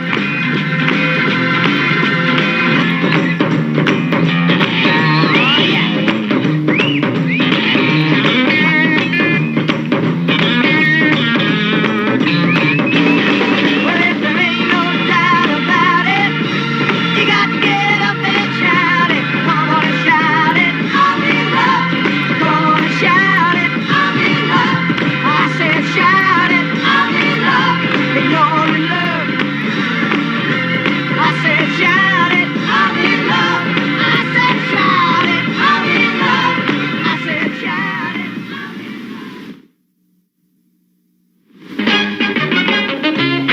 Man, I'm sure groovy today. Hey, what gives? Look at Hot Dog go. I give up. You win, Hot Dog. Okay. Boy, you sure put your heart into that dance. If he only knew it was really my foot I put into it. A banana peel, that is. Hiya, gang. Hot Dog and I are going to meet the group down at Pop's Chocolate Shop. Why don't you join us?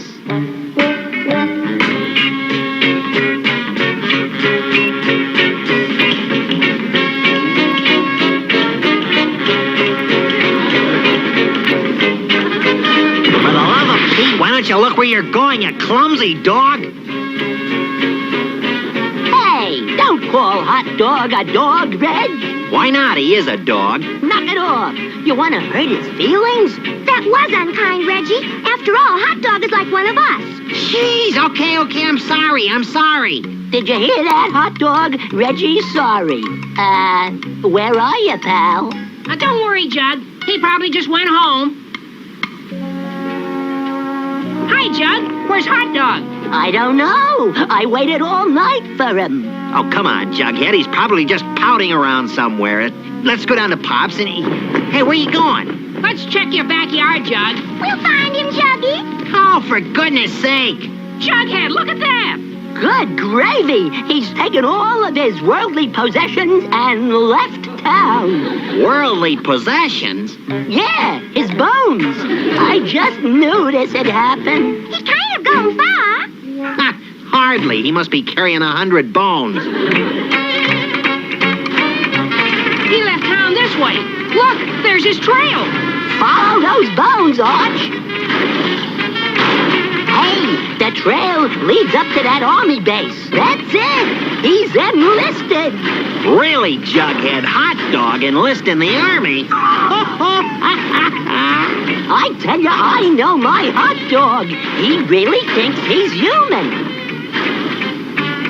Oh, Sergeant, about the new recruits. Yes, Corporal. The physical report on 9321 is very strange, to say nothing of this here x-ray. Bones, rocks, bedroom slippers. So he's a heavy eater. Sounds like good sergeant material. What else? Well, outside of having extra long toenails, it says he has 4 flat paws. Ridiculous. That should read feet. Oh, yeah. Boy, those medics. All right, soldiers.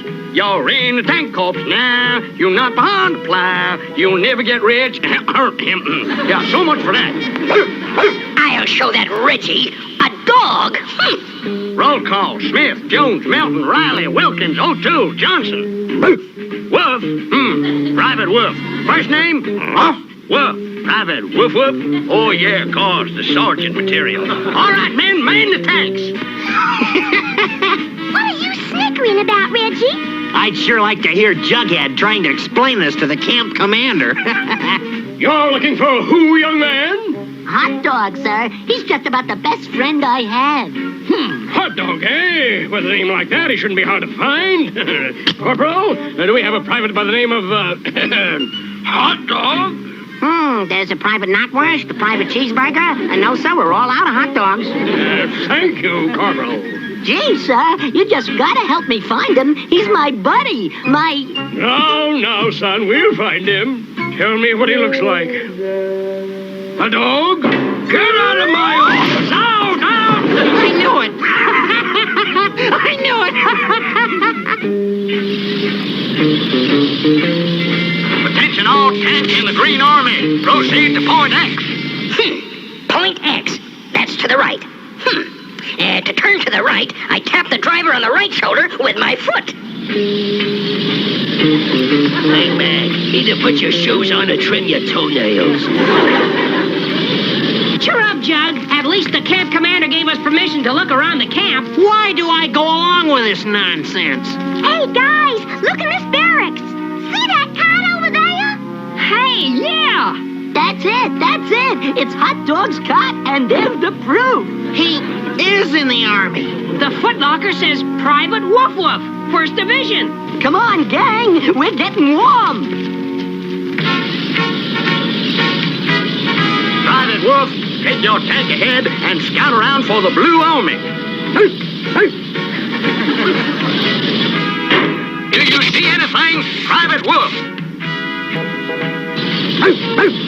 Calm down, Wolf. I take it you've spotted them. Well, excellent. And keep me posted. We'll soon find Hot Dog, Jughead. I can hardly wait. He's really in the Army.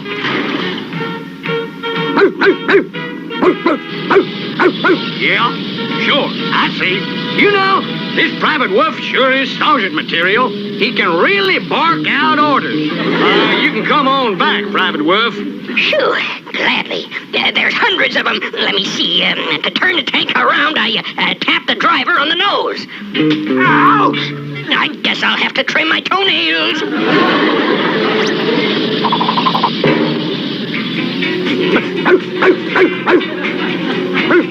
Wow! No wonder Private Wolf was excited.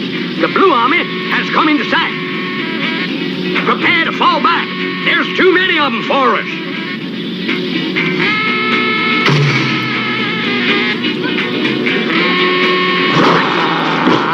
The 1st Armored Division is out here on maneuvers.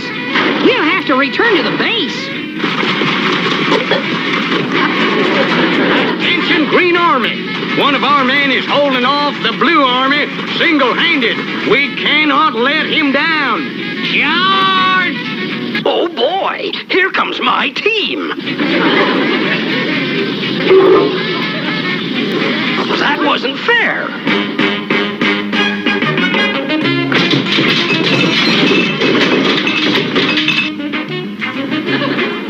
Gentlemen, you'll be pleased to hear that the Green Army of Camp Riverdale has defeated the Blue Army of Fort Rocks. Yay! And according to this dispatch, just received, the hero of the war games is Private Wolf. Wolf. Wolf? Wolf? Wolf. It's Hot Dog. He's back. Colonel, you found my dog. Where is he? Boy, oh boy, if anybody had ever told me I'd someday be sitting in a grandstand watching Hot Dog get a medal, I wouldn't have believed it. I don't believe it. Private Wolf, as well as receiving your medal for heroism, you are hereby promoted to private first class and given an honorable discharge. I don't know how you ever did get in the Army, but thank goodness you did. Boy, Reggie sure has learned respect for Hot Dog, hasn't he? Yes! Now even he thinks of Hot Dog as a human. Yeah, just look at him listening to Hot Dog's war stories.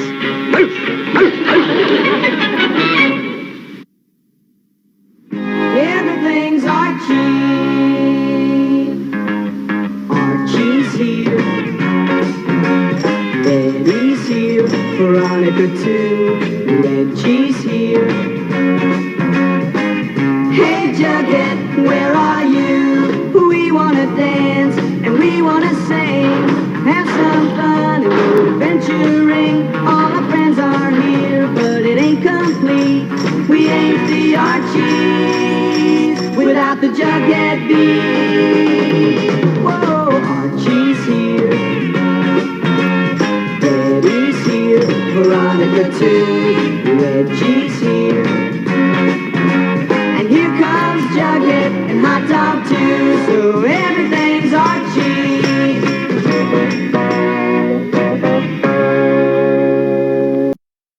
What's that? Stomper SSC Super Cycle Daredevil Loop Set. What's that? My Stomper SSC Super Cycle.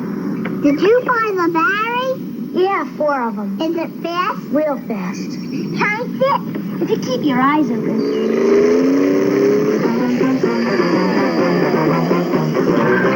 I think I missed it. Told you it was fast. Stomper SSC Supercycle Daredevil Loop Set. From Shopper. Assembly required. Stomper Power. Now, Stomper RC, the ultimate stomper. For the first time, you drive them with real radio control. No wires.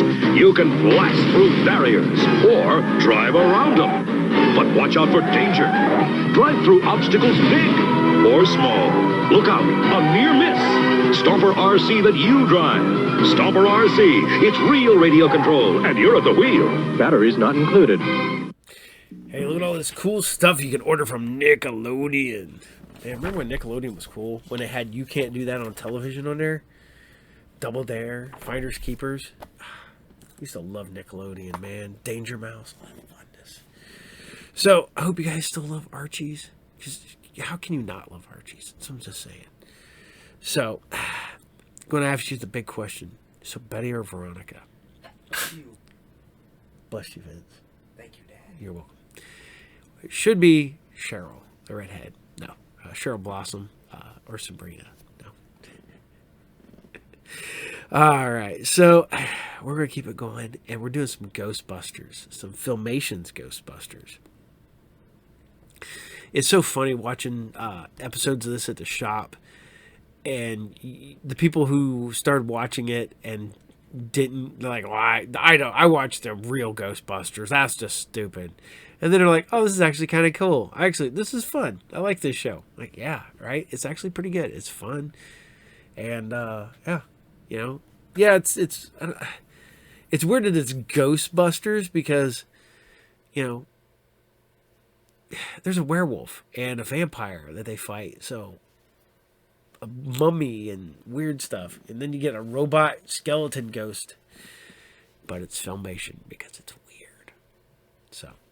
All right, here you guys go. This is Filmation's Ghostbusters, and this is The Ransom of Eddie Spencer. Enjoy.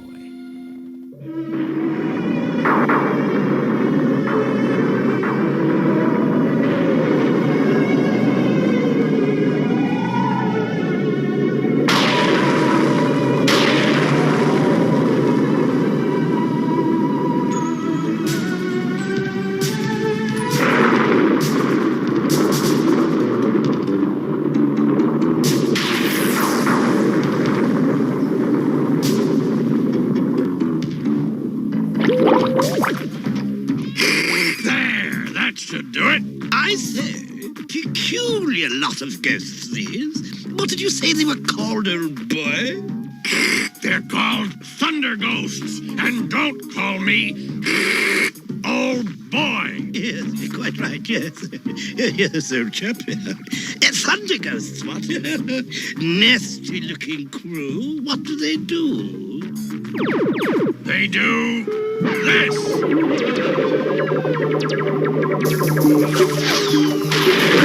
Oh, I see. As you see, Haunter, the Thunder Ghosts scare the clouds into making it rain.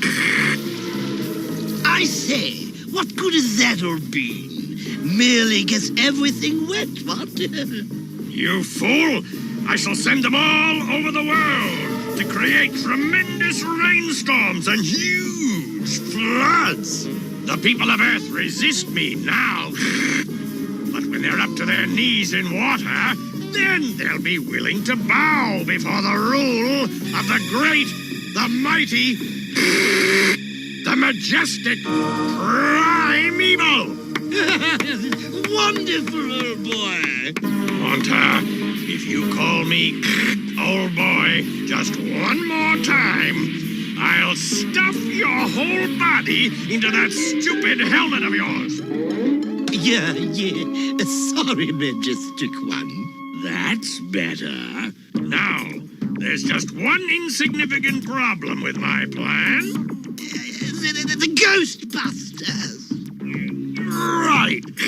Even though they are bumbling idiots, they might be able to stop my Thunder Ghosts.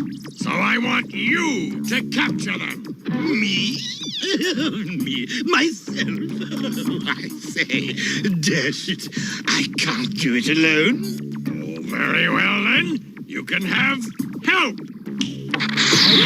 Gangsta will go with you.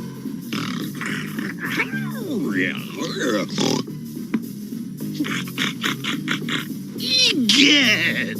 Must I have thanks, old boy? I mean...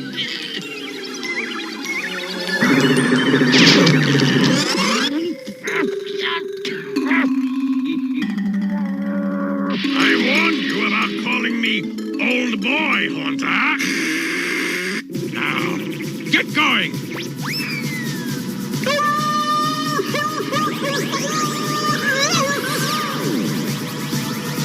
And I don't want to hear any excuses.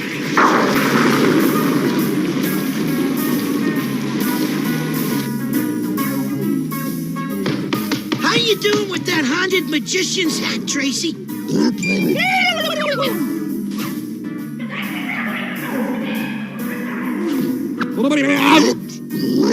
That's not the way to do it, Tracy. Here, let me show you.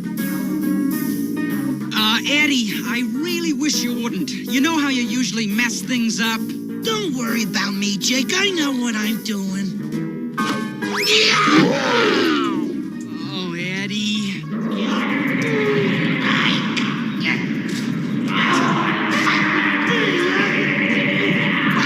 Take this. Hey, come back here. You cheated.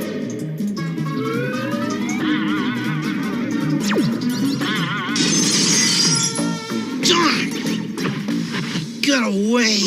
Not only that, Eddie, but now it's raining through that broken window. Gee, I'm sorry, Jake. I guess I'm not much good for anything.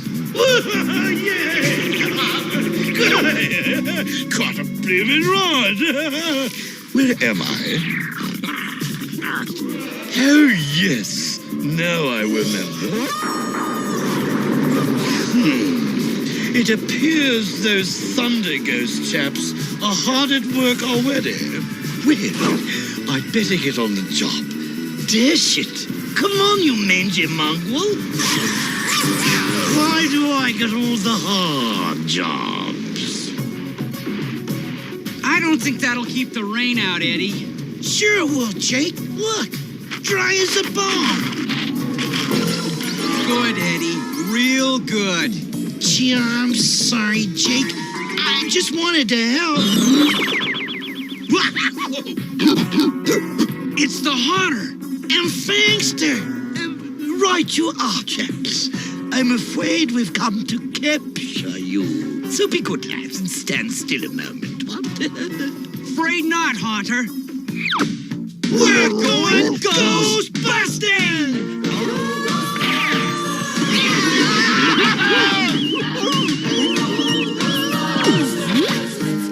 One down. That lot of good that foey flea bait was. Now I've got to do this myself. Yo!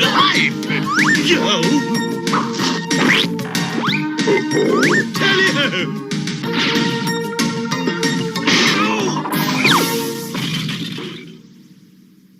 Sorry, Jake. I say, it's getting a dashed sight too hot around here. Hey! I'll just take one of these chaps for now. Prime Evil will have to be satisfied with him. Tracy, get me out of here! Great. Just great. This definitely was not one of our better ghost-busting efforts. And now Primeval's got Eddie. We'll have to rescue him. Tracy, the answer phone. Hi, this number has been disconnected. Knock it off. Ghostbusters, Jake here. Jake, Jessica here. I'll bet it's raining where you are, right? Right. How did you know? Because it's raining all over the world, Jake. Looks like Primeval's come up with some new tricks. You're not kidding, Jessica. Let me tell you what just happened. No time, Jake. You better get up here fast. I think Primeval is trying to flood the world. Flood the world? We're on our way, Jessica. Take it easy. Eddie'll have to wait a bit. Come on, Trace. Let's go ghost busting!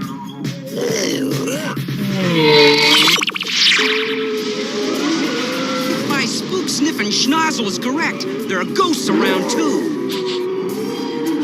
They're close. Real close. Tracy, get back to the wheel. Nobody's steering the ghost buggy. Mike and radiator. Well, fancy bumping into you up here. Funny. Nice job. Come on, Jessica. Eddie's gone and we'll need your help. Where is Eddie, Jake? That's what I was trying to tell you. Primeval took him. What? Jake, that's terrible. I know. It's a bad situation. We have to stop these thunder ghosts from flooding the world. But meantime, Primeval has my pal, Eddie Spencer.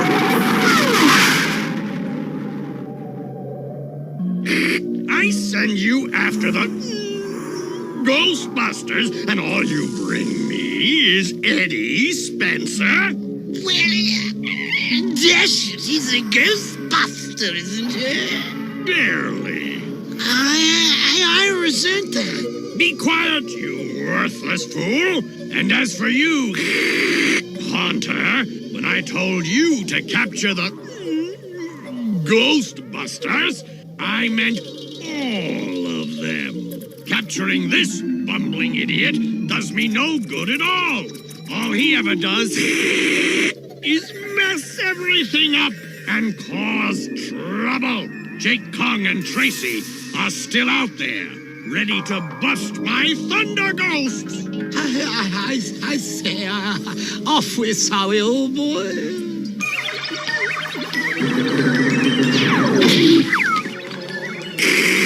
I warned you about calling me old boy, Haunter.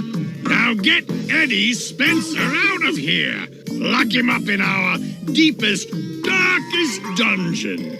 I never want to see that nincompoop again. What else, Jack? Yeah, and don't call me old Chuck. I'm afraid he doesn't think much of you as a Ghostbuster, old boy. That's okay. Sometimes I think Jake feels the same way. That goofball Spencer is absolutely worthless. The Ghostbusters might even be better off without him. But Wait a minute. Perhaps I can still turn the situation to my advantage. Maybe I can make a trade. Oh, Primeval, you sly old dog. You are clever.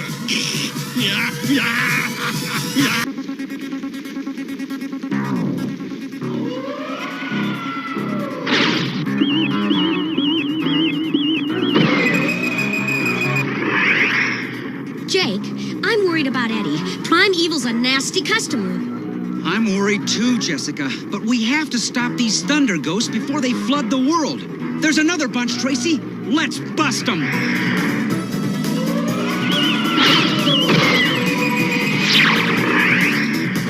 Ha! 3 more down. How many more to go, Jessica? Oh, about 3 million. Jake, this is going to take forever. Oh no, look! They're ganging up on us! Jessica! Dive, GB! We're not going to catch her! Only one thing to do! The jetpack! Have to hurry!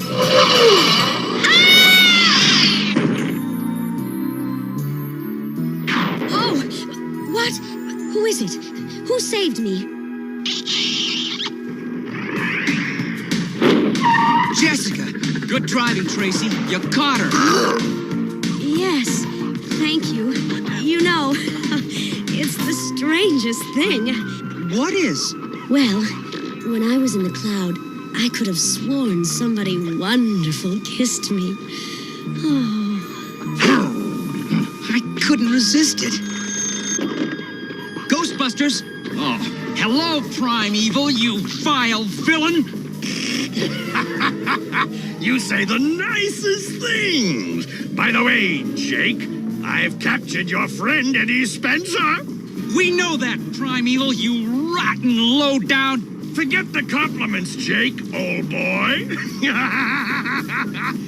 I've called to make you a proposition.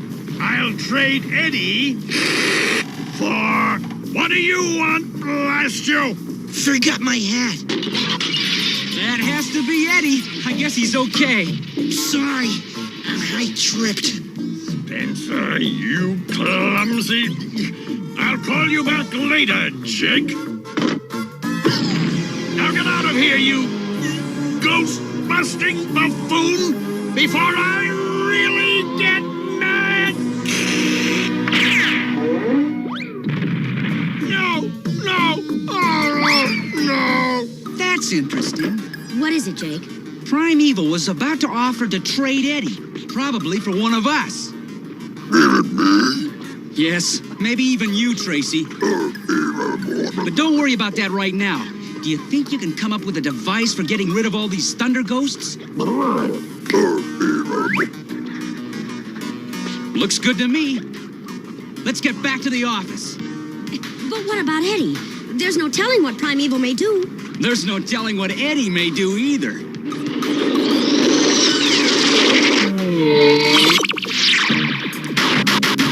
Oh, Jake, I wish you'd stop being so secretive.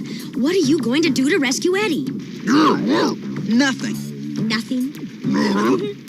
What kind of plan is that? Look, you guys, we all love Eddie, but he still drives us crazy sometimes, right? Yeah, so? So, imagine what Primeval is going through right now. What in the name of evil are you doing here again? You know that dungeon of yours? Really a rotten place. You should put some nice curtains in. Maybe a video game? Haunter! I said, did you call me? Yes, I did. I thought I told you to lock Eddie Spencer up. I tried, old bean. Yeah. Really, I did. But that ghost pack of his is too strong. He keeps breaking out. Yeah, these ghost packs are great. Want to see how they work?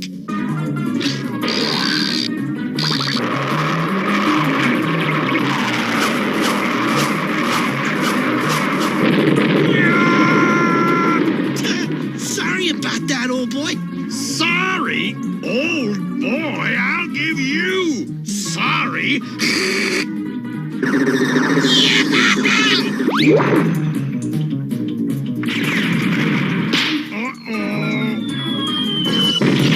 Oh, I think.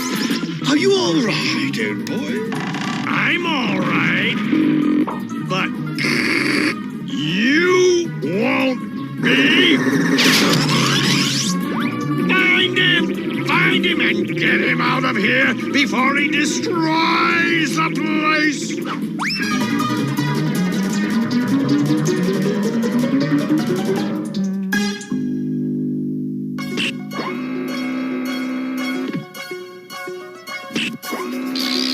Destroy the place? Why not? Primeval said that all he ever did was cause trouble. Well, now I'll cause trouble for him. Maybe I can drive him crazy.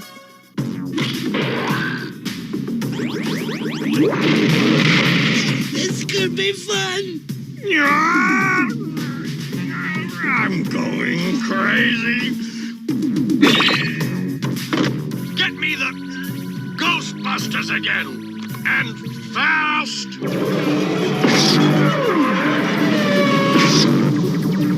Yahoo! That dematerializer net of yours works great, Tracy. The Weather Bureau reports more thunder ghosts over Tokyo, Jake. Then let's go get them. Wait, the radio phone. Jake here. Well, hello, Primeval. What's that? I said you can have Eddie back. I don't want him anymore. Sorry, Primeval, but you'll have to keep him a while longer. We're too busy busting your thunder ghosts.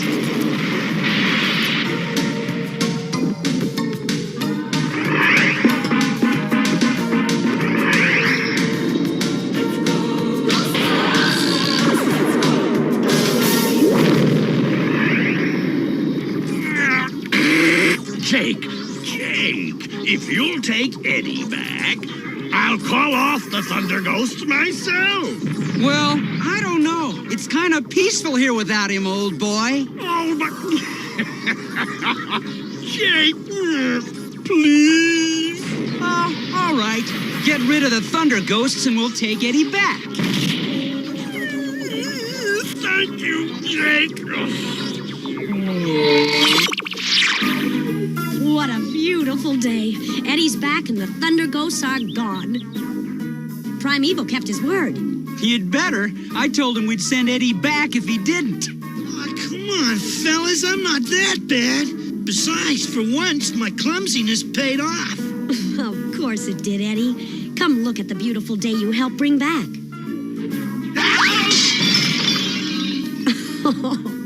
Oh, Eddie. You know, Eddie, you may have saved the world from being flooded, but darn it, you're still the same old Eddie we know. Yeah, the Eddie we know and love. God, gee, guys.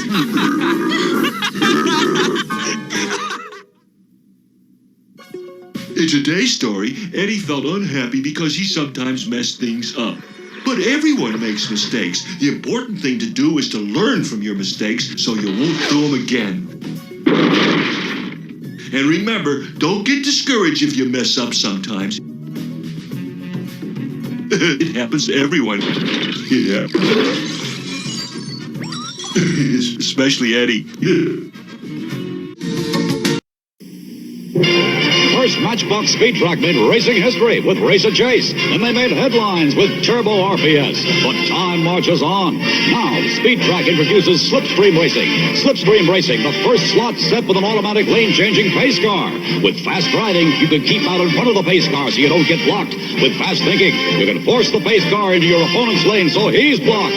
Slipstream Racing, one small step for Speed Track, one giant step for racing.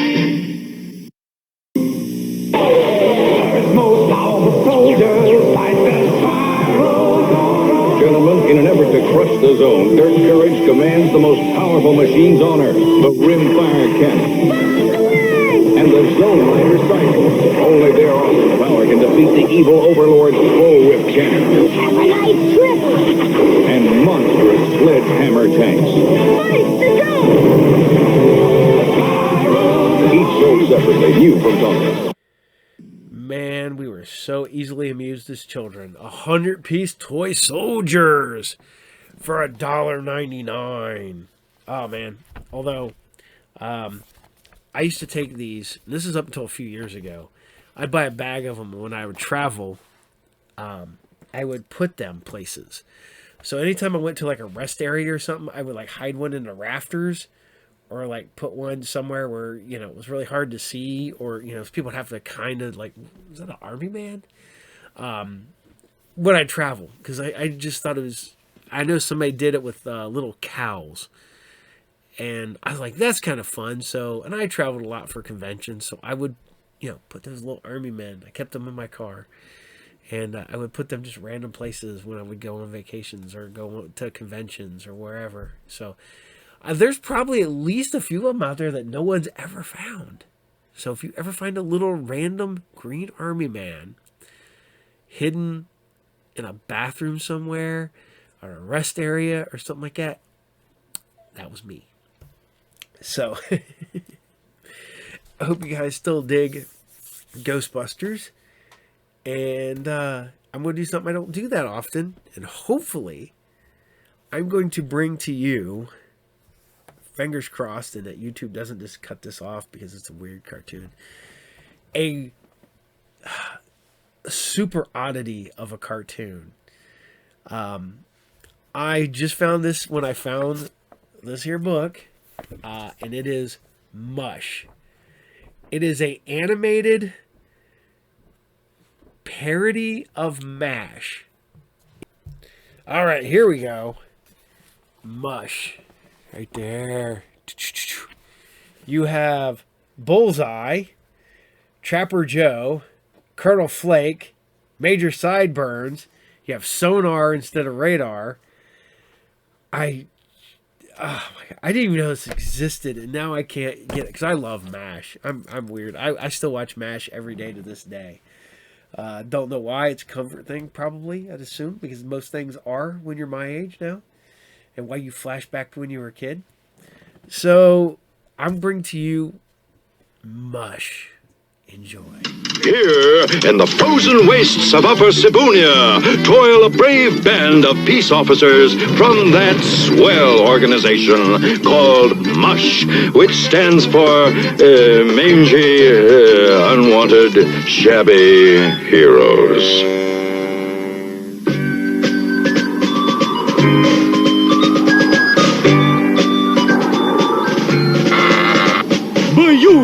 Here come Bullseye and Troop for you.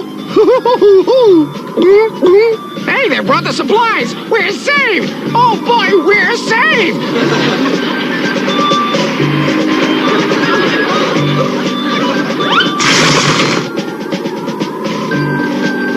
Oh, welcome back, sirs.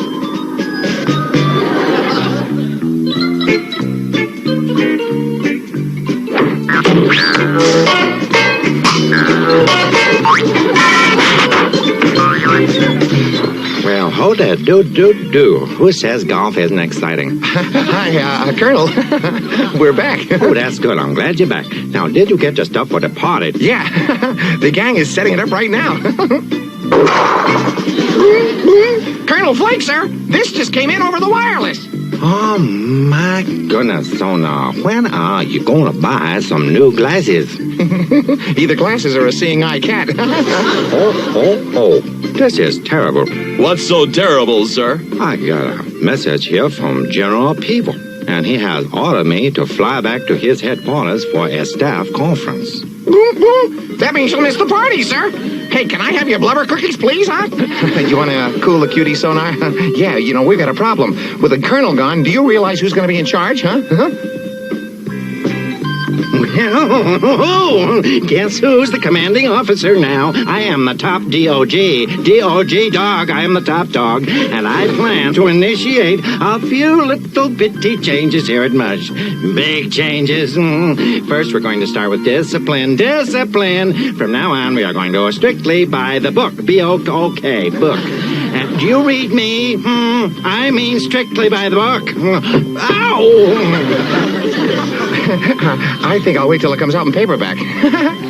Here is your daily duty roster, and I want you to read it, so now read it. Scrubbing floors, bullseye and trooper. Slaving over a hot stove, bullseye and trooper. Mowing the snow, bullseye and trooper. Holy lawnmower, he's hit us with everything but gift wrapping the garbage. Gift wrapping the garbage, bullseye and trooper. You got the wrong guys, Major. You see, we both have tummy aches today. Whoa, pain. It is you who have the wrong guy, and we will see about this. Do you hear me? We will see about this tummy ache. All right, listen up and listen tight, you chowhounds. Move it. Aw. Yeah. The sooner you finish, the sooner we can start the party. They're coming! Captain Collips and Major Sideburns are on their way! Hey, good. Good, sir? Yes, Sonar, we've got an 86-course meal planned for them that'll take them all night to eat. While they're in there eating, we'll be in there partying. Yes, sir! This is your commanding officer speaking. I am the local biggie, and I want some service around here. And service. Monsieur, parlez-vous, madame? What took you so long?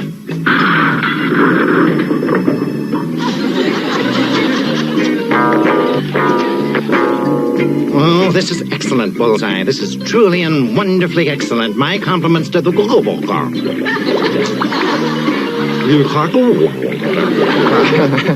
Sorry, Major. I can't understand a word you're mumbling. The Major says wubble wow.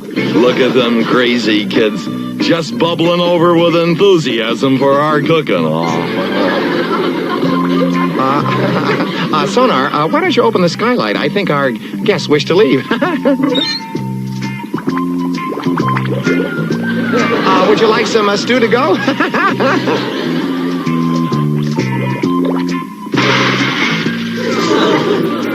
Guards, arrest them. Company, halt. I said halt. Company, stop. Company, halt. Oh, come on and halt. Sideburns is a natural leader, isn't he? Ready? Oh, this is good. Aim. Oh, here it comes. Well, I guess this is it. Nice knowing you, old buddy. Yeah. Hang in there, trooper. Fire! Now, that's what I call fine shooting. Now, you just get back against that wall there. Ready? Aim. Well, hey there. Am I on time for the party? Well, fire! Colonel Flake. Well, Sideburns, I have some important jobs for you. Yes, sir? First, we got slaving over a hot stove. You're going to like that. And then next, maybe mowing the snow. How do you like that job? And yeah. And don't forget gift wrapping the garbage, huh? Yeah, that's right. Thanks for reminding me. Gift wrapping the garbage. Now, where is the party? Right over here, my colonel.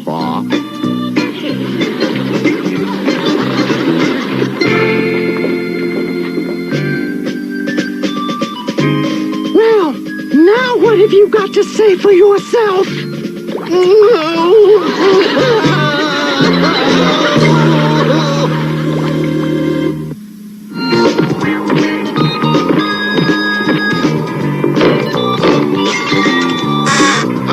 Trooper, if I've said it once, I've said it twice. You don't ring my chimes, yeah?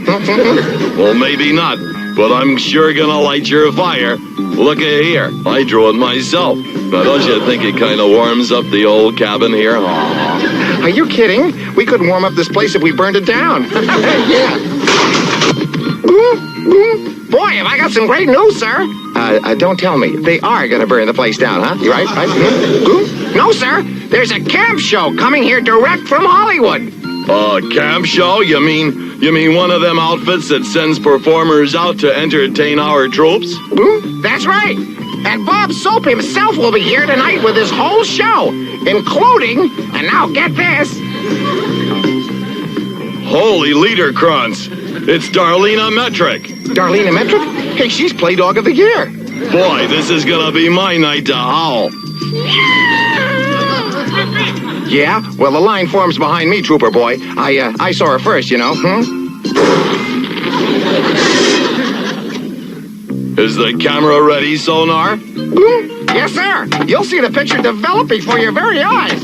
Great, because long after Darlene Metric is gone, I'll have the picture of her in my arms and old Bullseye'll have nothing. Wah. There's only one thing I don't understand.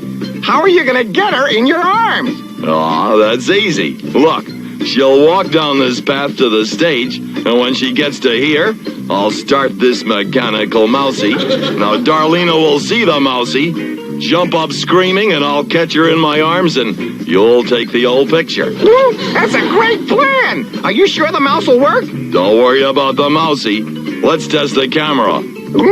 Okay, you stand right there. Now watch the birdie. I'm watching. Say apple strudel. And for this, I put on my tuxedo. Yumpin' Yemeni, such excitement going on. It's ridiculous. All this for that Darlene Metric.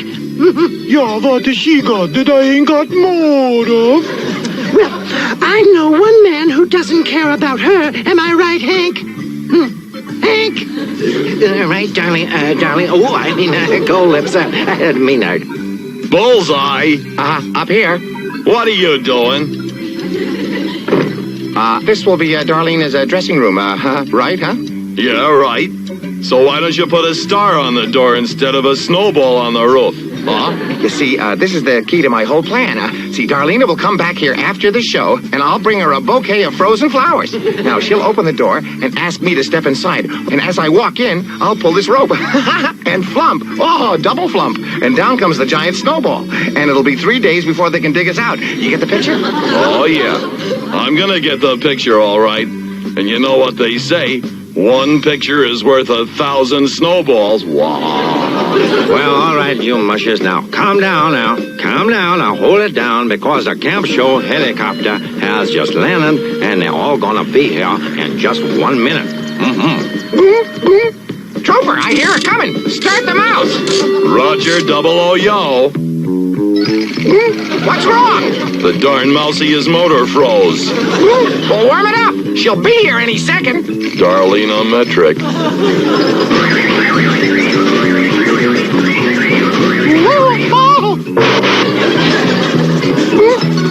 I got it, Trooper.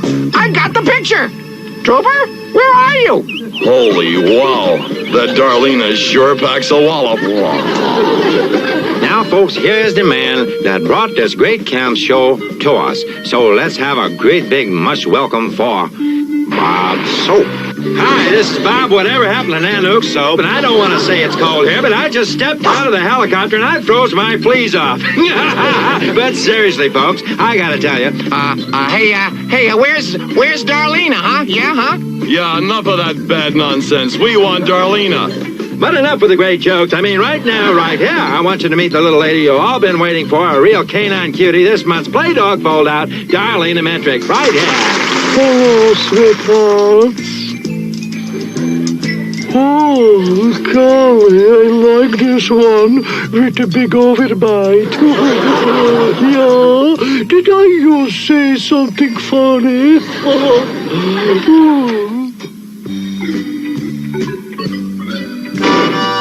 Hello, are you looking for the other half of your recording? Darlena, it is me, Bullseye. I have come to serenade you, huh? Entschuldigen Sie mich, bitte. Oh, Dankeschön. The dirty dog. Darlena, my lovely, it looks like we have been gesnowed in, huh? Oh, well, I guess we have got to make the best of it. Oh, you know, I've been doing these shows for over 25 years now, all over the world, and I could tell you more dull stories about more dull people and more dull places. It all started when I was a little girl, but then again, that's not very interesting, is it? But so what? I'm sure you'd like to hear it. Am I right or am I wrong, huh? Well, some guys have all the luck.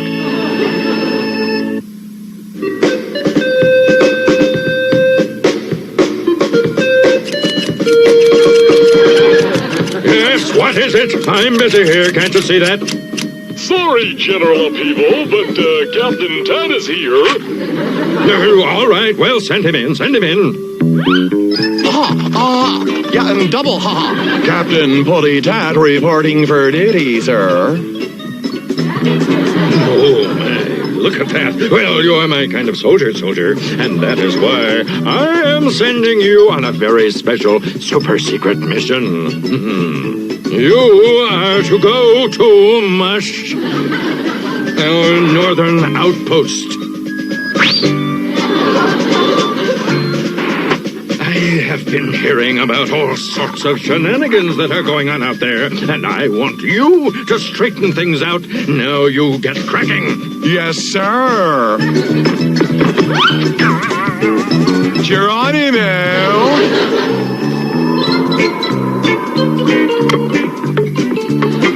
Oh, look at them cold lips. Oh, look at them play. They are playing. And they're a disgrace to the M.U.S.H name. If General Upheaval only knew what was going on here. He does, honey.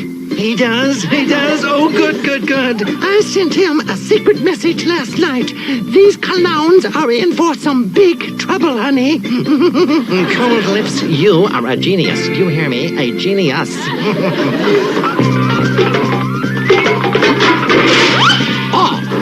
And double chop off. Hey, fella, how am I going to fish with all of this racket that's going on in here? Colonel Flag, I'm Captain Putty Tat, here on a secret mission for General Upheaval. Well, good gumdrops, a secret mission from General Upheaval. These are my orders, sir. I am to have your fullest cooperation. You two, clowns over there, you take my bags. What bags?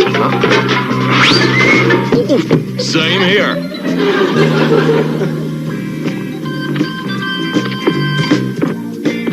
You mind telling me just what you two think you're doing? I think it's called chewing. Open, close, jump. Enough, just double enough. You Mounties are all too relaxed. You must always be on guard. Now, what if the fort was attacked by hoodlums right now? I mean, how would you defend yourselves? Well, we can start by feeding them our food. Then they'll be too sick to do anything else. Wow. Silence, just be quiet. Now, we must always be alert. You never know when sneakies come up on you. Sonar, I thought I told you not to hiccup at the table. I'm not, sir. Excuse me. Come in, General Upheaval. What is going on there, Captain Tatham? He's communicating with the general through his swagger stick. Do you believe it? You mean Captain Tat is tattling? We'd better stop him before he gets carried away. Yeah. Hey, Sonar, you're the radio expert. Would it be possible to whisper? Well, I'm glad to see that we have at least two mushers who can follow orders. Oh, thank you, Captain Tat. Oh, I'm so glad you noticed. Yes, General Upheaval. Captain Tat, I want you to forget about spying on Bullseye and Trooper. They're the swellest, bravest guys this side of the glacier. And besides, they're cute. But, General, you said so. Forget what I said, Tat. Intelligence reports say that sideburns and cold lips are the real goof-offs. So I want you to work them hard and see if they can take it. Understand? Yes, sir. Okay. Oh, Captain Tat, may I say? Oh, yes, it has been a pleasure to take orders from such... 10 hot. You goof-offs want orders? You're going to get orders. Excuse me, Captain Tat, but why are we washing the soap? Well, because when grubby mushers wash their grubby hands, the soap gets filthy. Now, how can anyone get clean with filthy soap, I ask you? Well, I never would have thought of that. Is bathing this beast really necessary, Captain Tat? In the military, we must keep our vehicles in tippity-top shape. Hey, now for some real fun. Captain Tat, can you hear me? Yes, General. You've done a splendid job, Tat. Now report back to me on the double. Say the new secret code phrase, "Hello, idiot," and then kiss me on the cheek. You understand? Oh, yes, sir. Ha, ha, and double ha, ha, yacht, choppity chop, wah, wah. Hello, idiot. Tat, what in the blue blazes do you think you're doing? But, General, you said... You are a genuine wacko, Tat. I'm sending you to the funny farm on the double. Well, that's one way to skin a Tat.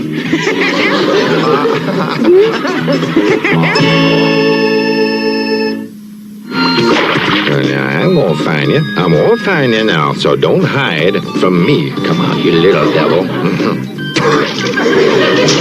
Oh my goodness, he did it again. It's so much more fun, though, than playing with that silly rubber duck.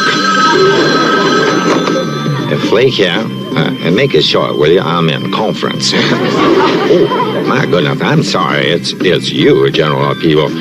I'm just alerting you, Flake. The Congressional Budget Committee is coming to inspect your post, and soon. The Budget Committee? Well, now, what on earth do they want? They feel that we have been spending too much money, and they're out to cut the budget.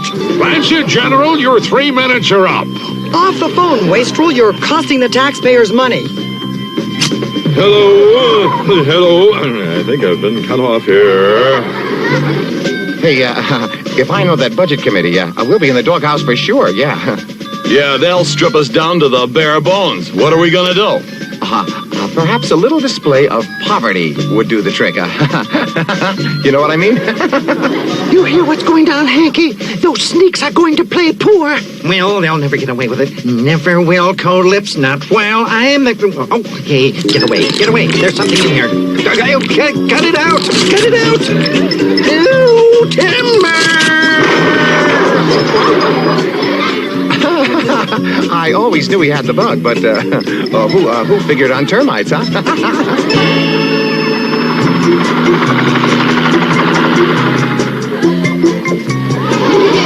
On behalf of the commanding officer, welcome to M.U.S.H. Yeah, uh-huh.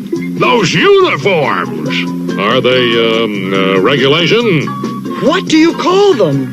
I call mine Chuck. He calls his leg. And here comes the band.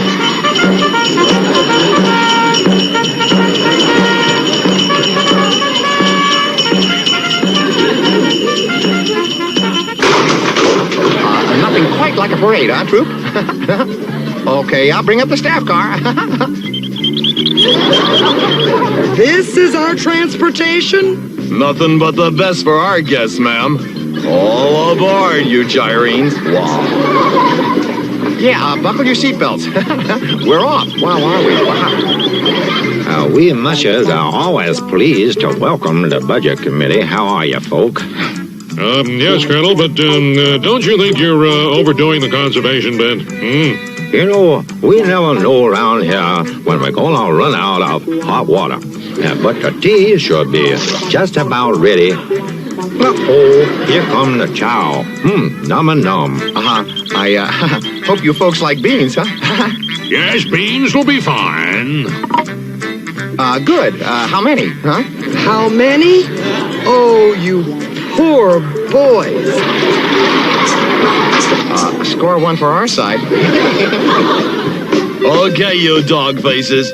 Let's show our guests some real fine target practice. Ready on the right, ready on the left, ready on the firing line. Fire! Bang to the boom, boom, boom. Bang, bang, boom. Bang, shoot, gun. Hey, nice shooting, guys. Thrifty bunch, aren't they, huh? Boom, boom. I didn't mean to do it, honest. The bullets, Sonar. You fired the bullet! Oh, gee, shame on you, Sonar. Take him away, huh? I'm sorry. I don't know what came over me. It's been so long. How am I doing? Great performance. On behalf of the M.U.S.H Movie Academy, may I present you with this? Now, cool it, Laffy. Just cool it. Woof on your own time.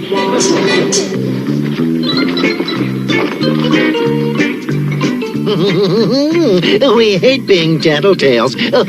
Don't we, Cold Lips? But it's our duty to tell it like it is. Now hear this. Bullseye and Trooper have been putting you nudnicks on. Putting us on? I just knew it. Nobody can be that poor. Poor? Oh, just peek in there. The only fever you'll see is gambling fever.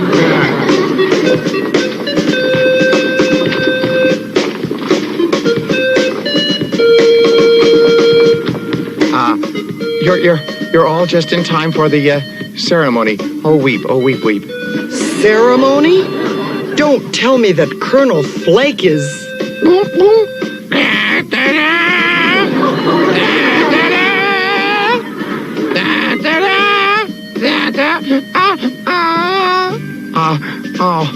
Well, they say it was an acute case of no beanie. Oh, weep. No beanie? Oh, it was his way of saving, so we'd have more. What a grand and glorious guy. Double. I demand that we vote more money for this post.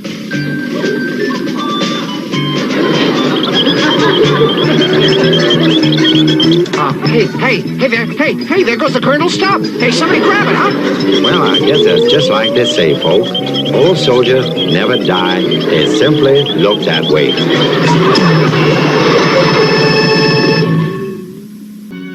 Hamburger University with Ronald McDonald. Good morning, class. Good morning, Ronald. Today's subject, the Hamburglar. The Hamburglar is very clever and very sneaky. The Hamburglar! And he loves taking McDonald's hamburgers. So, what should you yell when you see him? Help Ronald, sailor! That's right. Uh-oh. Hamburglar. It's a good time for the train. You've got a lot to learn. Don't take burgers, Rubble. A McDonald's. Whoa! We've got Lucky cornered. We'll get his Lucky Charms this time. Not so fast, me friends. I make an ice cave and hide in your reflections with me Lucky Charms. The marshmallowy part of this nutritious breakfast. With pink hearts, orange stars, yellow moons, green clovers, blue diamonds, and purple horseshoes.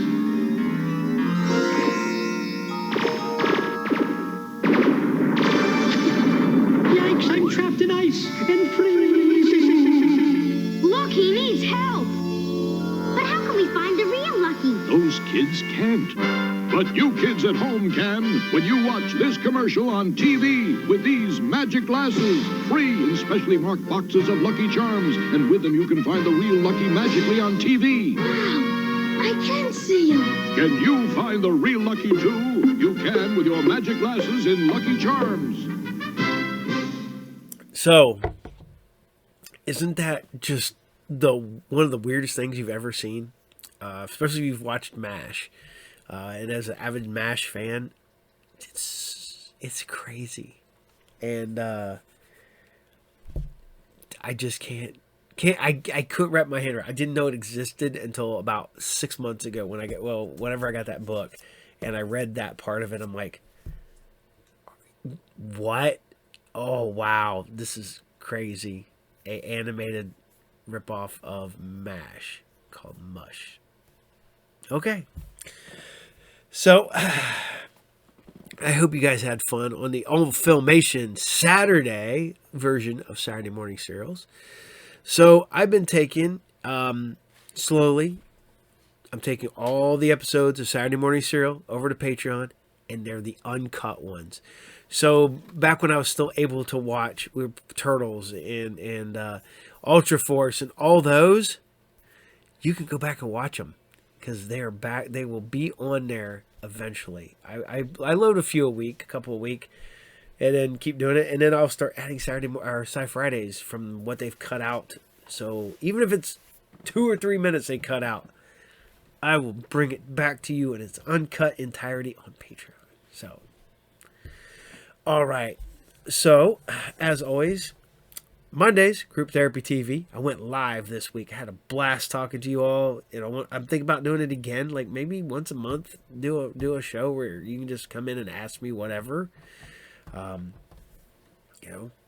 it's literally at like noon on a Monday, so I don't know how many of you could, but whatever.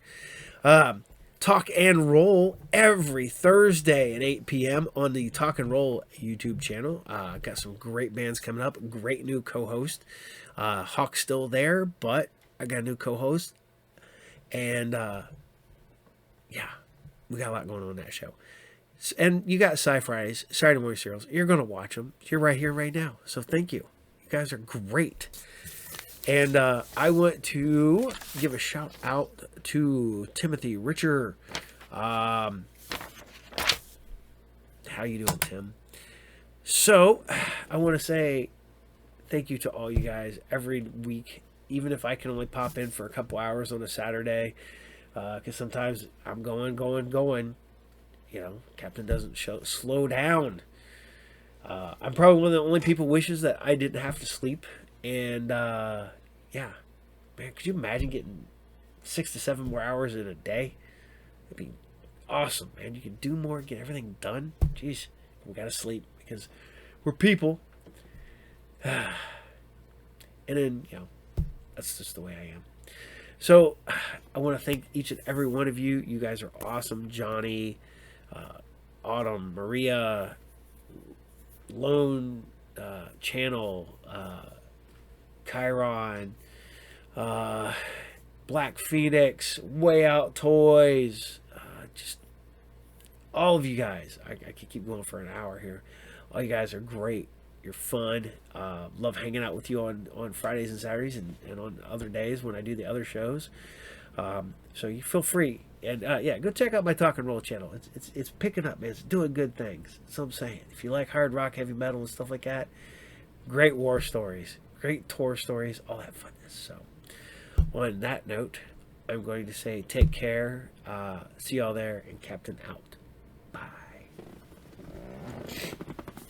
This Saturday morning marked the first time that no cartoons aired on an American broadcast channel. The last channel still showing cartoons pulled the plug. Cartoons were the dominant morning program from the 1960s through the 1980s.